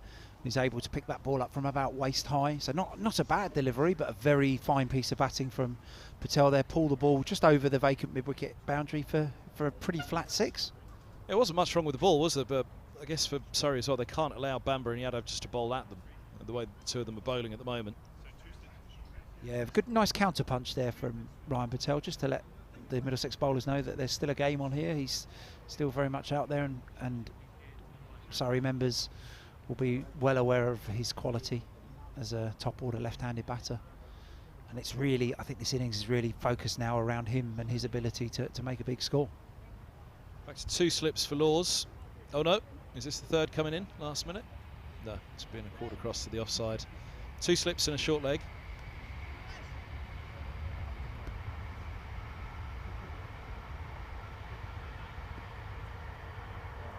Yadav just calling across the deep backward square down more to a long leg. He's just reinforced the cover region here, Yadav. So 2 slips, a ring of 3 on the offside.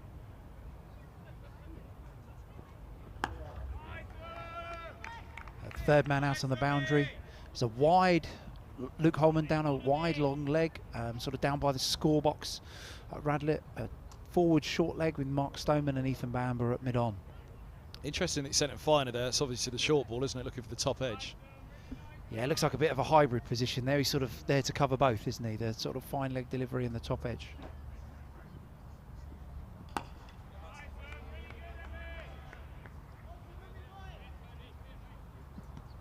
Yeah, the fine leg just out of shot, or long leg really, but quite fine down to the left there at 6-3 fields.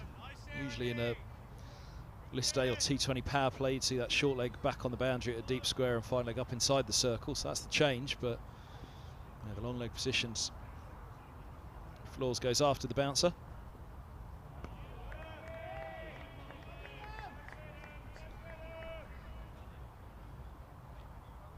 Three length balls so far. I imagine Yadav's ready to unleash a shorter ball sooner rather than later.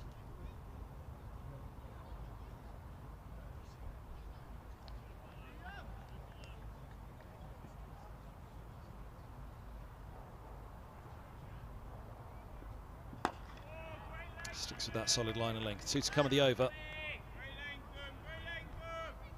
Challenging spell here, but well played by Laws, right in behind that one. Looks happy here just to size up the Indian international Yadav.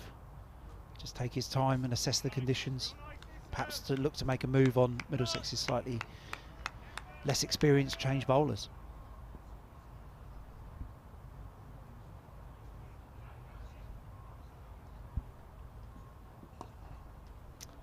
Slightly shorter, clipped away nicely off the hip.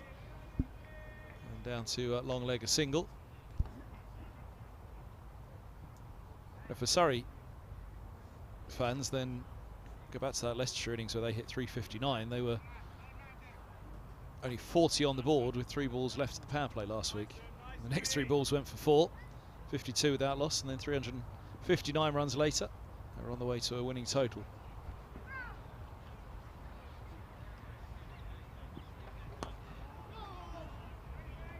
Middlesex themselves are only 60 on the board by the end of the 10th, so 10 or 20 runs either way at the end of the power play in List A games aren't making that big a difference.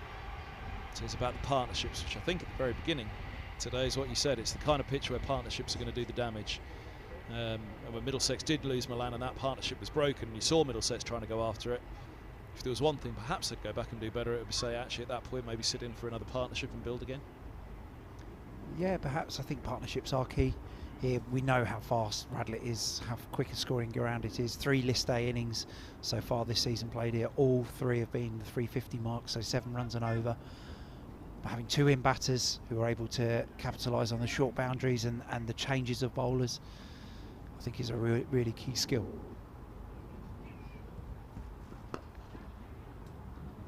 It's nicely done. It's got to turn the strike around as well, haven't they? Get it behind that one from Bamber and just drop the single.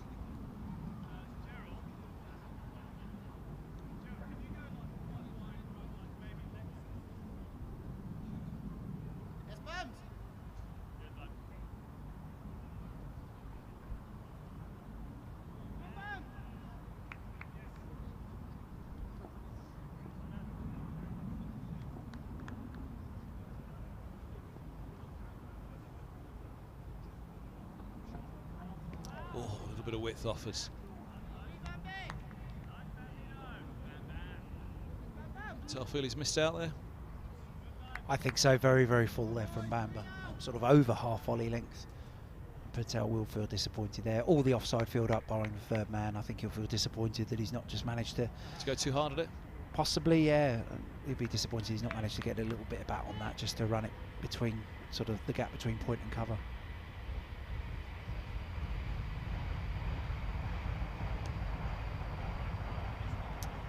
Single down to 3rd.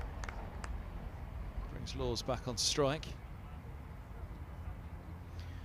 Middlesex playing around with their catches here. Bamber had a slip and sort of quite a close gully, and the ball ran between those and down to Martin Anderson at 3rd man there.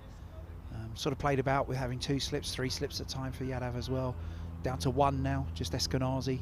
Sort of 1.5 slips for Bamber, with the 2nd slip just dropping into mid-wicket there, just to maybe save that single that we saw first ball of this over.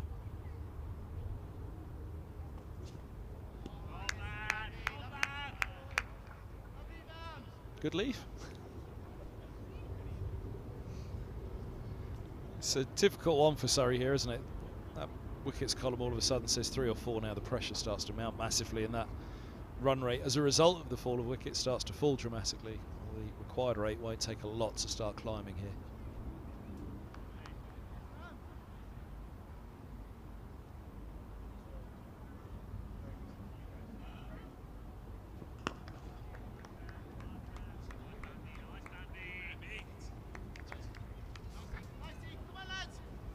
Big wicket into action there, just Bamber straight at Laws and just dropped into the leg side. It was a single first ball over, but that one with the field change obviously a dot ball as Middlesex continue to build the pressure on Laws. 2 from 10 now.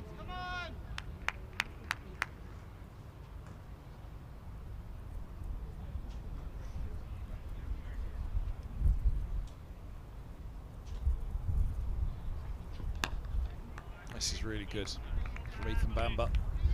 Obviously buoyed by the wickets to slow Surrey down, but still producing exactly what's being asked of him. 8 overs gone, 33 for 2.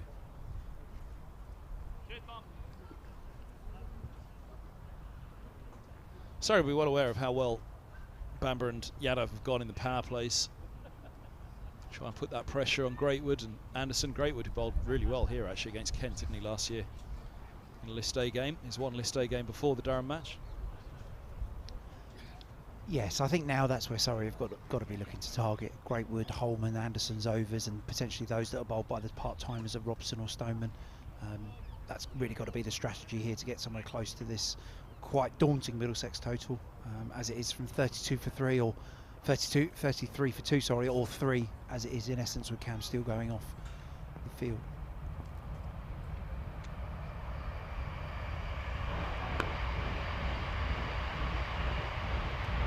No ball calls, be a free hit. Again, welcome respite for Surrey, especially if Patel can get this away. Yeah, Yadav moved around the wicket there to Patel, and the first ball he's bowled from around the wicket is a front foot no ball. And a free hit, chance for Ryan Patel to free his arms here.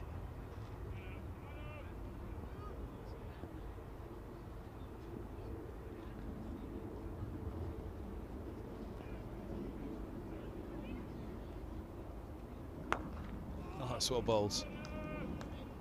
Single dug out to deep third. Saw that from McCurr as well, bowled well at the death, didn't he?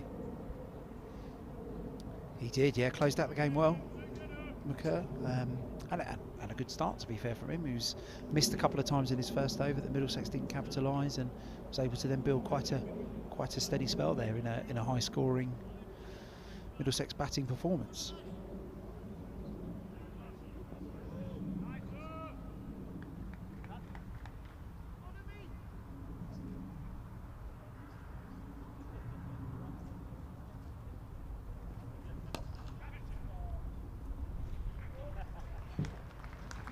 That's a nice little tuck away off the hips for 4. Beautiful shot. Yeah, very straight there from Yadav. Laws a very nicely controlled clip off his hip to the big space out there at deep square leg. No fielder out there for Middlesex, and a very comfortable 4 runs.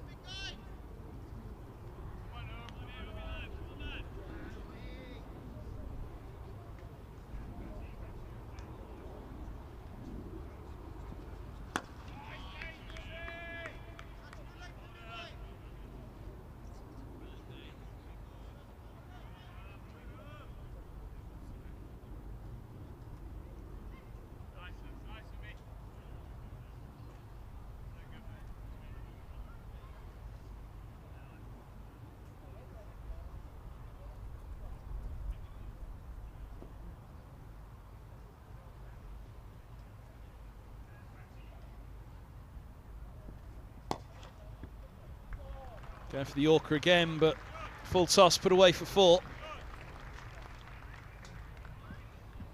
Yeah, Yadav's just lost his control here that he showed very well in his first 4 overs. This time a big full toss outside the off stump and well punched away by Laws through the cover region for 4. Raced down towards the Middlesex members in a temporary stand.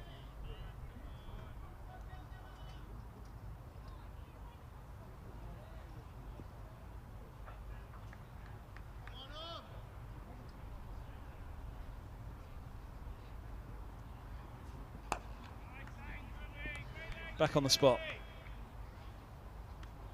44 for 2, 60 at the end of an opening power play. List A is not a bad score, so there's no need to panic. Steele retired, not out. It's been struck by a Yadav short ball. Retired out with concussion, retired not out, sorry, with concussion. It's obviously a real blow for Surrey, but as Middlesex showed, one partnership. Could quickly be undone by a ball like that. End of the 9th, 44 for 2. Yeah, as a bowler, those are the ones that are never on the stumps. The ones that keep low, they always seem to miss the stumps. And that one really has kept low. Skidded its way through to Cracknell behind the stumps. That rate still only at 7.5.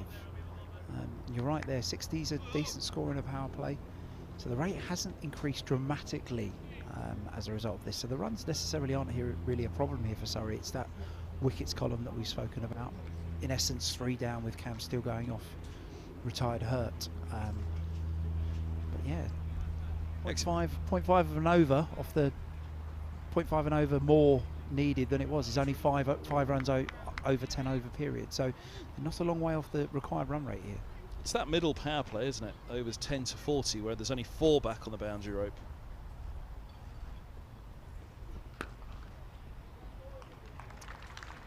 Nice shot, 4 runs, lovely shot from Patel. He's on to 20.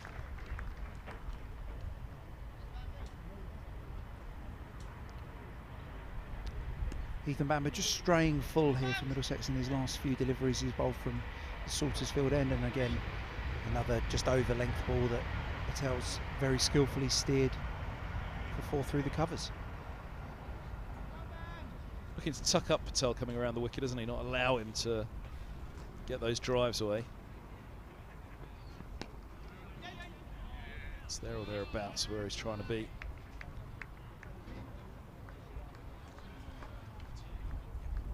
Back for 2. So that's the 50 up, 54-2. It's a fine margin for error bowling round the wicket here. He's only got 3 fielders in the leg side, a deep square leg, a short fine leg and a mid-on. So his optimum line is very, very tight. He misses off stump, outside off stump, and he goes through the covers for 4. If he misses 2 straight, there's a big space through the leg side. So not a huge amount of error here for Bamber to work with. There goes again. Shades here of the final power play 1 over against Leicestershire when they got up to 52 for 1. Last 3 deliveries, that power play going for 4. And just again, 2 full from Bamber, 2 wide, and too easy for Patel just to steer that ball through the offside.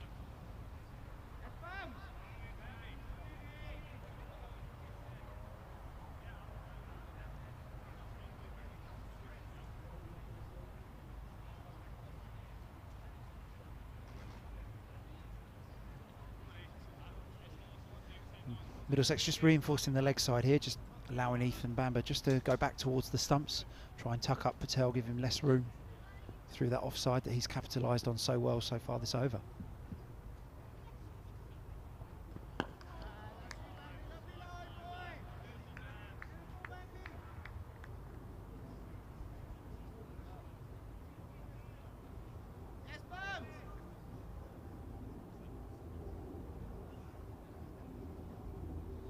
Let's get back to Middlesex's innings.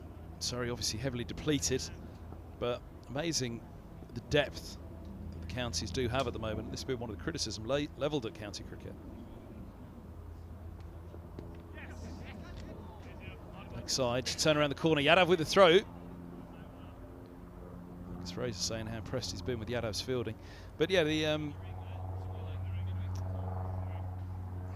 county cricket, so often it's detractors, but the depth tested obviously in the List A competition at the moment. But that innings from Eskinazi, it was never against dross. You know, it was proper bowling, as we saw from, you know, when they broke the partnership with the Milan thereafter and managed to get a grip on Middlesex.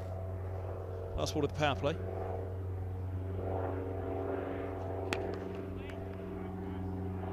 And no run. 10 done in the chase. And 352 the target. 55 for 2 after 10, sorry. I think you're right about the depth of county cricket and their squads this year, Kev. Squads are being tested. Middlesex's depth less tested than Surrey's, but still some high quality bowling out there from Surrey that Eskinazi had to take on and managed to score very, very well from. He's turned into a very fine white ball player, as we know. England Lions recognition recently for Steve Eskinazi, and a well-deserved Middlesex record. Can I just say for the record, I didn't ask for ice cream. I was offered ice cream. There's ice cream on the way. How long have you got, Coley? Mind you, you can go and help yourself, can't you? So you got ice cream last time you were here. I did. I'm not sure what the rotations are looking like for the commentary here. Whether you're stuck with me for a little while longer. Well, you'll get an ice cream if you hang around. If not, you'll be handed it over to Angus Fraser. Well, I still haven't seen since he didn't deliver that burger to me at the end of the last commentary, as I requested. Got to leave in a rush, Gus. Can I have a burger before I go? Martin Anderson into the attack for Middlesex.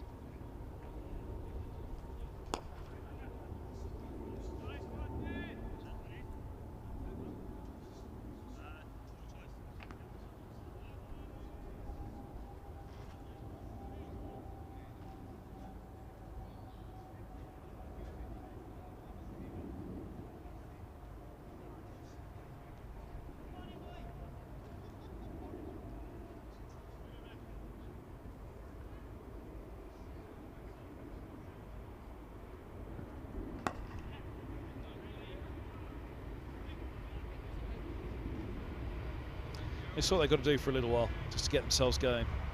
Patel's obviously going nicely, 27 from 28, but he'll realise the pressure on him as well. If he was to fall now, Surrey's position would be extremely difficult, but they've got that run rate up at 5.5. If they can keep it around 5.5 for the next 10 overs or so. So 4 fielders back in the power play. You look to put the bad ball away every now and again.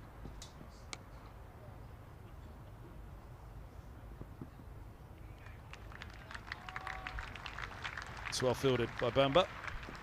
A great bit of work down on the fine leg boundary there. Pull shot from Patel, bottom edge. Bamba very athletically diving stop there and saved 4 runs.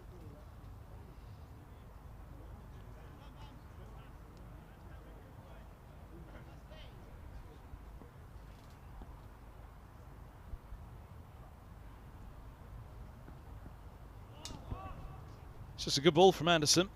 Swinging across the line, Patel. It's a bold shot to go for. It was in a pitch that the bounce has been a little bit up and down, as we've seen so far in this Surrey innings. Trying to pull the bowler off sort of a fuller length is a bit of a risk. And Patel possibly lucky to get away with that one. Not too much wrong with the bounce on that one. It carried through happily enough to Cracknell.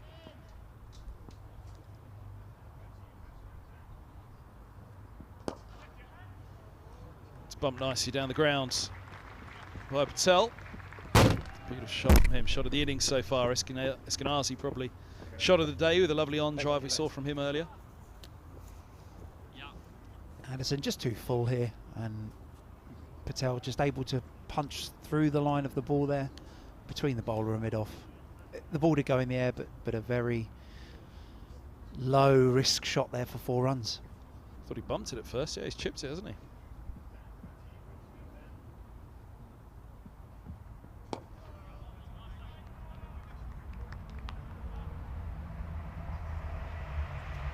Run rate of 5.5, 6 and over. It's basically a boundary every other over if you're able to sit the strike around, which shouldn't be particularly high risk cricket for Surrey. It's managing the next 30 overs really, isn't it, to try and prepare for that onslaught.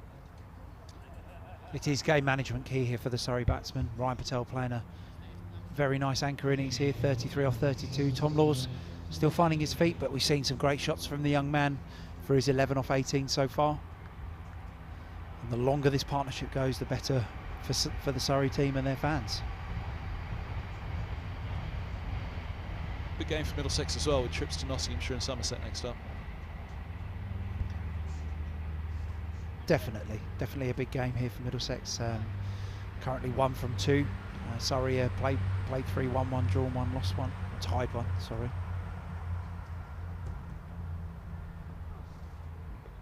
Will be wide from Greatwood first up, just slips on down the leg side.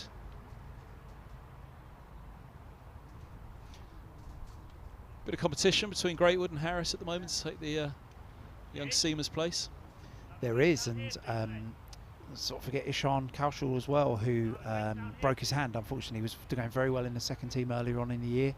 Was very close, I think, named in a Red Bull squad, so pretty close to playing as well.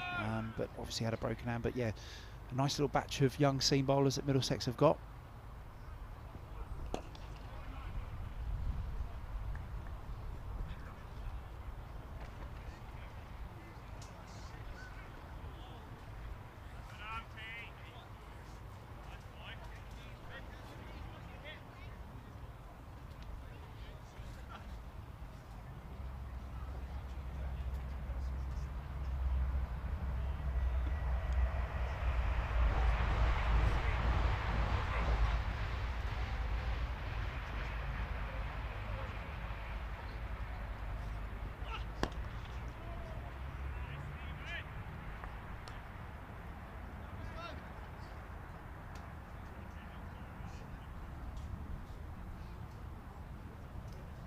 Of course, they're keeping an old man out at the moment as well, aren't they, Tim Mercer? The bowling coach, looking for a pay rise, he told us. Here's Jake Dernbach's just temporarily slid back the other side of the river to help out the Oval Invincibles women's team. Tim Mercer stepped up. You're wide. Right hand, left hand cause him Greatwood a problem. Yeah, so Tim Murtagh, just alongside keeping and ticking over for the Red Ball Cricket, is helping out with some bowling coaching. Good to see him out there with the mitt earlier on. Not sure how many go into the mitt cleanly, but he's improving definitely. And as I mentioned, Jay Dernbach back at the Oval helping out the Oval Invincible side. I think John Batty's head coach there.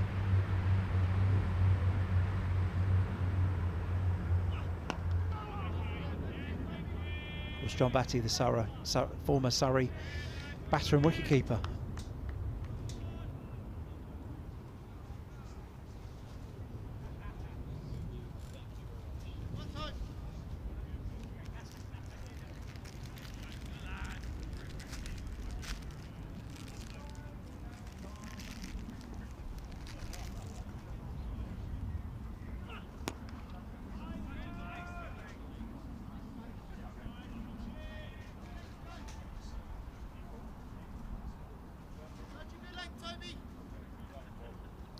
Great, we're just settled in here, okay. A couple of wides at the start of the over, but managed to find his radar. Nice challenging length there to Ryan Patel.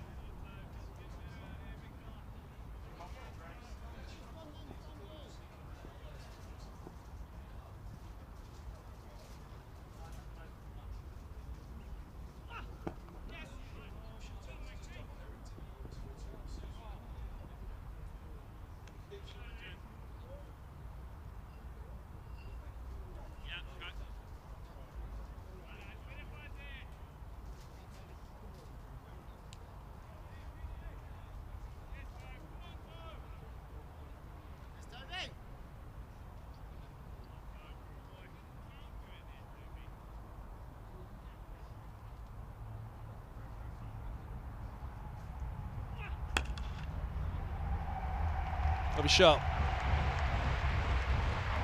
Crashed away for 4 by Laws. Just over pitch, a little bit of width. Laws really able to lean into that one. Into the 12th. 71 for 2. Laws showing his quality again there. Already scored a boundary through that extra cover region, and quite a full delivery there, wide of off stump from Toby Greatwood. And Laws has just lent on that, not tried to overhit it, just placed it beautifully, and it's raced away for 4 runs.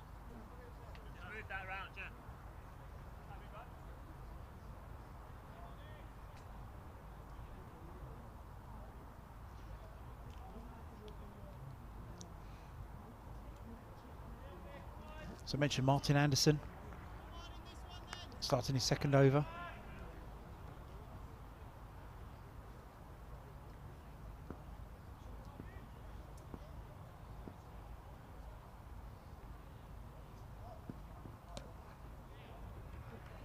That's short. Put away. Beautifully done by Patel. Partnership moves to 50. 52 from 42 deliveries, 75 for 2. And an early boundary really does put the bowler under some pressure. Anderson's first ball here, just a touch short and a touch straight, well picked up by Ryan Patel, who is showing his quality here. Boundaries all round the ground at the moment. Surrey on to 75 for 2.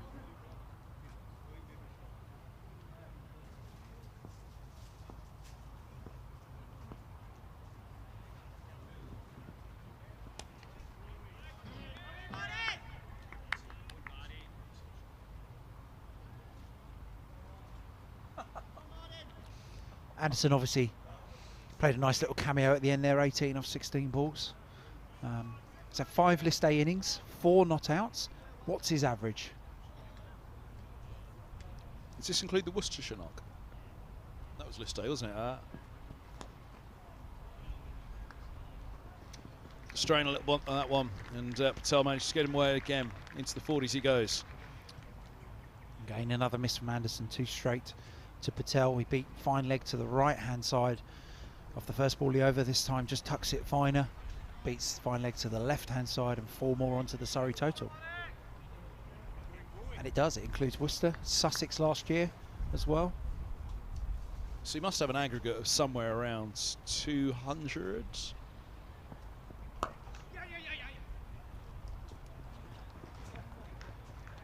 And only out once.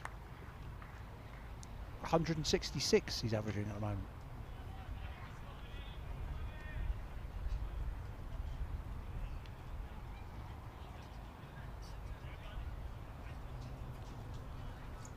It's one for the data analysts, isn't it?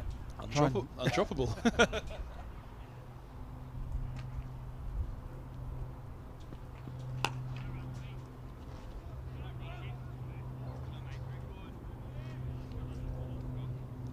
I think as a bowler here, you really are chasing your over. If you go for a boundary in the first ball, obviously Anderson's gone for a boundary first and third ball here. So every ball he now bowls is under severe pressure to try and find a dot to keep a lid on this Surrey run chase. He's gone for 9 so far, going into his final delivery.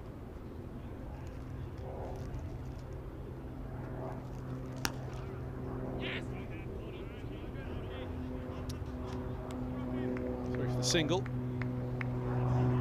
Into the 13th, 81 for 2, so 58 the partnership, 47 deliveries.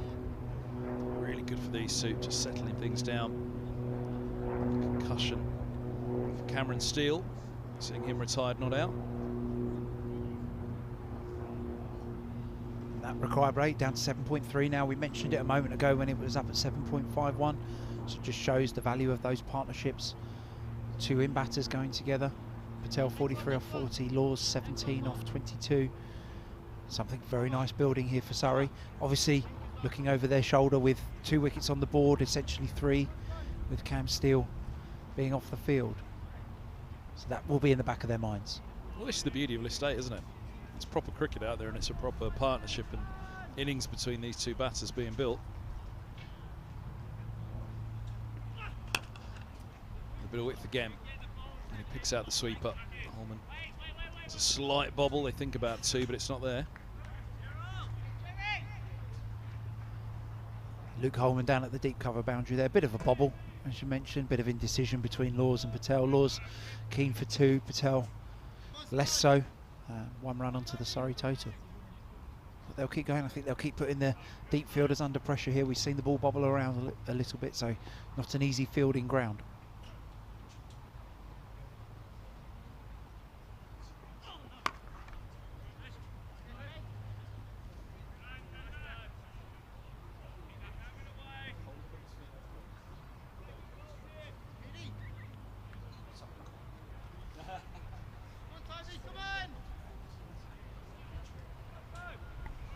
There's a pavilion, flags fluttering proudly.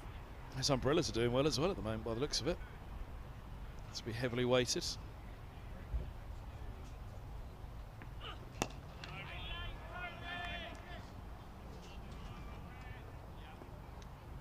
And a good crowd in as well today. I don't know what's the, any idea on the official number? It's 1,300 as of 1 o'clock.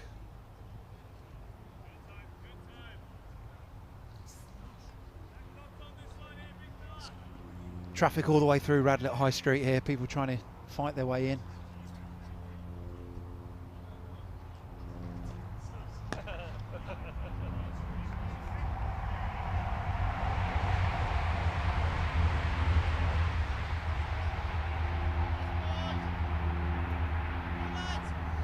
There's the train back into London. London away in the distance to the right behind one of the rows of trees rolling away into the distance here in Hertfordshire.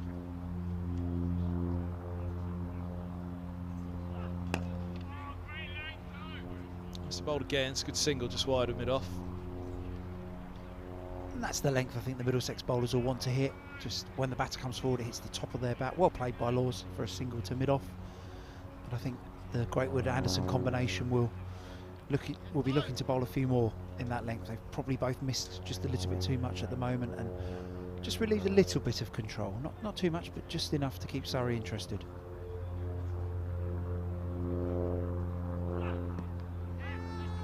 $1,450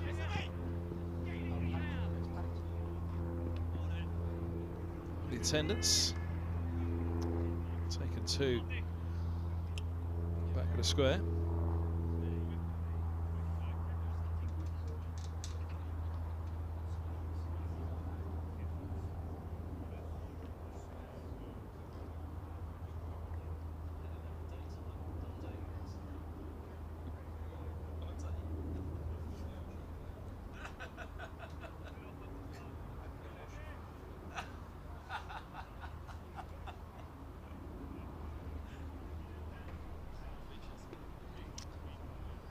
Middlesex just going to have a look at the spin of Luke Holman here. It looks like replacing Martin Anderson after his 2 overs.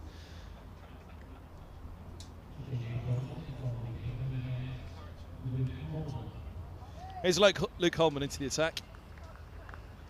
Ball the 15th over.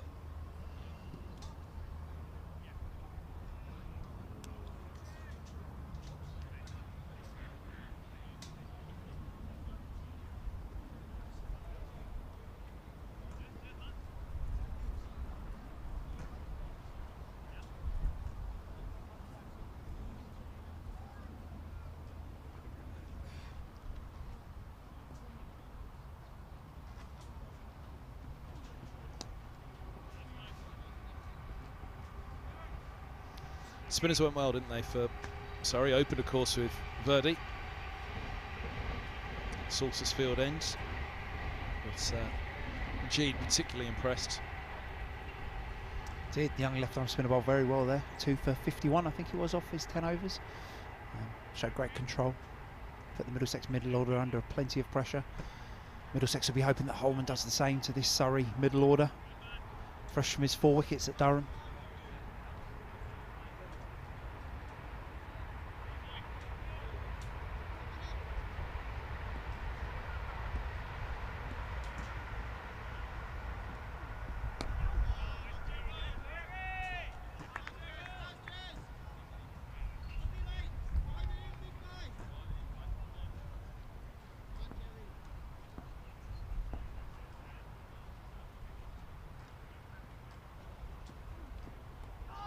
That's well bowled. Side edge to the short fine leg. Was there just a hint of spin here for Holman? Back into the left-hander? Yes, plenty of spin there. Well bowled. As Patel inside edges that down to fine leg. Steele got a lot, didn't he, for Surrey? Got a couple of wickets as well. Hung in there well, didn't he, Steele? Because he did take a little bit of tap to begin with. Milan got after him. He did. Picked up a couple of wickets, as you mentioned, through his spell and bowled with some decent control.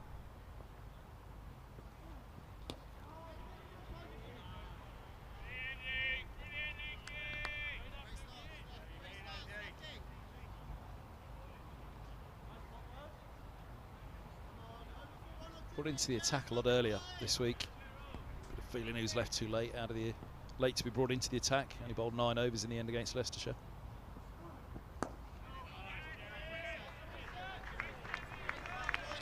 End of the 15th. Good start from Holman, just 6 off it. 87 for 2. Thanks very much to Alan Coleman. Opening up the first 15 here on the live stream from Radlett, where Surrey are chasing 352 to win. 87 for 2, the start they've made, with Patel holding things together on 44, but Laws supporting him well with 20 from 27. Run rate 5.8. Pretty acceptable for the time being for the visitors. Cry catch, it's clipped away out to deep square. Takes a couple of bounces before finding its way to Peter Milan.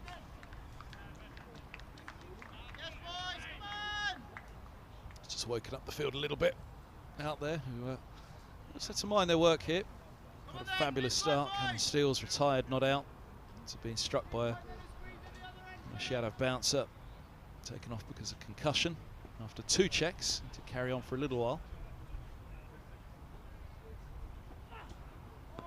Oh, it's a lovely ball from Greatwood, angled across the left-handed Patel. Good pace as well. You push that one through by the looks of it, Greatwood. Mentioning with Alan Coleman, he's keeping Max Harris out of the side.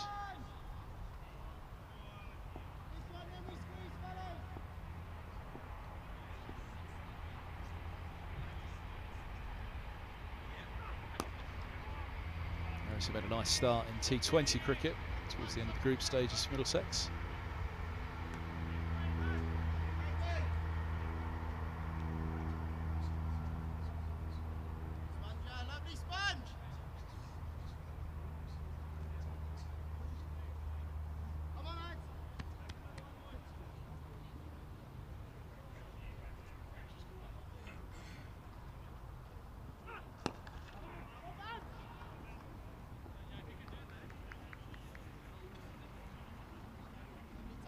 Nice second single, 3 off the over so far. It's pretty much what they've just got to keep doing. Tapping those singles, dropping those singles, and then boundary every other over. Keeps them with that run rate around about what it is now.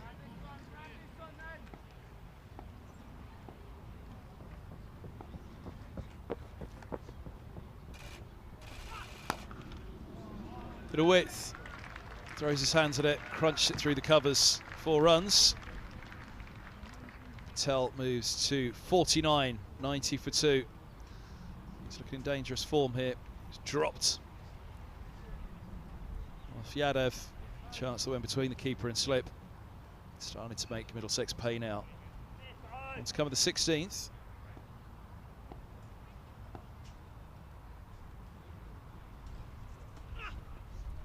Ooh, another one's come with the 16th. Went for the slower ball, Yorker. Down the leg side it went. 95 for 2.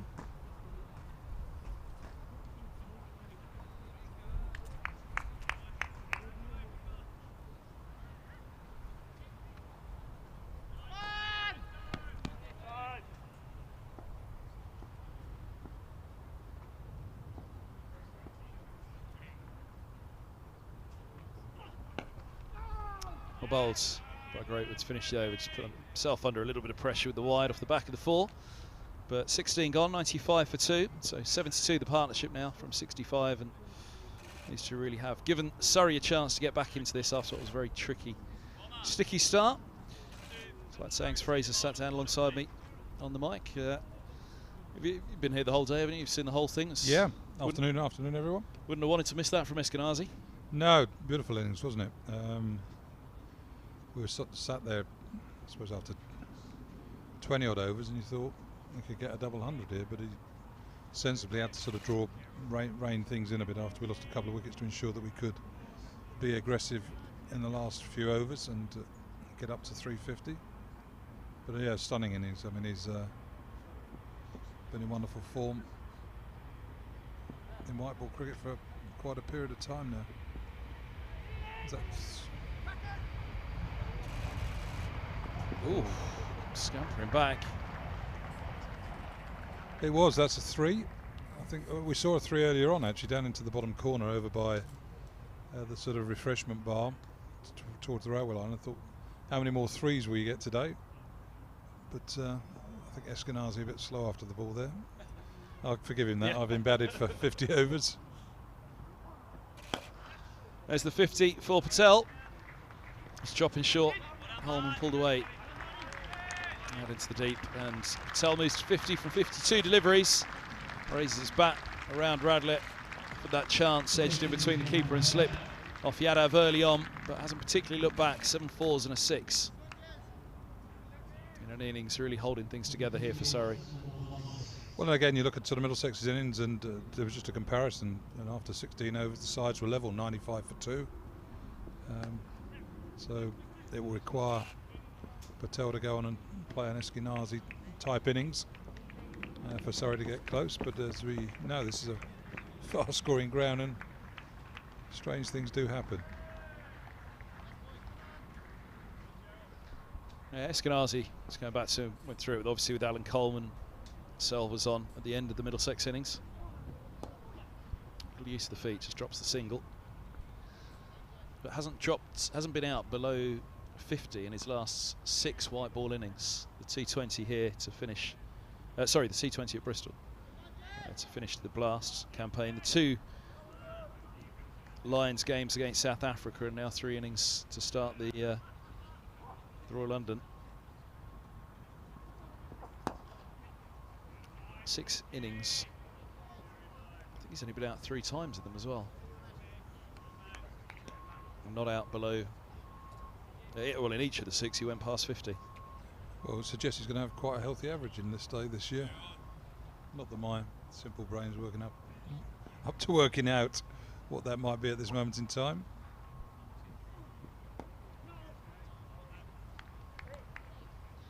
Did see the Middlesex treasurer and statistician David Kendricks in the interval. He said he did raise an applause for Eskinazi when he went to 154 today. It's 300 in the last 2 innings.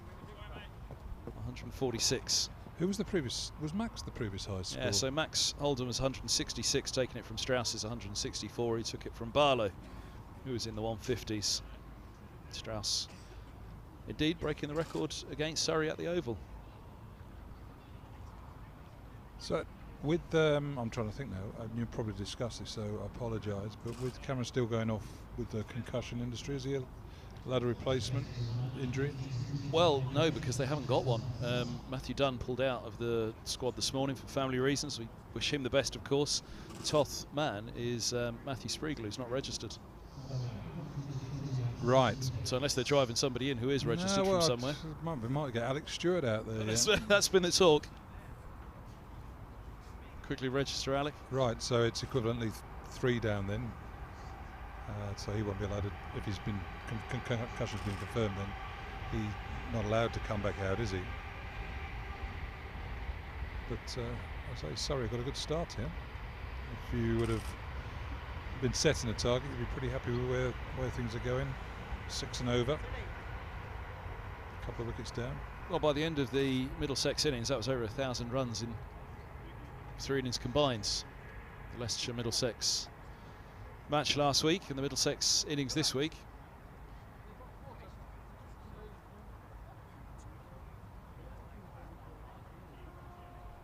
So high-scoring grounds. Radlett, even more so with that parched outfield today. And, you break it down, saying that in the Leicestershire game again today, par score for the first 10 was somewhere between 50 and 60 runs, which is where Surrey were at the end of the 10th. So if you're going for 100 off the back 10 thereabouts, you've got to find another 200, 190 in between overs 10 and 40. 30 overs with 4 fielders back, and then 5 back for the last 10. But partnership's the key. It is partnership's the key, and certainly for the batting side, that is true. And again, playing good, strong shots. And if you hit the ball in the right space, you're going to get 4, aren't you? The ball's going to race away, so you can somehow miss the infield, get it 10 or 15 yards wide of the outfielder, and you've got a good chance of picking up a boundary. So there's no need to slog. There's just wait for balls that are slightly wide, full, maybe a little bit short, and play good strong shots to them. Saw that in the last over there by Toby Greatwood, just gave Patel a little bit too much width, and boom, over the ball goes over extra cover, a couple of bounces, and into the advertising board. So as a batsman, you can be patient, and right, they might have a couple of good overs at you, but no need to panic, because there is an over that you could easily get 15, 18 runs off without too much difficulty.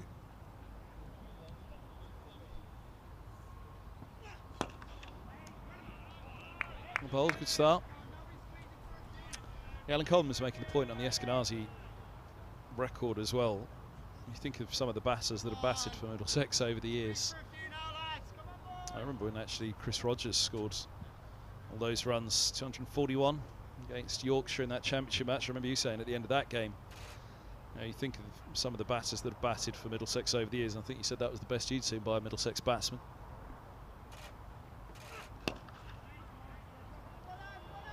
There's a list of names: Gatting, Langer, No, Callis, that was a special. And again, I suppose we've got the new format of the game. Well, I say new format. It's been around 20 years now.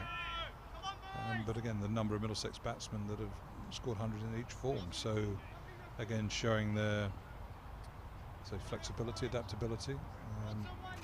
Howie Shah, David Milan, Eskinazi, Max Holden. There's not many that have done it. Put away, no run. Probably missed a. Is there anyone I missed out there? Howie Shah. Did I mention Howie?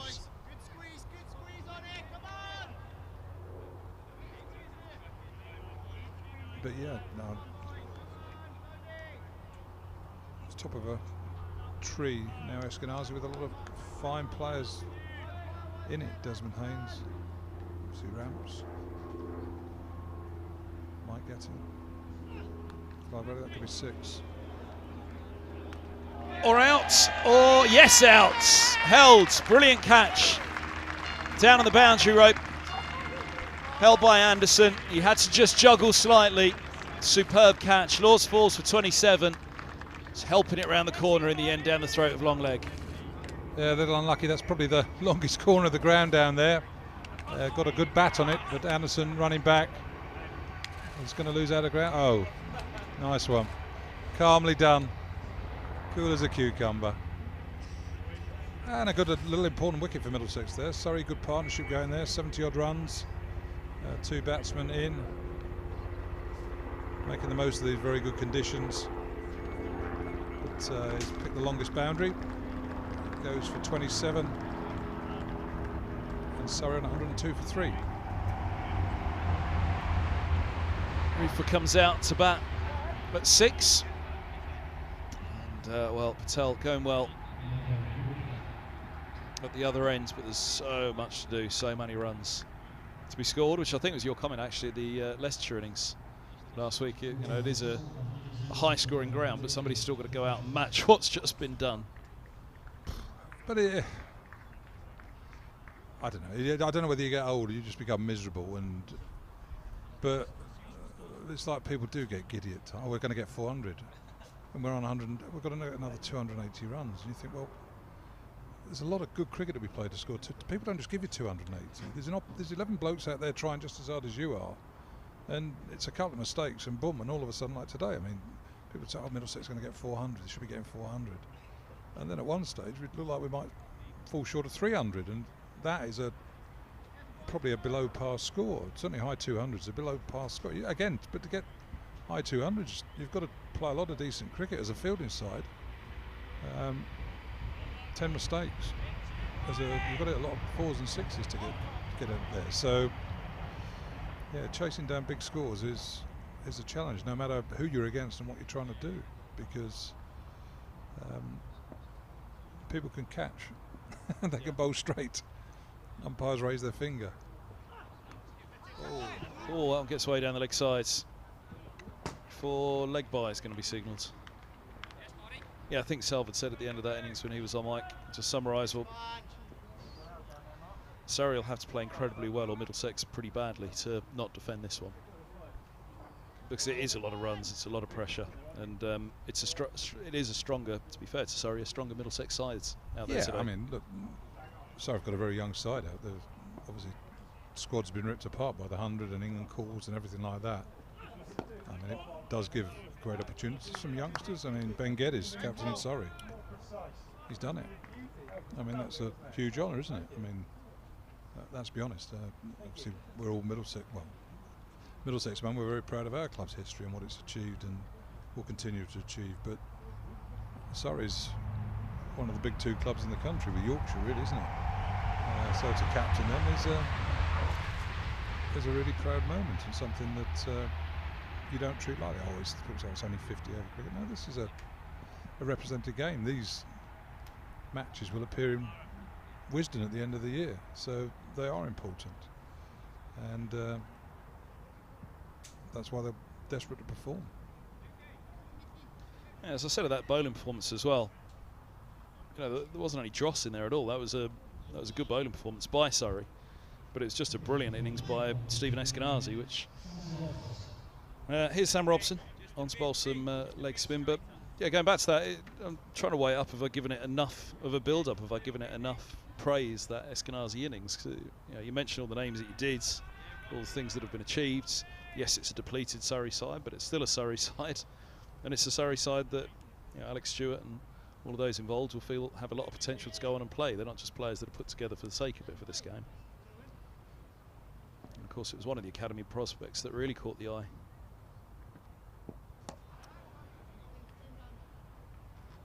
Oh, the bobble.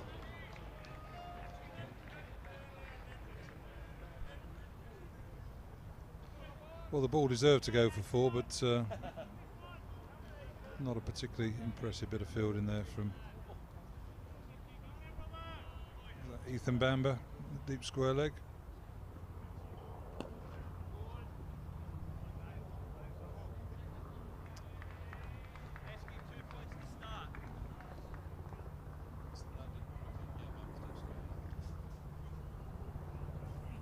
devastated, Ethan. I'd imagine the word sorry may appear somewhere when Middlesex next get in a huddle. Oh, googly from Robson. If was just backing up, opening up at the length of that one. But yeah, just back to Eskinazi. Yeah, how good an innings have we just seen? I mean, it's a brilliant innings.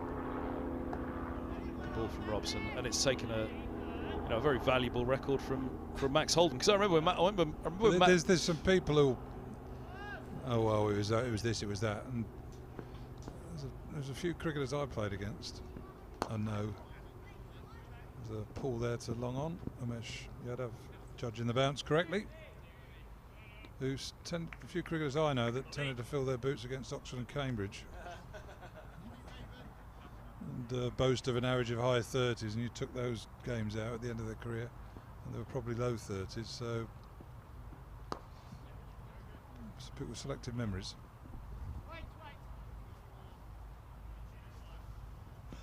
And Majid in particular, a young left armer from the Surrey Academy, really caught the eye today, I thought.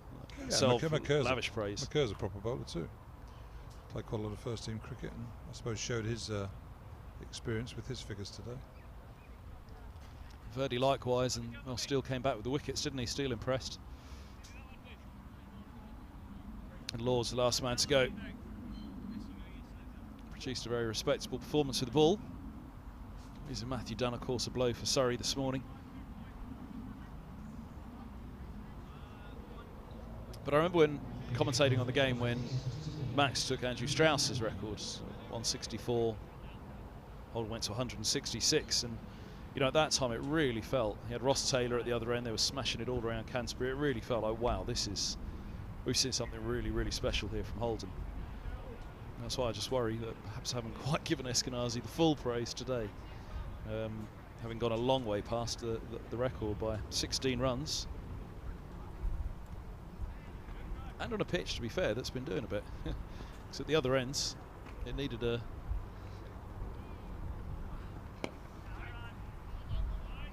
good partnership with Milan.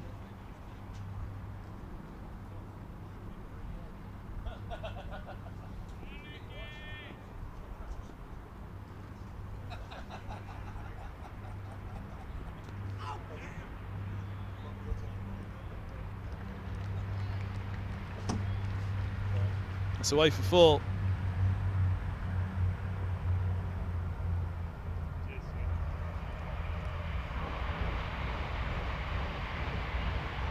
Tucked away nicely.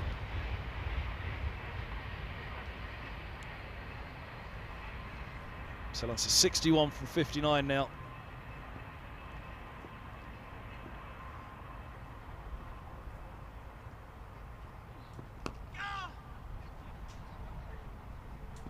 Four more. Is he going to catch up with it, or might just? Is that another 3? Blimey. 3 threes. I think there's 3. Have there been any more? There was a 5, wasn't there, at the start of the day? It's almost like you expect there would not to be an odd number off a delivery higher than 1. Must be a record at Radlett, 3 threes in a day. No, in the summer, springtime, when it's a bit longer here in the second team games.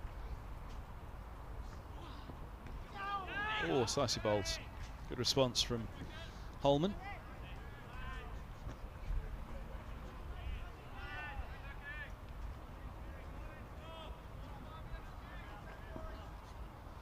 Saw a fair bit of turn and bounce for Steele as well. And leg spin for Surrey.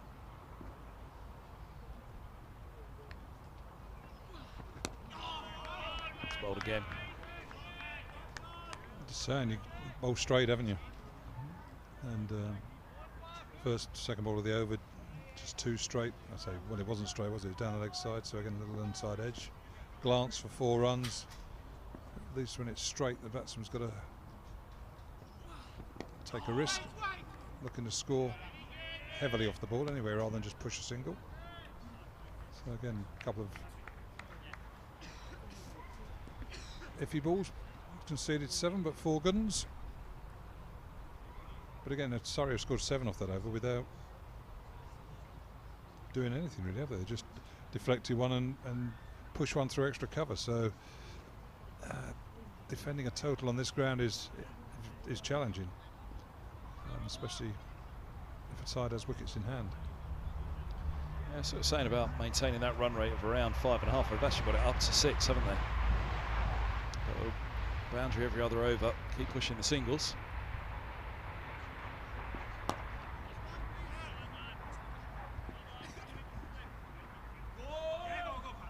I'll turn that into 2. Bounces back off Anderson. It's high praise for Surrey in the fields.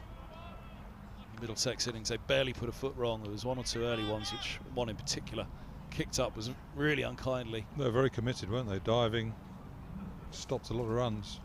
Bit of flight. Just a single.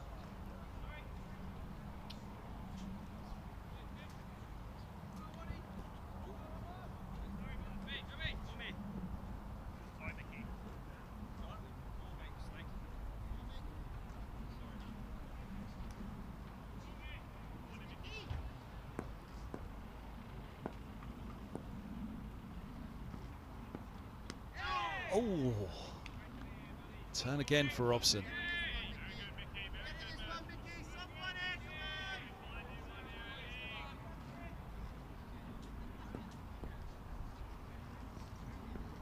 Drop short. Gets away with it. That's a great wood at deep backward square. He'll be loving this as well, Sam Robson. Yeah, enjoys his bowling. Great celebrations when he gets wickets, that's for sure.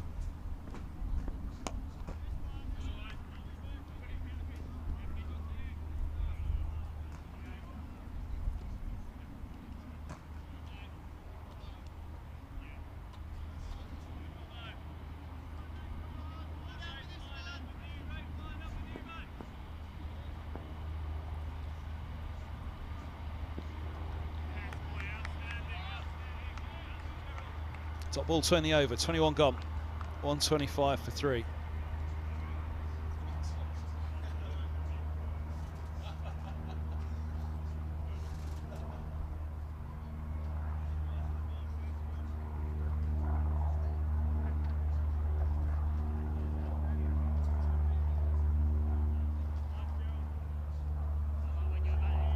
$125 for 3.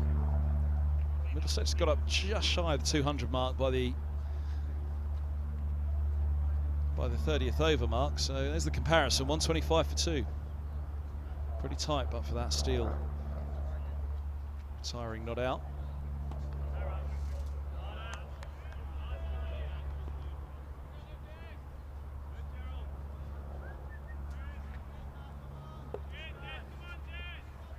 Doesn't Mitch do most of that stuff?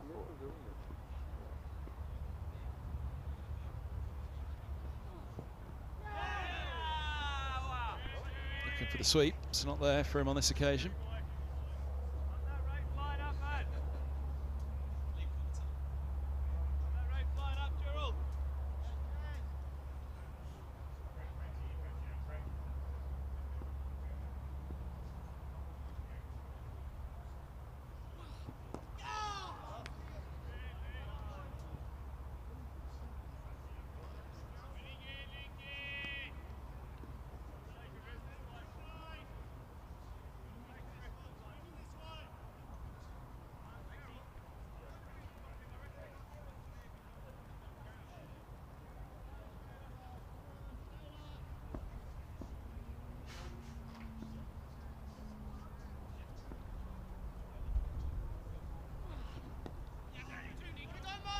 Took it away for a couple more here. Come back, scampered for the second. 128 for 3.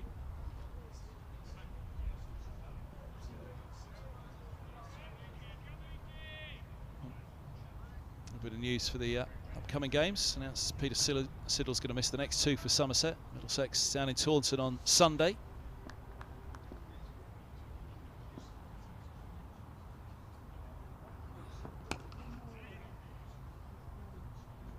Oh, Hold'em Radlett with 2 hands, bobbling outfield here. I think he backed himself to be able to keep his eye on it, to be able to react. A couple of misfields in the last couple of overs. Again, set yourself high standards. That's, can't blame the bounce there. It's a kind bounce, if anything, knee height, but he's overrun it. Again, that's something they want to be careful of, because we picked up on that all the way through the Middlesex innings, that Surrey's outfielding was tremendous.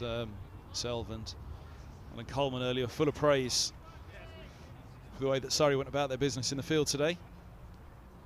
Well, you want to set yourself high standards. I mean, again, all right, Surrey not out of this game, and no one sort of sat here thinking that Middlesex have won it. They're going to have to play very well to chase down 352, but Middlesex are going to play, if they want to prosper in this competition, they're going to play against play more maybe closer matches, and runs, mistakes are important. We saw that last week against Leicestershire.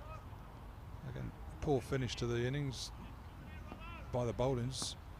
All of a sudden 50-60 runs, 6 more. Short, put away. Patel's into the 70s. A big shot over the back of the temporary stand. Got a bit of a pie first up last over as well, didn't he? Drags this one down. Again, that's a poor delivery. It's a long up. Deserved what it got. Might sound harsh, but got nothing to do with the pitch, the short boundaries or anything. That's just a poor ball. Misfield, suddenly 9 runs. Patel playing the Eskinazi role at the moment. Can somebody at the other end produce that partnership with Reefer? That partnership actually, which you might or might not have heard, that's the record 3rd wicket partnership now for Middlesex against Surrey, beating Gatting and Slack.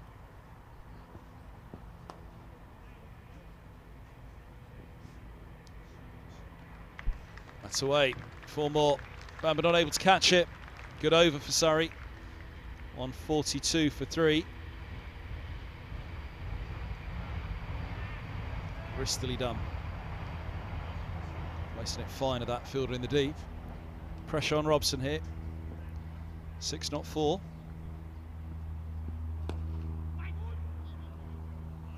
Another naught for Robson on that one. Yeah, I was just wondering, would you have been playing in that one, Slack and Gatting? This runs back a point for a single. Patel's on to 80. I think the record was 130. Depends what year it was.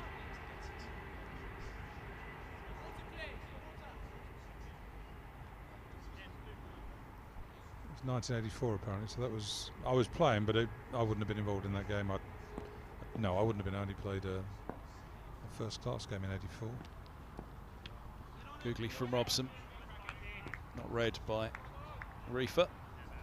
End of the over, 11 off it, 143 for 3. We sort of went through this stage a little bit against Leicestershire, didn't we? Sort of Middlesex 5 bowlers, no real bankers as part-timers, so not a 6 bowler, not an all-rounder. Well, there are all-rounders, but I suppose that they're adding depth to Middlesex's batting, with Holman coming in at 7, Anderson at 8.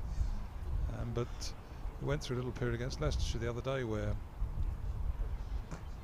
Milan and Robson came on, and sort of 40 runs came up quite quickly whilst those two bowled half a dozen overs. And again, all of a sudden, the partnership starts to gather a bit of momentum, doesn't it? And I think, we need to just get a bit tastier here. And Middlesex do. I mean, the one good thing here is that they've got Holman into the attack earlier. Obviously, Holman's introduction against Leicestershire was quite late. I think everybody agrees with that. So making sure you get him in so that he can get through his 10 overs. But yeah, Middlesex just need to raise things a little bit out there, as far as I'm concerned, anyway.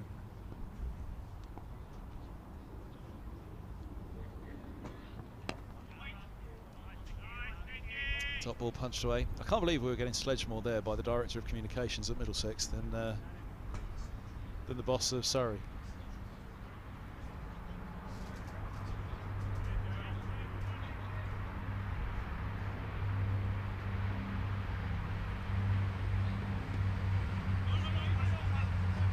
See Alex Stewart at the back of the box. The last time Alex Stewart and I were on air together, 27 wickets had fallen in a day at Lords.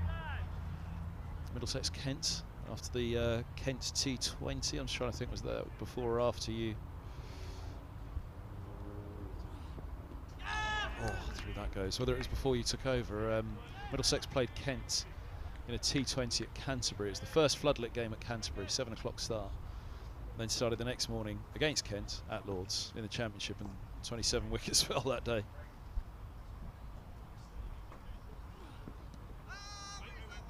On the leg side, just trickles away off the pads. Ended up on TMS with CMJ and Alex Stewart asking what on earth happened at HQ that 27 wickets fell.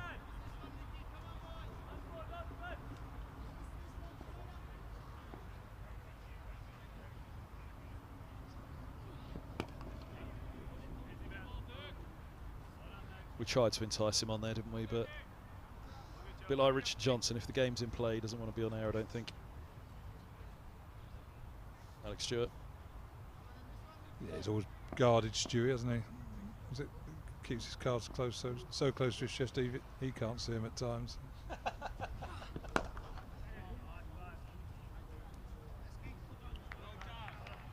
Stewart just pop in and give me a bit of jip. All good stuff. A good over there by Luke Holman. 2 runs off it. Which is what we've been discussing for Holman in the Championship. Can he get through a few overs at 2 runs and over? Yes, and again, I suppose you've got the boundary riders here, haven't you? So it's easier to bowl. You don't feel under the same pressure.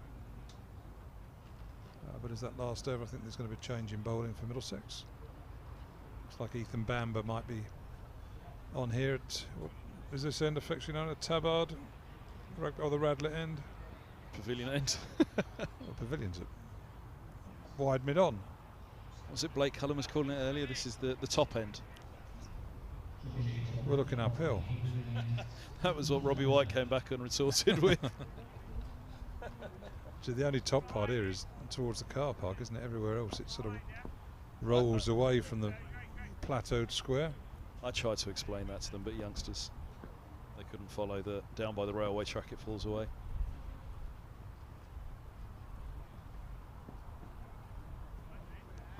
Nice shot earlier actually of Alex Stewart. Mark Ramprakash having a natter somewhere around the boundary rope. Ramps back in his Middlesex colours. Did we get the answer actually of if they did bat together at Surrey? Would Ramps have had a Stewart still been going for a little while at that point?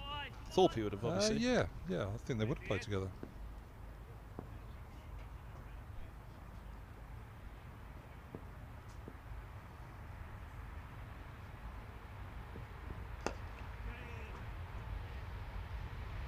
Single out to the cover.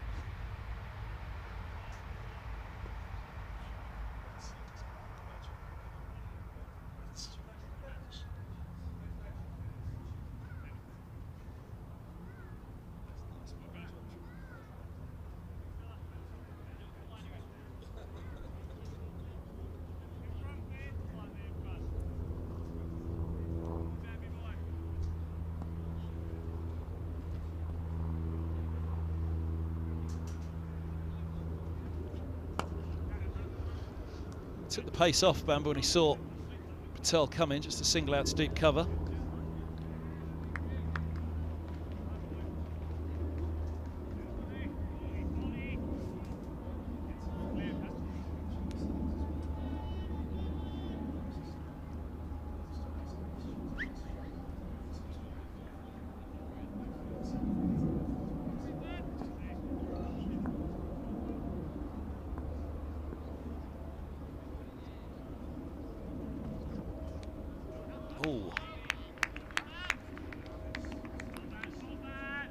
So Ramp started at Surrey 2001 and Stewart finished 2003. Stewart finished 2003. So he'd have played T20 then. I didn't realise that Alex Stewart played T20.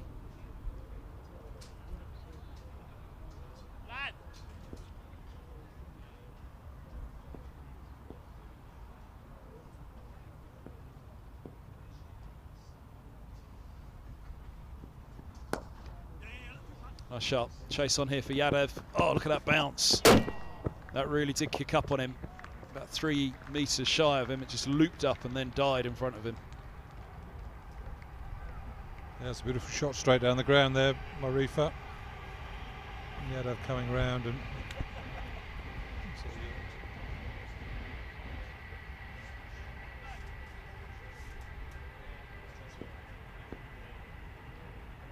Alex Stewart didn't play a T20 that year in 2003.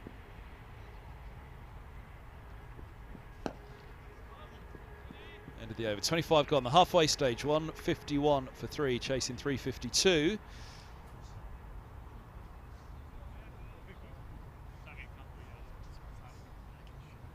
so you working on your double at 30 overs again? Middlesex didn't quite. They were up at 200, weren't they? With 2 wickets on the board. So they had every chance.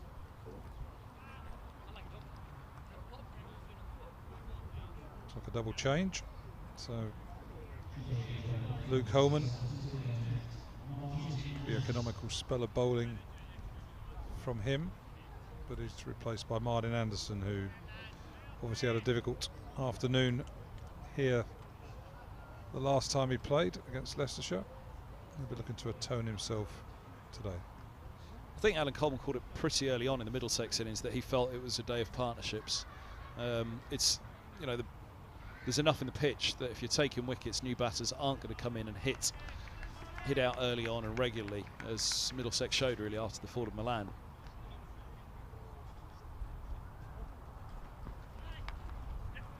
Oh, tumble from Anderson. It'll just be a single down to long leg.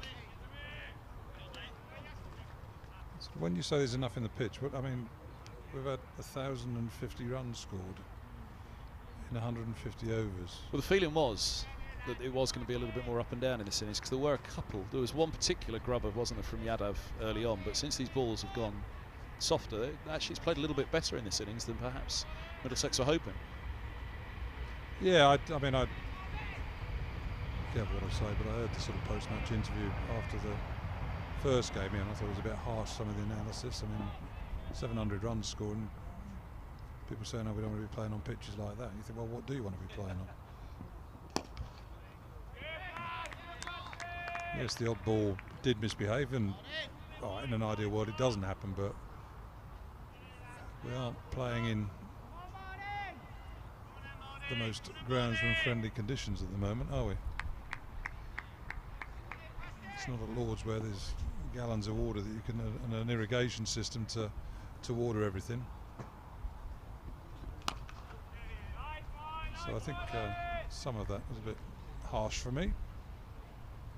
I think he's played a lot better than was perhaps feared, let's put it that way. Especially that ball, the one that Steele got, it did certainly climb, didn't it?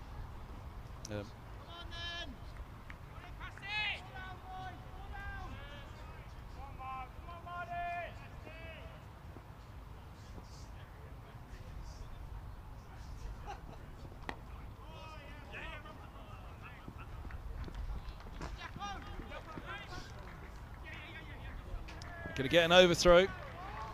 That annoys me, that does. Just sloppy. Why have you kicked the ball? Subfielder Davies. Holden gives him a high five, but perhaps a little reminder as well.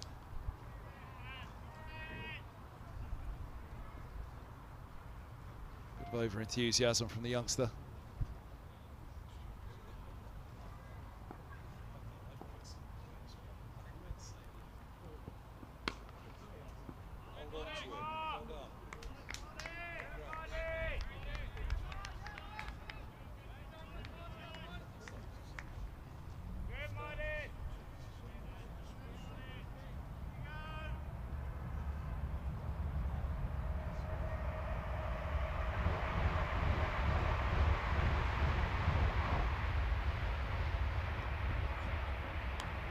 Be a wide. 5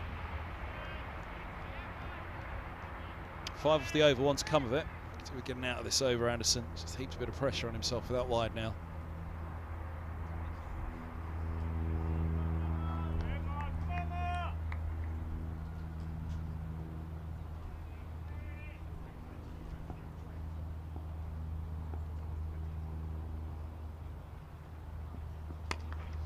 Low full toss. And there you go. The wide, followed by a boundary. 160 for 3 at the end of the 26th. Again, you're looking at things harshly there. Middlesex could argue given Surrey 6 runs. Kick to the stumps, overthrow, wide last ball. Going for 4 right. The fifth, the legitimate last ball could have been pushed for 1 or 2. But you're sitting there looking to be a crack side. You don't want to be making those mistakes. So an over that could have gone for 4, 5 has gone for 10. Is it fair to say it's a discipline at this stage of the match that Surrey are winning in the field? Outfielding's been better.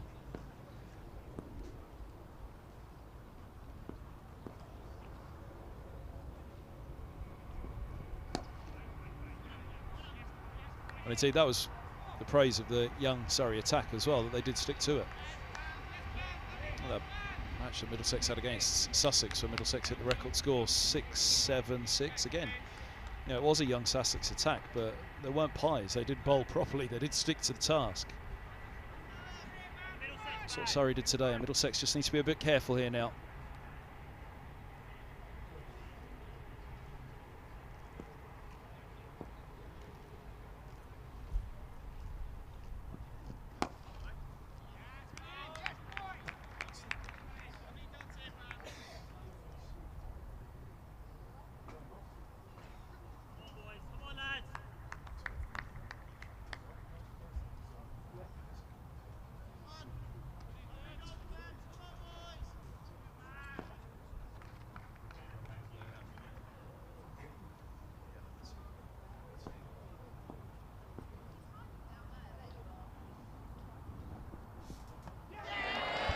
Bowls in. There's the breakthrough. Bamba's back. And Reefer building that partnership with Patel. Just has one nip back on him. It was doing that fair way through the Middlesex innings. They'll hope they'll do it fair way through the Surrey as well. Yeah, good delivery there by Ethan Bamba. From this position, it looked like it kept a little bit low. Not a lot, but important wicket. I say wickets are the only real way that you're going to check scoring rates on a ground like this. And that's at the top of middle stump. So again, reward for that simple, but maybe not as easy as a lot of people think, quality of bowling straight. Batsman misses, you hit.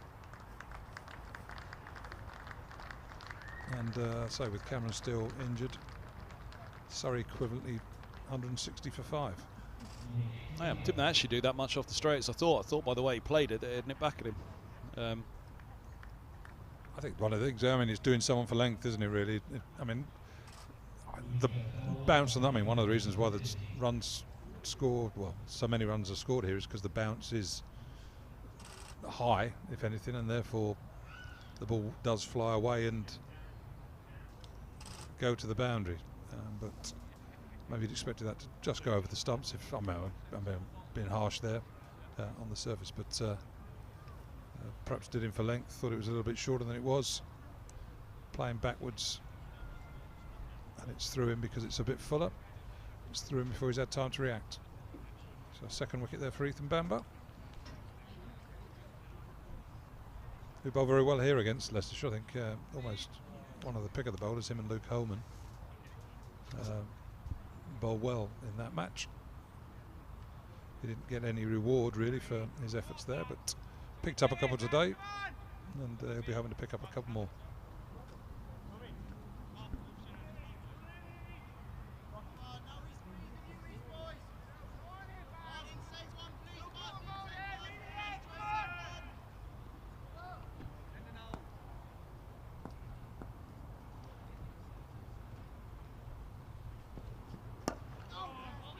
Bowled well again today, Bamba.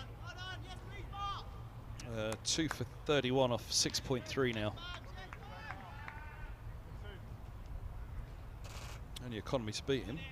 Toby Greatwood, 1 for 19 off 4.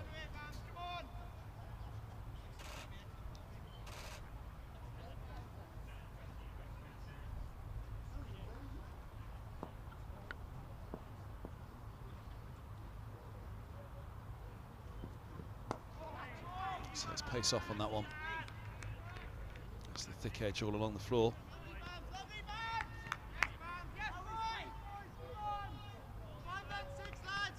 Actually looks pretty good. The bowling card at the moment for Middlesex. Economy 4.8 Yadav from his 5, Bamba 4.7.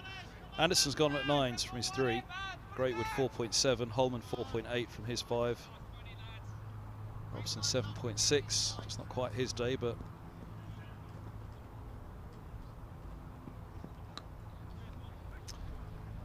it's worked away by Kimber.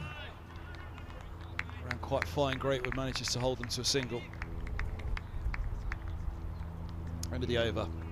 Well, the reintroduction of Bamba's done the trick for Middlesex, breaking another encouraging partnership from Surrey. Completed 7 overs now, so I'd imagine he may well have 1 more potentially. Keep him 2 for the end, or 3 for the end. Sorry, 2 for the end. And, I suppose the challenge for Middlesex now is to, I was going to say, get through a few overs of Anderson and Middlesex's 4th bowler, or 5th bowler really. So Anderson and Robson bowled 6 between them, you could argue, so 4 from that pairing to come. Greatwood bowled 4 overs, so he's got 6, so, but Eskinazi going for the kill, bringing Yadav back into the attack, this time from the, let's call it the London end, southern end. I was asked earlier, why is it called the Saltersfield end? Actually, Pass. Saltersfield Was my answer, pass. Straight back in, straight back on the spot. What?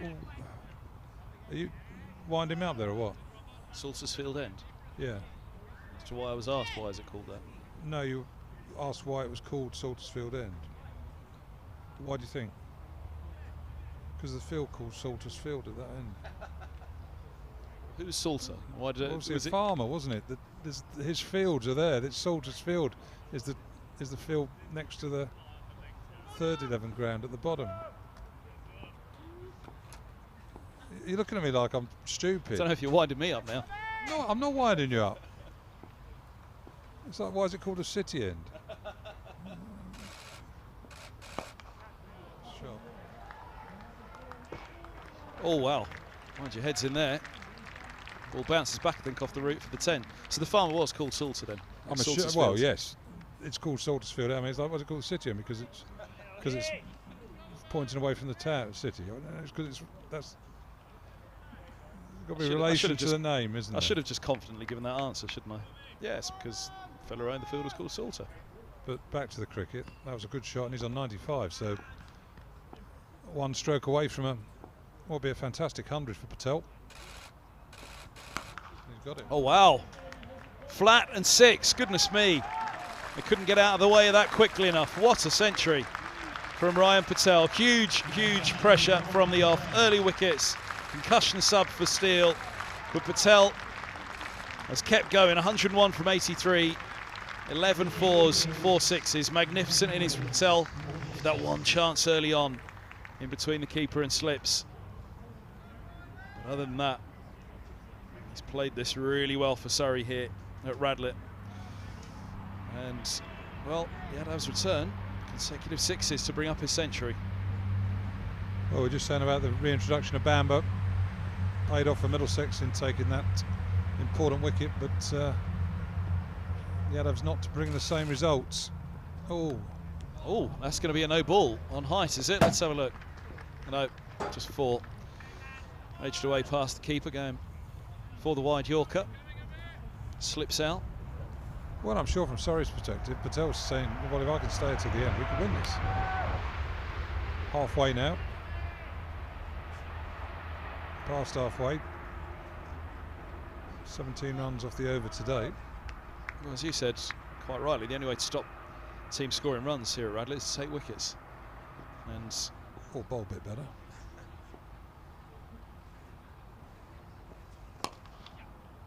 Strokes away nicely.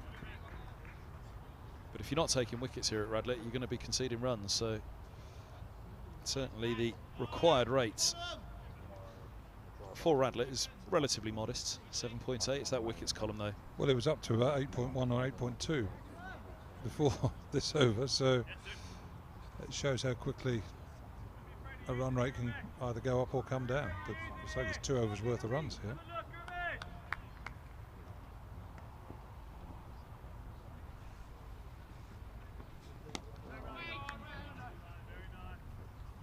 End of the 28th, 179 for 4.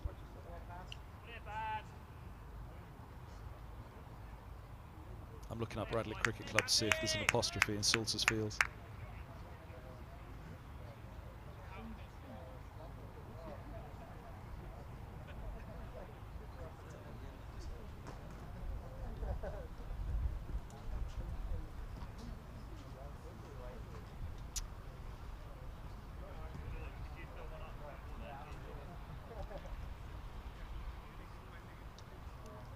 So where's Cobden Hill then? I think we're on it. Is that the mound out in the middle? There's a sort of, you go out the main gates here, don't you? You go downhill into Radlett and you go downhill to Elstree. So this would be Cobden Hill. I don't know whether you want to. It's like I played golf the other week at Coombe Hill, and the clue is in the name. It was hilly. Single down to long leg.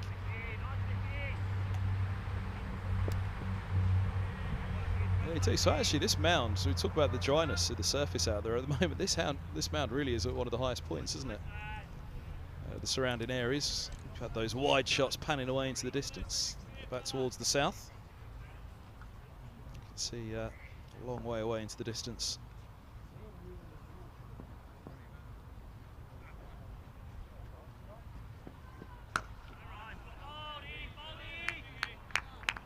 Tim Murtagh fitting into his role as Middlesex's bowling guru during this tournament. Walking in front of us with an ice cream in hand.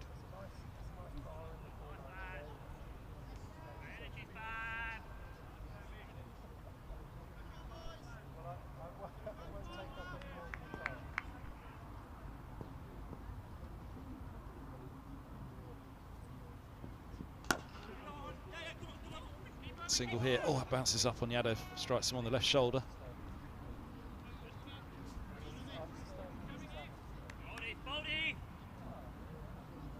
So Mr. Murtagh working hard as his Middlesex's bowling men too, with a cornet in one hand.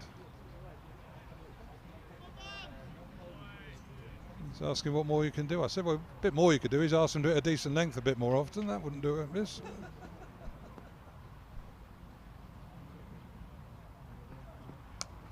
Short, hooked away, pressure on the fielder again. Good sliding top this time from Sam Robson.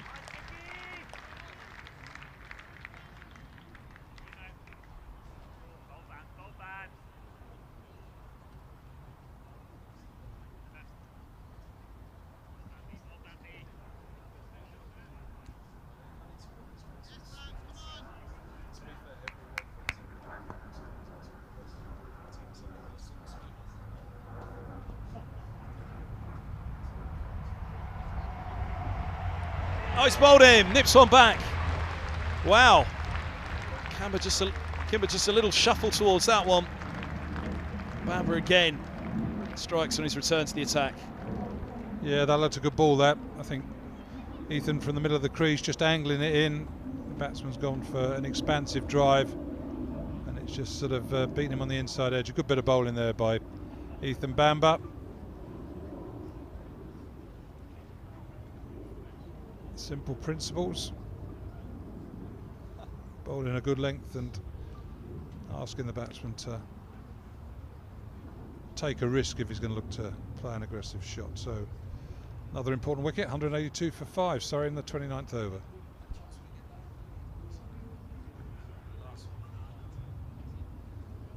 I hesitated momentarily on commentary because I could see behind the batter that leg stump had been disturbed, so I wondered if he got an inside edge. It was actually almost a domino effect from the outside of off.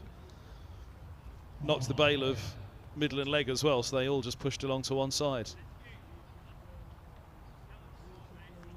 Boom, boom, boom. That was why leg stump was disturbed, which threw me slightly as to whether there was an inside edge or not. Great news, well done. 182 for 5, effectively 6 down.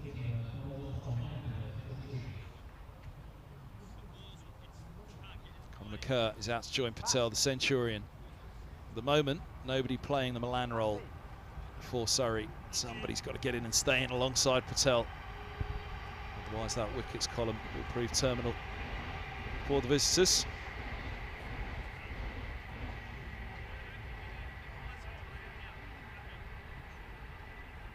Coming up to the 30 over mark, the W score mark from 30 overs, but 5 down, effectively 6, that's the problem. It's going to take a very special partnership from here. Patel won't be able to do it on his own.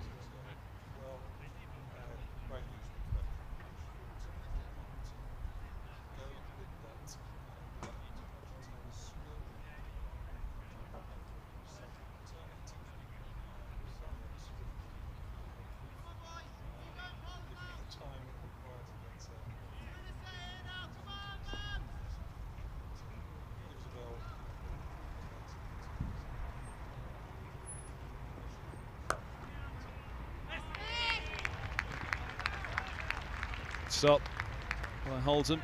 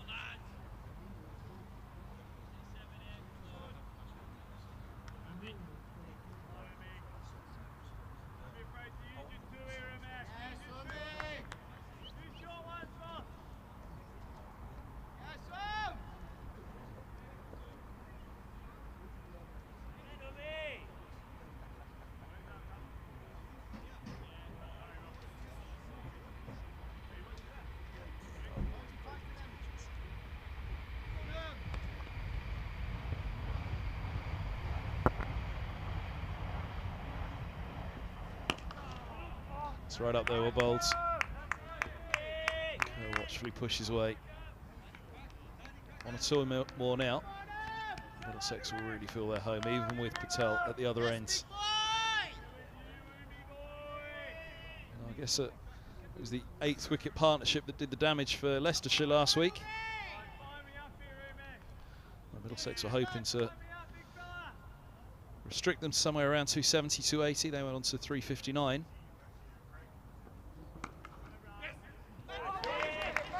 Stop, backward point by Holden.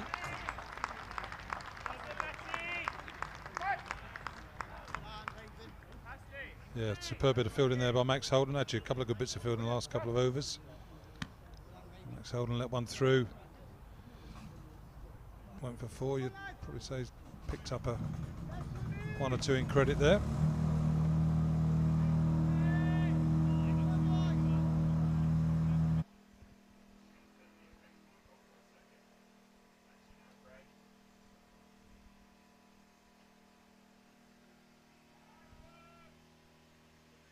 Straight to Milan out on the ropes. Who on earth is that? Is that the lifts? Ah.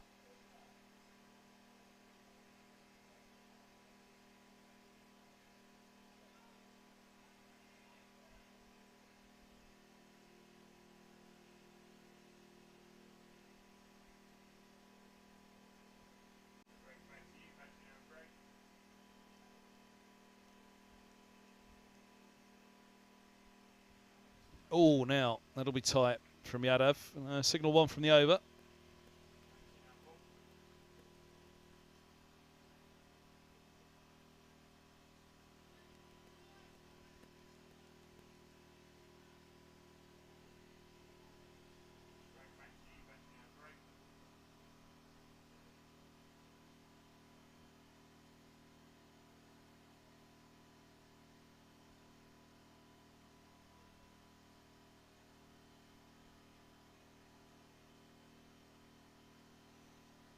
Run a game for a single. Just a rebuild here for Surrey at the moment, which is what they've got to do after that.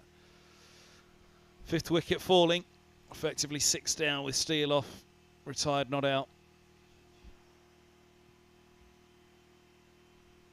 What is it going up and down?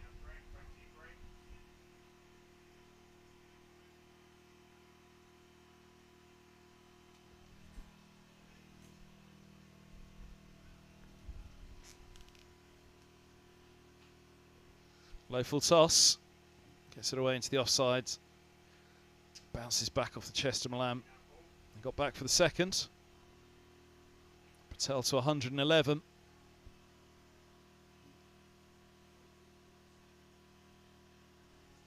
.188 for 5 at the end of the 30th. Middlesex there, as you can see, were 194 for 2. It's that wickets column. You can effectively put a 6 against the Surrey card, with Steele very unlikely to return, as it looks as though it was concussion that took him off. Had a concussion check after the blow on the helmet from Yadav, a ball that climbed on him. Played on for a few deliveries, but then the physio came back out, told him he had to come off.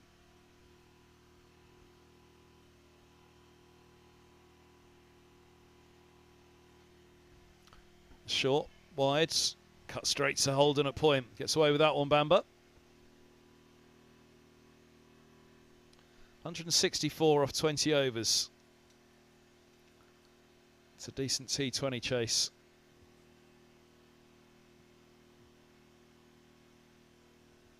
But with only 4 wickets to do it.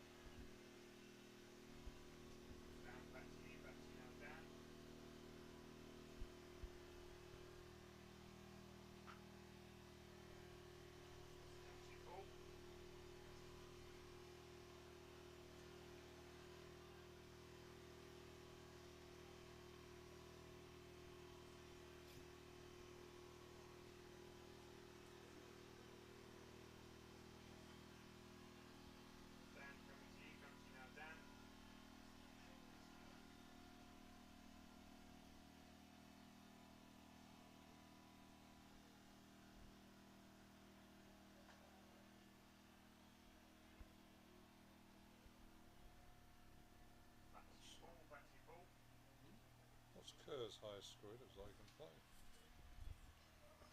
Colin Kerr? Yeah. Looks like he did it a long way.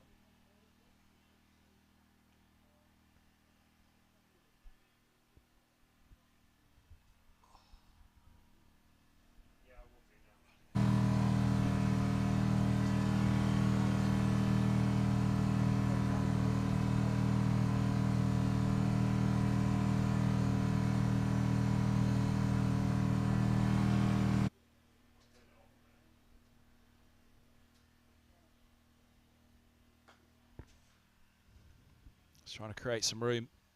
Patel picks up the single. Out to Holman.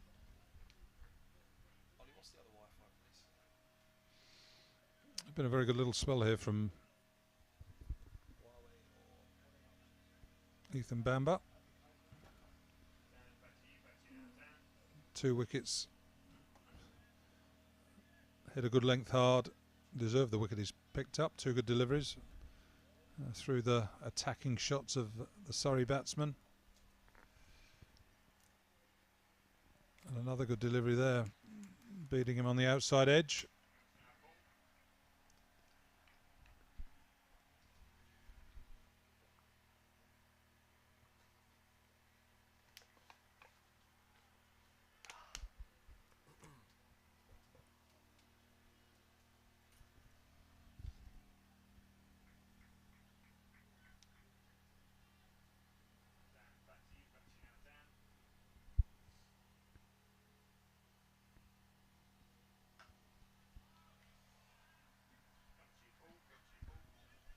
He's 24 years of age now. Conor McCurse in the over on 90 for 5 after 31.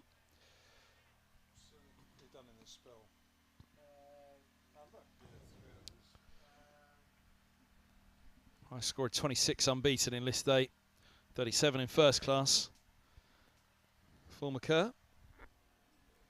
Yes, looked a bit aggressive.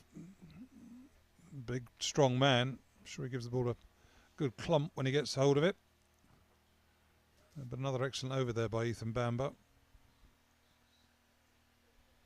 It just shows that if you do hit a good length, hard, aggressively, intelligently, you can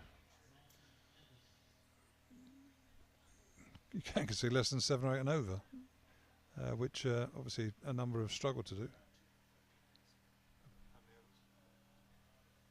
He's taken 2 for 13 in 4 overs, I think. Yeah, so for 2 for 13 in 4 overs. Picks out the fielder. From a Middlesex perspective, you want to see Martin Anderson come on now and bowl a nice, good spell and start rebuilding a bit of confidence that would have been given a bit of a hammering during the Leicestershire match. Please, Middlesex played him up at Durham last week. Sorry, well, at the weekend, wasn't it? Yeah, on Sunday. Yeah, it was a good and important call, wasn't it? I think to back him and keep him in.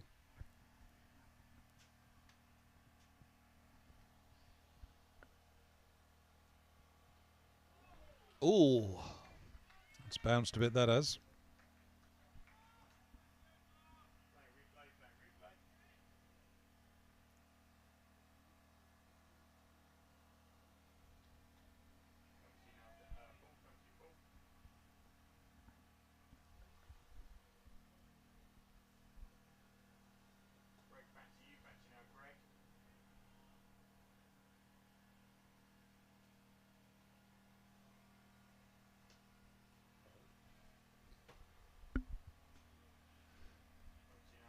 And again, that's better. But I say it's almost. You do think your way through this. So you've got a batsman under 11, get him off strike, bowl at the other fella, and it's how you get him off strike. And there's an art to that, and I suppose the art is, I suppose, bowling to your field. So all right, you've got a couple of fielders out on the deep square leg boundary, good length. If he picks it up off a length and hits it for 6, that's a good shot. Saw bowled again. But again, bowling isn't just running up, even though most fast bowlers are regarded as being a bit thick, or historically they were. When I was at Stanmore, I was first changed behind Ross Cheese and Arthur Ferry, who were known as the thick quicks. Both accountants, highly regarded accountants, but because they were fast bowlers, they were deemed to be a bit thick. That could be close. Going down, call of the umpire.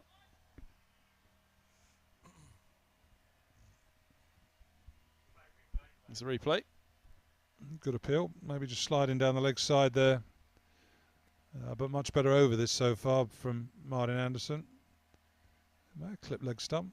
But fair enough for the umpire to turn that appeal down. But again, thinking your way through an over.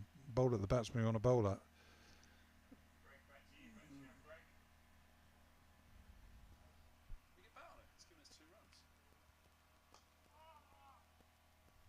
It's been giving us runs. A little inside edge onto the pad. Unless the scorecard needs changing, but it's gone up as runs. 193 for 5 after 32.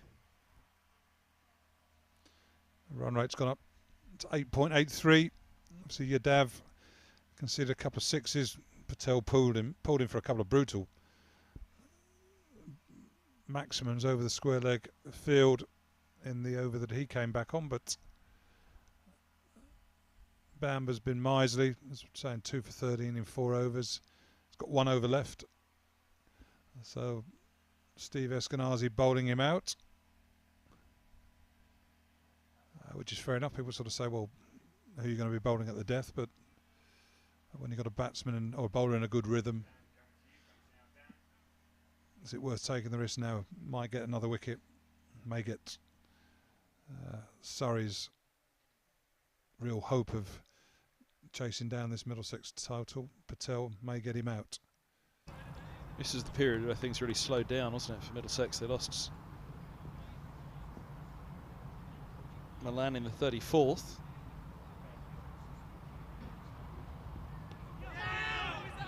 It's up around the hip. And hurts Patel. Patel looking to remain aggressive. I think there was one stage where he was scoring at less than a run a ball. So been real acceleration in the last few overs from him.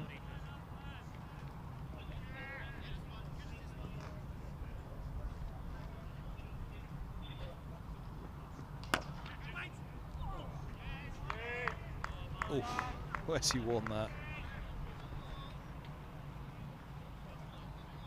Somewhere around the torso. I always remember once, and I had a Alex Stewart, going back to Alex Stewart. We had an incident like that in a first-class game. Wasn't quite the torso. Or it might have been a 50-over game. It might have been a Benson Hedges Cup game at the Oval. And exactly the same as that. And Stewie called the single through. It's off my bowling. And I went absolutely ballistic at him. And he just stood there with that stupid smile on his face that he had, not saying a word.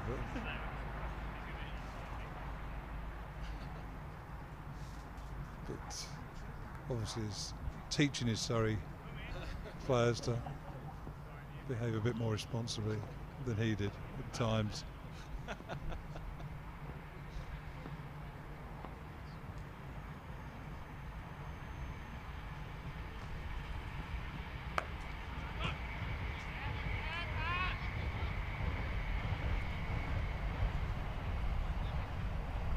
So 3 balls left in Ethan Bamber's spell. Will Patel, even on his 113, look to see him off or take a few risks. Ethan will be very keen to get out of this, maybe conceding a couple of runs. But he's bowled beautifully this afternoon.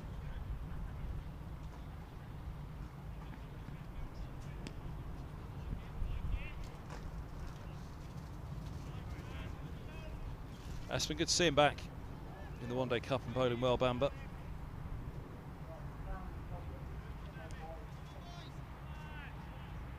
Good opening foil with Yadav.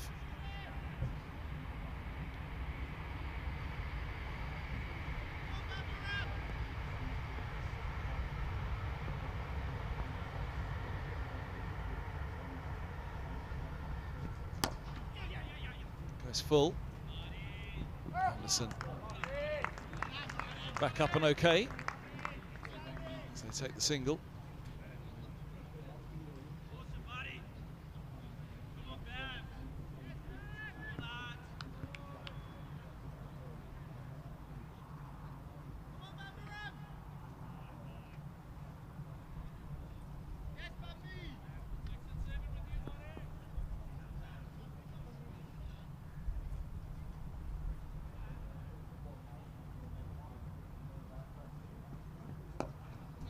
In the air, safe over backward points, and the fielder getting around in the covers. Single more to the total. One to come at the 33rd. One to come at Bamber's day. A required rate up over 9 now. First time it's hit 9.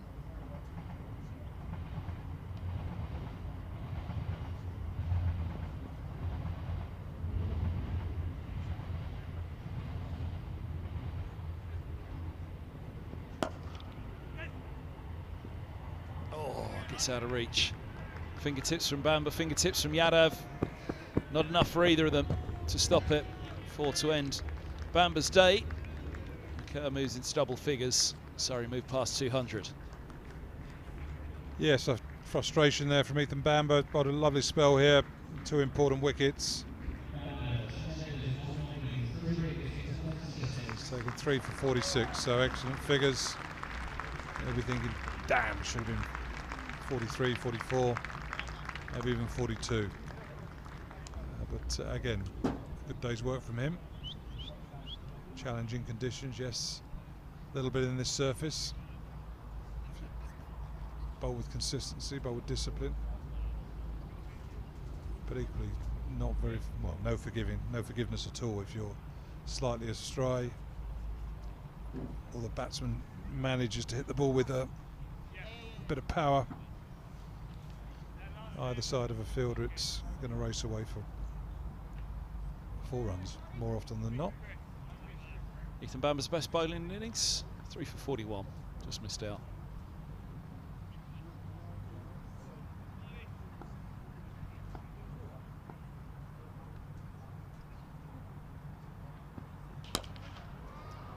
Slapped away down the ground, full into the arc swing. Patel making no mistake, 205 for 5.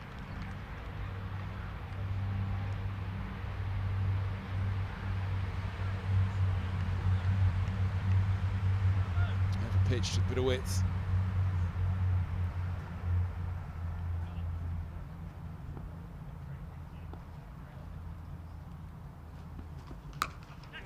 Oh, that's gone up in the air, and this could be the end of Patel. Underneath it's Robson, and that could be the end of the match as well. Patel's innings comes to an end. 118 brilliant runs from Ryan Patel, holding this Surrey innings, this Surrey chase together. But with his fall, perhaps will be the fall of Surrey for the match. 205 for 6, effectively 7 down. Cameron Steele off the field, and a magnificent innings from Patel. Nice for him to end up on the losing side today. He's battled extremely hard against the odds, but walks away with the century. Yeah, fantastic innings, some lovely quality shots, strong strokes, and a much deserved standing ovation as he walks off here at Radlett. Just got the feeling he had to keep going. You couldn't let the run rate get up 10, 12 and over. The previous ball, 1 bounce, 4 over mid-on. This time looking to go over the offside. Didn't get a huge amount of bat on it. And Sam Robson, who's got a pretty good pair of hands, comfortably held on to the catch that requires something well exceptionally special from this Surrey lower order to get them close to this total. But I think we sat here watching Middlesex play Leicester with the score was 220 for 7. I don't think we envisaged they would end up with 360 there. On that occasion they did have Mulder, international batsman, at the crease. But most lower order players know what they're doing these days. A bit better than some of them in my day. Is that Nathan Barnwell, 19? He didn't get a bowl today. In as a replacement for Matthew Dunn in the morning of the match. He's only to be the 12th man today, Barnwell. Pushed in, didn't get a bowl. He's only had 1 first-class match, that was against the Sri Lankan Development 11. And top score of 22 in that, or only score was 22 in that innings. Earlier in May at Guildford. And a nice wicket, or much needed wicket as well for Martin Anderson. Having a difficult period, certainly with the ball in white ball cricket. But nothing improves the confidence more than a few wickets, a couple of tight overs, feeling that you walk off, you've actually helped your side perform well in a game. Oh, sends that one down the leg side, wide signals.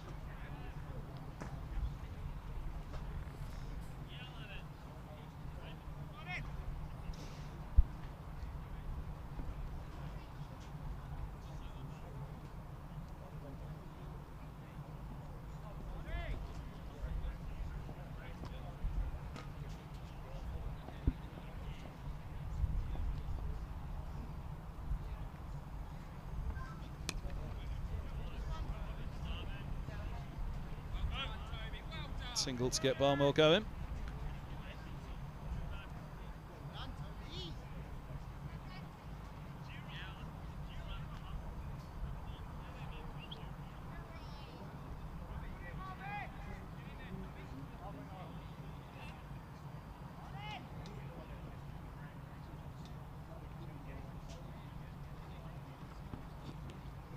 Oh, well bowled.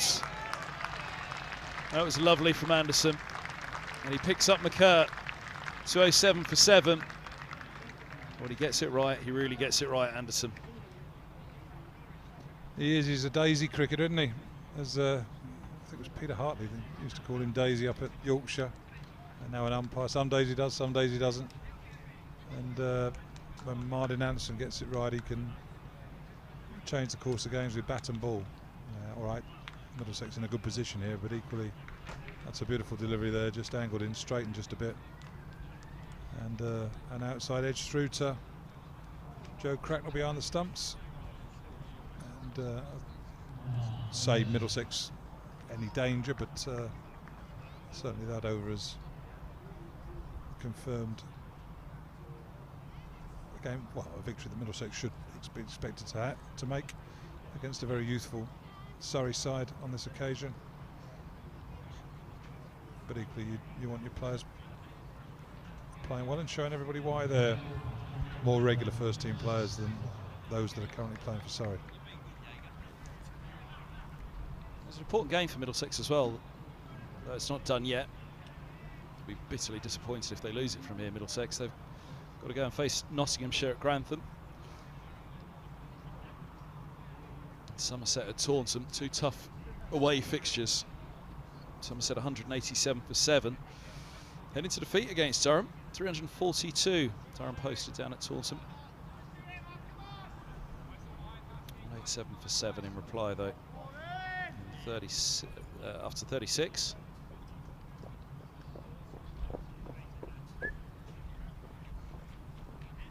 Renshaw, Davis, Goldsworthy, Hildreth, Bartlett, Rue. They've still got some batting in there, sorry.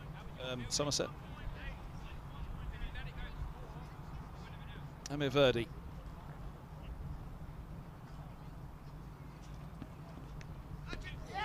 Has he got him? No. Enthusiasm from Greatwood at Longley. Third man. Got a good view of that one. There was a noise, obviously it'd have been a wide, had it not a flick something, but just flick the pad. Joe Cracknell diving down the leg side. Bit of theatre from him.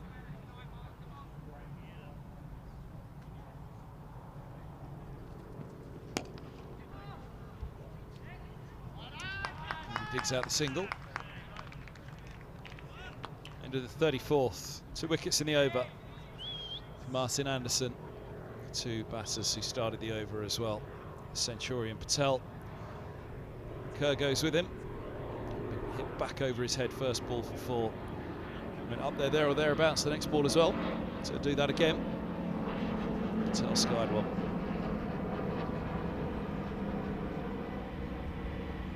I like this. Get Holman on. Sorry, batsmen know they can't sort of push it around. Well, they look to get a little bit of batting practice during these last 15 overs, so still quite a bit of time left in this game, but will Holman throwing the ball above their eye line encourage them to go for a few lusty blows, which could bring a premature end to proceedings here at Cobden Hill, which is on Cobden Hill. Kevin.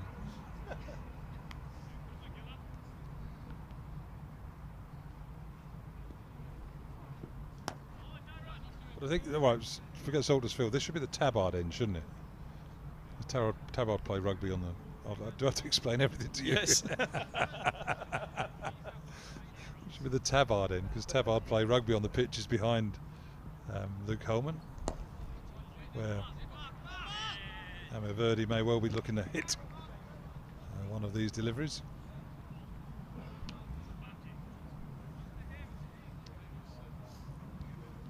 Rugby, you're definitely out of my field of knowledge. Well, you must have noticed the rugby poster you've driven past. How many times have you been here? Egg chasing, I try to ignore it, to be honest. Could be in trouble there.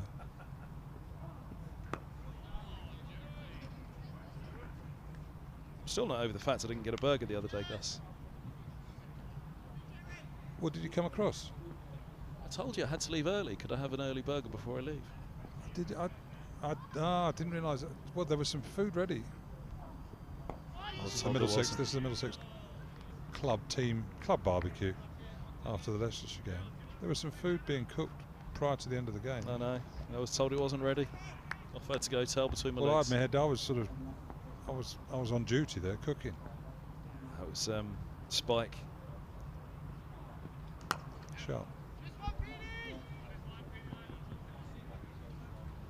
Good tumbling stop out in the boundary. Lam back for a comfortable couple. He played nicely today, didn't he, Peter Milan? Again. Good signing. Yeah, looks a good player, doesn't he? Plays some nice, crisp shots. I'm sure he'll be desperate to go on and put a big score on the board somewhere in this tournament.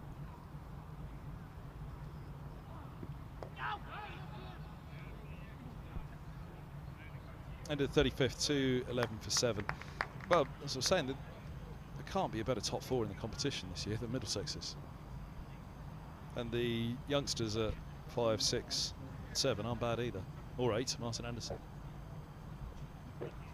No, again, sides, different clubs affected in different ways by the 100. Just reading that Somerset batting lineup out, that's a pretty strong batting lineup, considering the number of players. They've lost Banton, Sneed, people like that as well. So clubs have been pulled in different directions. Obviously we're not affected as badly as some. I suppose the bowling is the area where a little bit more vulnerable was exposed the other day. Well, Martin. Again, you look at London Spirit, they've almost got... Oh dear, what's on this? Not a great throw by Toby Greatwood, but it's bounced up and nearly taken Joe Cracknell's head off there. A little bit of understanding. I don't think Keith Brown would have been that sympathetic back in the 80s. The glove would have been thrown off.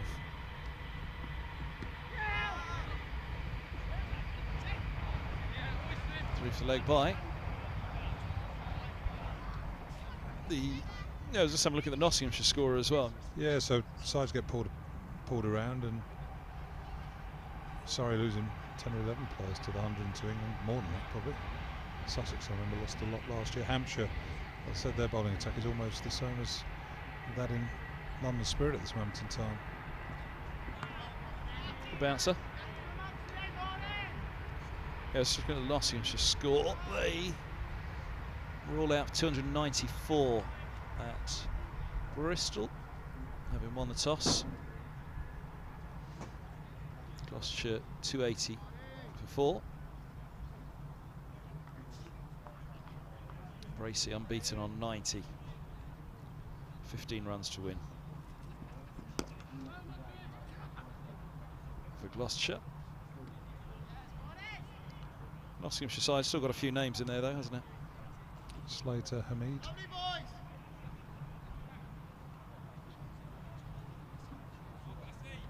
James, Hutton, Chappell, Patterson. So yeah, half of a regular team there. Oh, full toss on that one. Just about dips, I think. To be okay, it is. Yeah, no, that's the mark of the List A side this year. You know, if there have been sides that have been ripped apart, there are some who are able to put in. Would Hamid have played in the Nottinghamshire List A side if everyone was available? Possibly again, not, but he's a good player. Dent, Harris, overseas player, Bracey, Price, Taylor. Yeah, that's again nucleus of sides that you played at when the tournament wasn't hidden behind the short ball. So Martis Anderson getting a bit of confidence here against Surrey's lower order. Get a few overs in, make your figures a little bit more respectable. Can he get away with 10 overs for his first 5 overs? We're going for sort of 7.5 and 8 and 0, but it's only get 3 or 4 tied overs in. Nottinghamshire top of the group with 2 wins from 2 prior to this game, heading to defeat against Gloucestershire, who are 2 defeats from 3.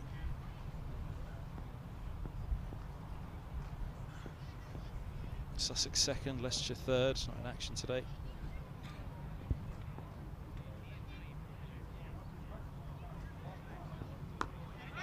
It's ball from Holman. Tapped away by Barnwell.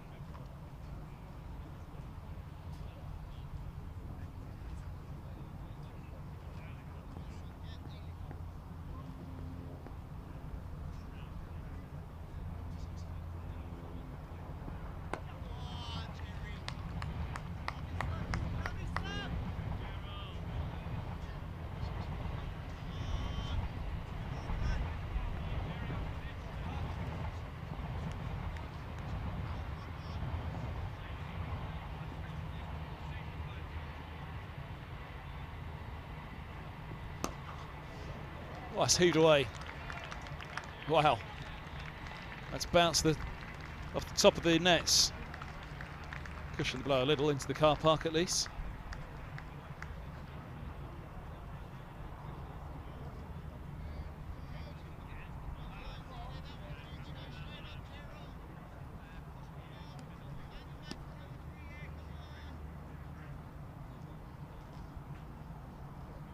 Has that woken Alex Stewart up, or has he been to get the ball?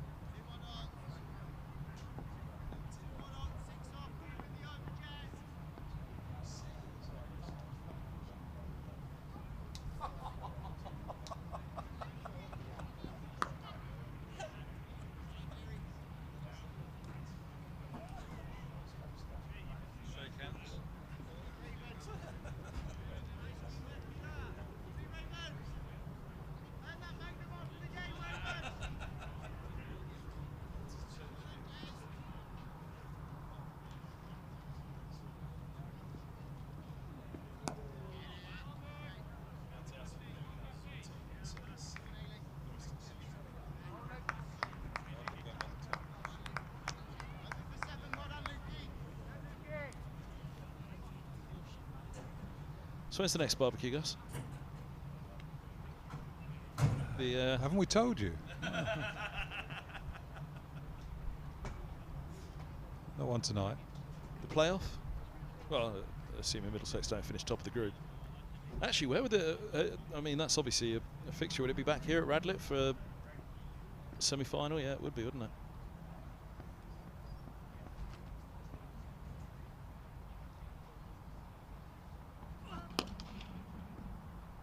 No ball called. I was talking about Anderson stepping in the right direction, but he's stepping over that front line. First ball of an over, free hit. He's gone for 38. Picked up 2 wickets, but gone for 38 off. Well, he's gone for 36 before that delivery, so this gets carded out the ground. Oh no, he had gone for 38, so 40 is conceded. Give yourself a bit more of a chance. Bounce or slower ball? Bouncer, which is heaved towards the railway track for 6. Well, that was a fantastic stroke. We saw in the last over, Barnwell hit one over deep mid wicket for 6 onto the roof of the nets, but that's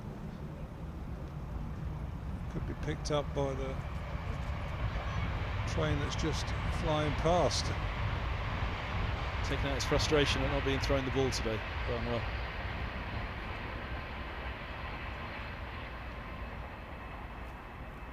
But again, you wonder why you concede runs. Well, on a no ball, it goes for 6. I mean, that's 8 runs off 1 ball.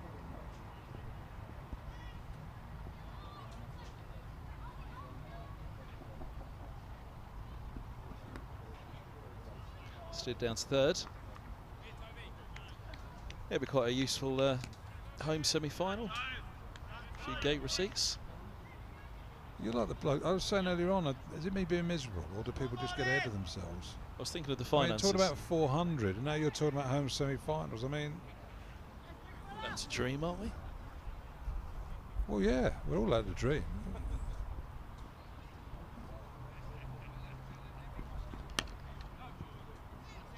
Surely you can feel silverware and sniff some silverware in the air this year. But your dreaming doesn't do anything for expectations of everybody, and then when it doesn't work out, well, we've let people down. Well, no one in the dressing room said anything. It's only some idiot on the radio or TV that's been saying stuff, and yet the blokes are the ones in the dressing room, the ones that get all the stick because they've let people down.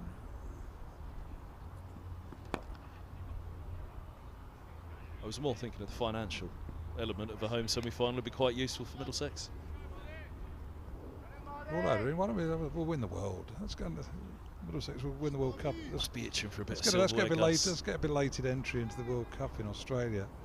We deserve a go. Let's go for that. Let's not sort of just be content with.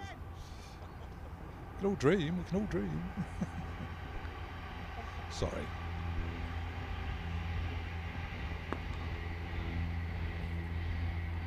Just because you haven't got a barbecue today. I've got to go into town actually. Meeting Trevor Bayliss for a drink. Staying in Paddington with the London Spirit. Good man, Trevor Bayliss. Did a fantastic job with the England side when he was England's coach.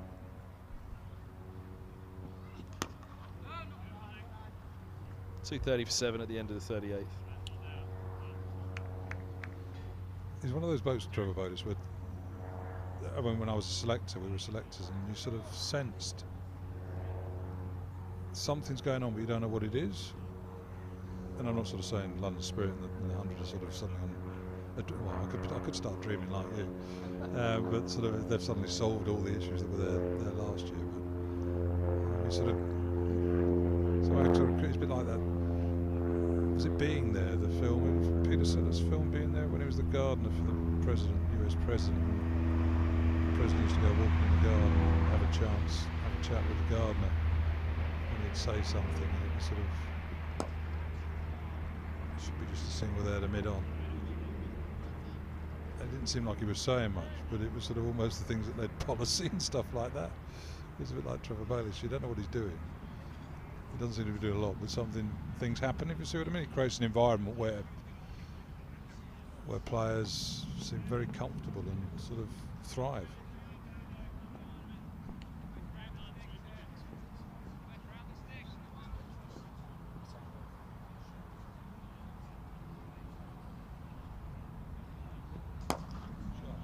Shot down the grounds. Has it gone all the way? It has. That's a lovely shot there by Barnwell. He's played 3 very good strokes already in this short innings. 2 off Holman. That one straight back over the bowler's head. And moves quickly to 23 off 17 overs.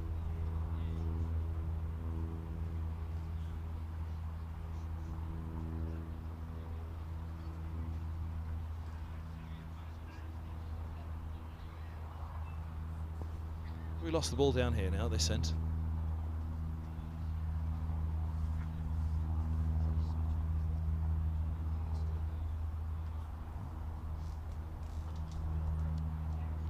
To the bushes.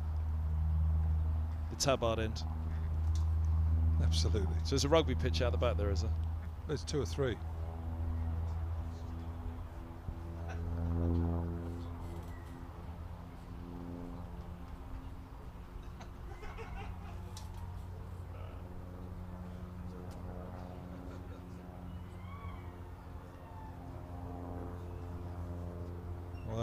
Having Tim Murtagh there looking for the ball's not going to help. Jumping out of the way of Nettles.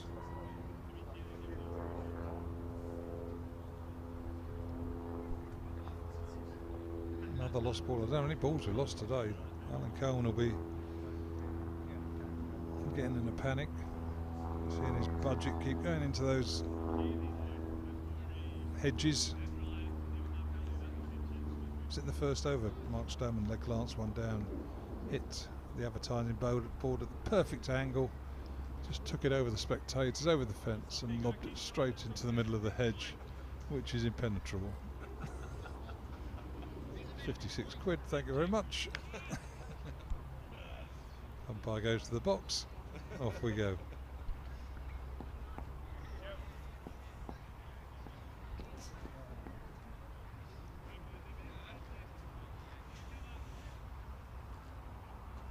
And here's the man who's sort of got I'd imagine he might be paying a few young boys to go and find some cricket balls for him this later on, just to fill his box up.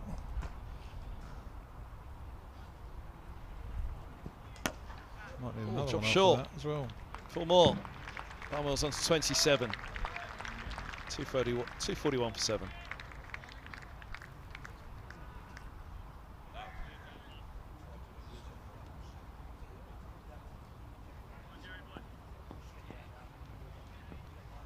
I have, yeah.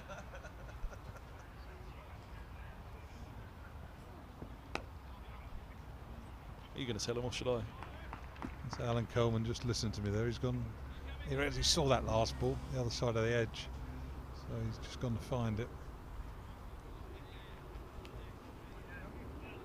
Clive Radley, when he was MCC coach, you had to, if you played against the MCC young cricketers, you had to watch your ball bag, because he'd sort of set his players a task of sort of surreptitiously pinching 2 or 3 of the opposition's balls each game, each day, so that you don't have to go and knock on the head of cricket at the MCC's door asking for another 2 dozen cricket balls, or all that it involves. So he used to take great joy in sort of leaving a match with his bag containing more cricket balls than it had before the start of it. Is he reminded of that often nowadays? Saw him here earlier. Oh, he doesn't need reminded. He's comfortable to accept it. Looking at the comparison there, so Middlesex for 250. I suppose again the wickets is the issue. Middlesex for 250 for 2. Would it have been? And it's the wickets. Surrey 242 for 7, equivalent of 8, with Cameron Steele having retired hurt early in the day. And again, Duckworth Lewis score there, directly under the scorecard, having Middlesex 50 runs ahead, and that's going to take some making up by the Surrey bottom order. Middlesex lost Cracknell, 5th ball of the 40th, 251 for 5. So it'd have been 4 down, not 2 down. So Middlesex 3/4 wickets in credit.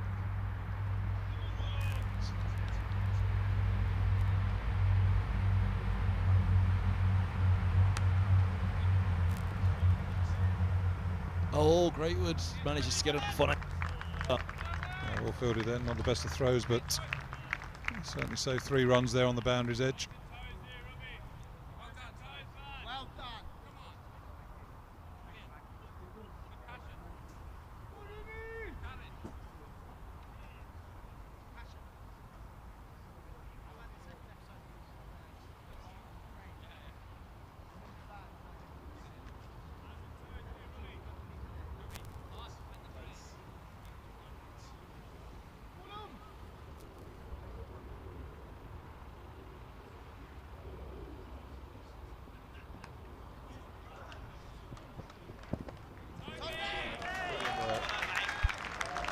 Brilliant work by Toby Greatwood there. Saved 4 or 5 runs in those 2 deliveries. Again, you sort of see this ball coming towards you here and you realise how quick the game of cricket is. Almost Yadav bowling mid-80s, outside edge, fast outfield, players sprinting around, diving, picking the ball up and throwing. You sort of, I don't know, sometimes we used to have training sessions and managed from other sports would come, and you'd almost be a little bit embarrassed thinking, well, is cricket sort of pretty low key? Oh, he's in the game again. It's the easier one. Is cricket low key to your footballs and your rugbies and things like that? But then you see a well orchestrated fielding drill in cricket, and the skill, athleticism, high hand coordination, and it's you sort of realise how skilled the competitors are. Well, fast bowlers now are the best athletes around, probably on most occasions. They're the fit, strong runners within a team.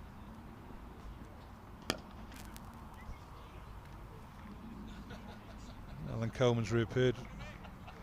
Another ball down. Didn't find it.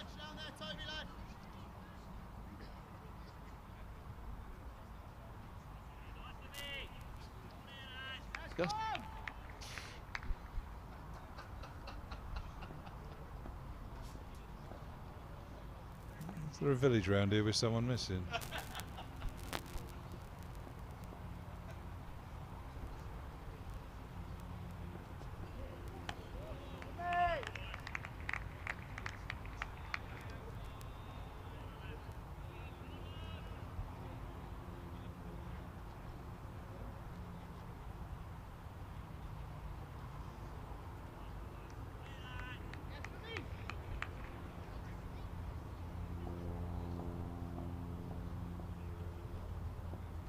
hand over to Alan Coleman now.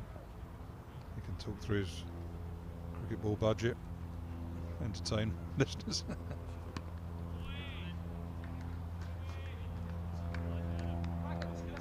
Pleasure. Will do.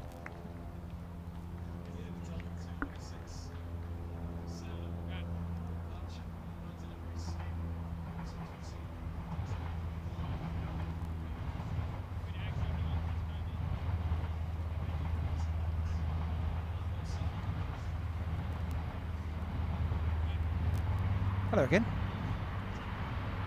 They have. We were talking earlier on, weren't we? We said try and leave yourself 100 in the last 10 overs. And Surrey have quite easily got themselves into that position, really. So wickets been the problem all the way through in this run chase. We spoke about the 2 early wickets that were picked up in the power play. Obviously the Cam Steele concussion as well. Yeah, they've made a pretty decent fist of this. And if this was 3 down, 4 down, I think Middlesex bowling attack would be pretty worried.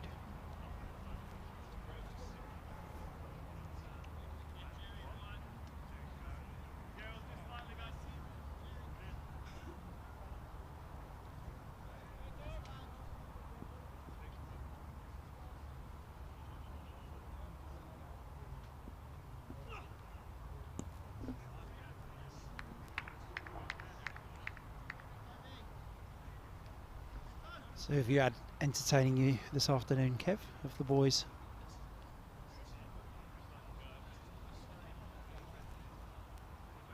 Was that by popular demand, or could nobody get him out of the seat?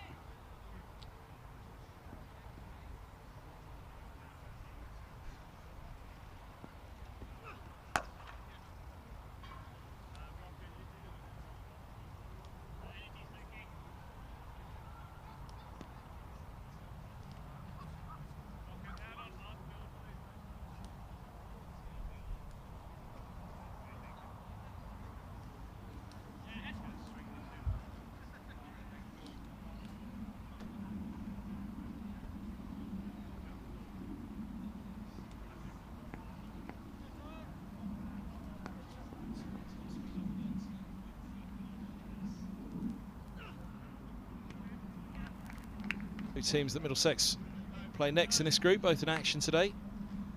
Gloucestershire have beaten Nottinghamshire by 5 wickets. Somerset are heading to a 3rd straight defeat. Some good scores around the country there as well. Durham 340 odd looks like in their game. Good Somerset.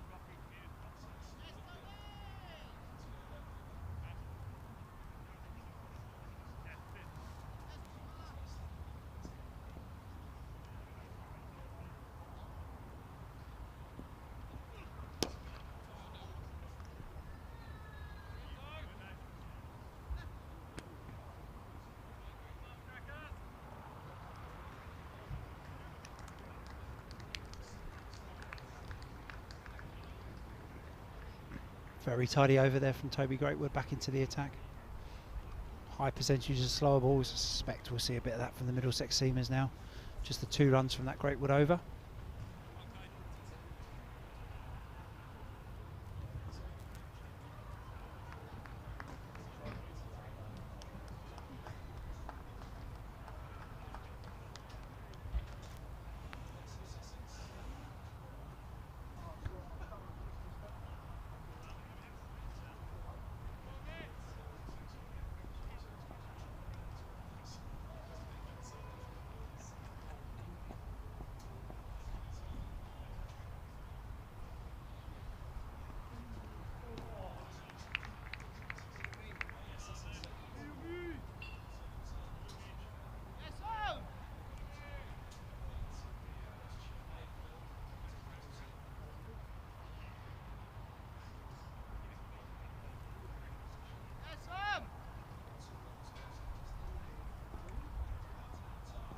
hoping to move into that bracket.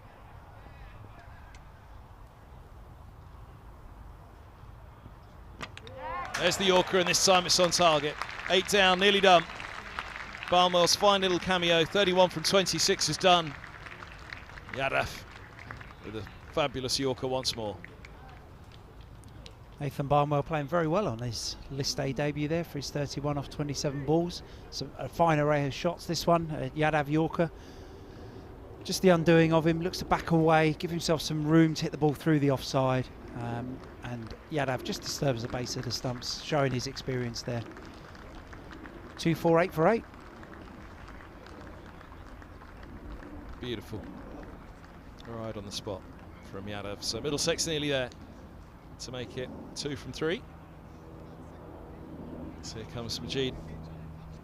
The last batter, still unable to bat. No concussion replacement available for this one for Surrey.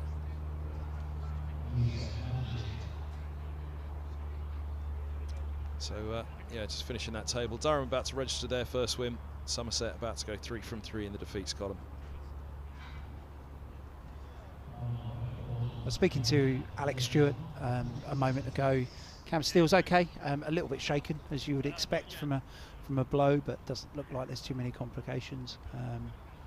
Shaping up okay, just a little bit wobbly at the moment, I believe. So we obviously wish him well.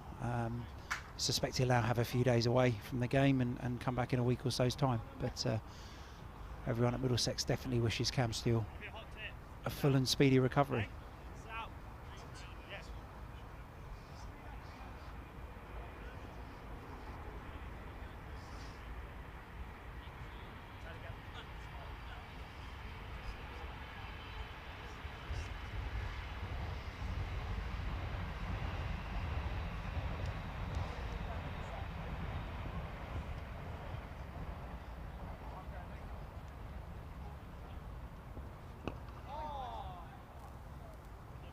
So yeah, Grantham on Friday for Middlesex, Taunton on Sunday, and back here week Friday against Warwickshire. Actually, it's only one. Oh no, the Friday and then the Sunday here against Gloucestershire as well, for a trip to Hove to finish off.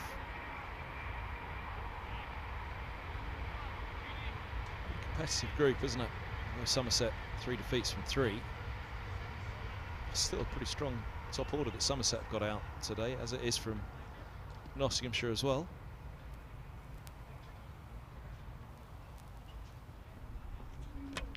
Bowls in and finishes it off. Verdi's gone for 8. Middlesex wrap up the victory by 102 runs. And a really strong performance by Middlesex here at Radlett.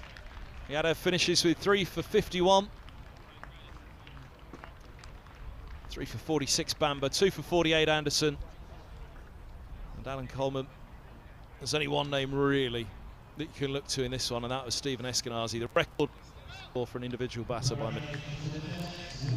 And a fantastic innings it was, 182 off 136 balls, 17 fours, 6 sixes, really marshalled the innings all the way through. Started watchful at the start, attacked the back end of the power play, very positive. Then had to rein it in as Middlesex lost some wickets through the middle of the innings, and then accelerated again towards the end once he got to his 150 for a very explosive finish. Scored runs all the way around the wicket, including over the keeper's head a couple of times, and it was a great watch for the Middlesex and Surrey members alike at Radlett today. Well backed up by Peter Milan, 64 off 60 balls, 5 fours, 3 sixes. Played fantastically well in that period. He'll be disappointed he didn't go on, but it's all about Steve Eskinazi today for Middlesex, as Middlesex record their 2nd victory in the competition. You know, in that Leicestershire game thing, actually, you know, pretty disappointed to lose that one, so it makes it a strong start. A very strong start in a very strong group. Lots of teams now on 4 points at the top of this division in the group stage, with Middlesex having now 5 games left to play. So I think it's going to be a very competitive division, with 2 games upcoming across this next weekend for Middlesex, 2 crucial games away from home at Grantham and then at Taunton. But some positive signs for the side.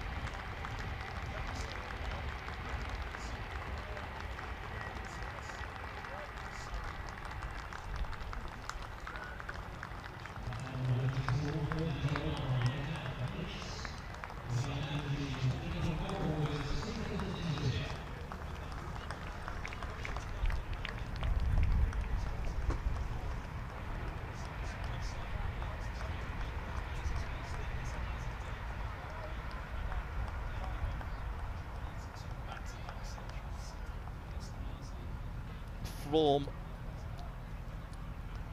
out, dropping below 50 in any of his last 6 white ball innings, which is an incredible return from him. Should have hurt, but the performance wasn't as bad perhaps as it would have felt for Middlesex. And likewise that victory at Durham, followed by this now. They're 2 pretty resounding victories. They are, and still room for improvement as well. Just speaking to Richard Johnson there, still not perfectly happy with how Middlesex have bowled there. Still leaked too many boundaries all round the ground. Too many bad balls in there really from the bowling unit, and that'll be an area that they'll want to improve moving into the weekend on Friday at Grantham and Sunday at Taunton. But plaudits there again to the batters. Another high score, 350 in the first game at Radlett, 350 again in the third game at Radlett, and a 1 down run chase at Durham. Bode well for the batting unit so far. Yadav and Bamber have been outstanding with the ball again for Middlesex and have done well in the 3 games so far. They're really leading this attack. I think they'll be looking for the other change bowlers really to start backing those 2 lead seamers up to put a complete performance together for Middlesex.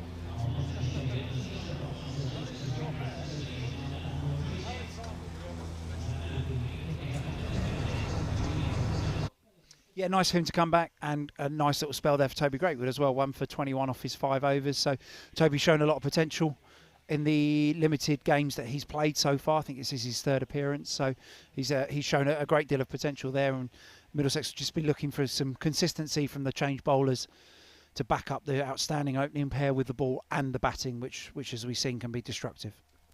Thanks very much. Thanks from the team here at Radlett for your company for this one. Thanks to our stream sponsors, eToro, the top left corner.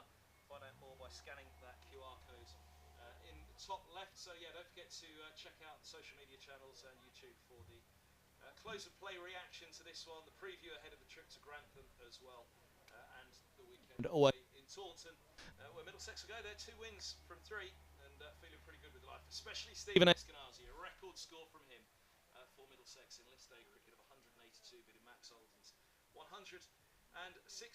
Thanks for your company today.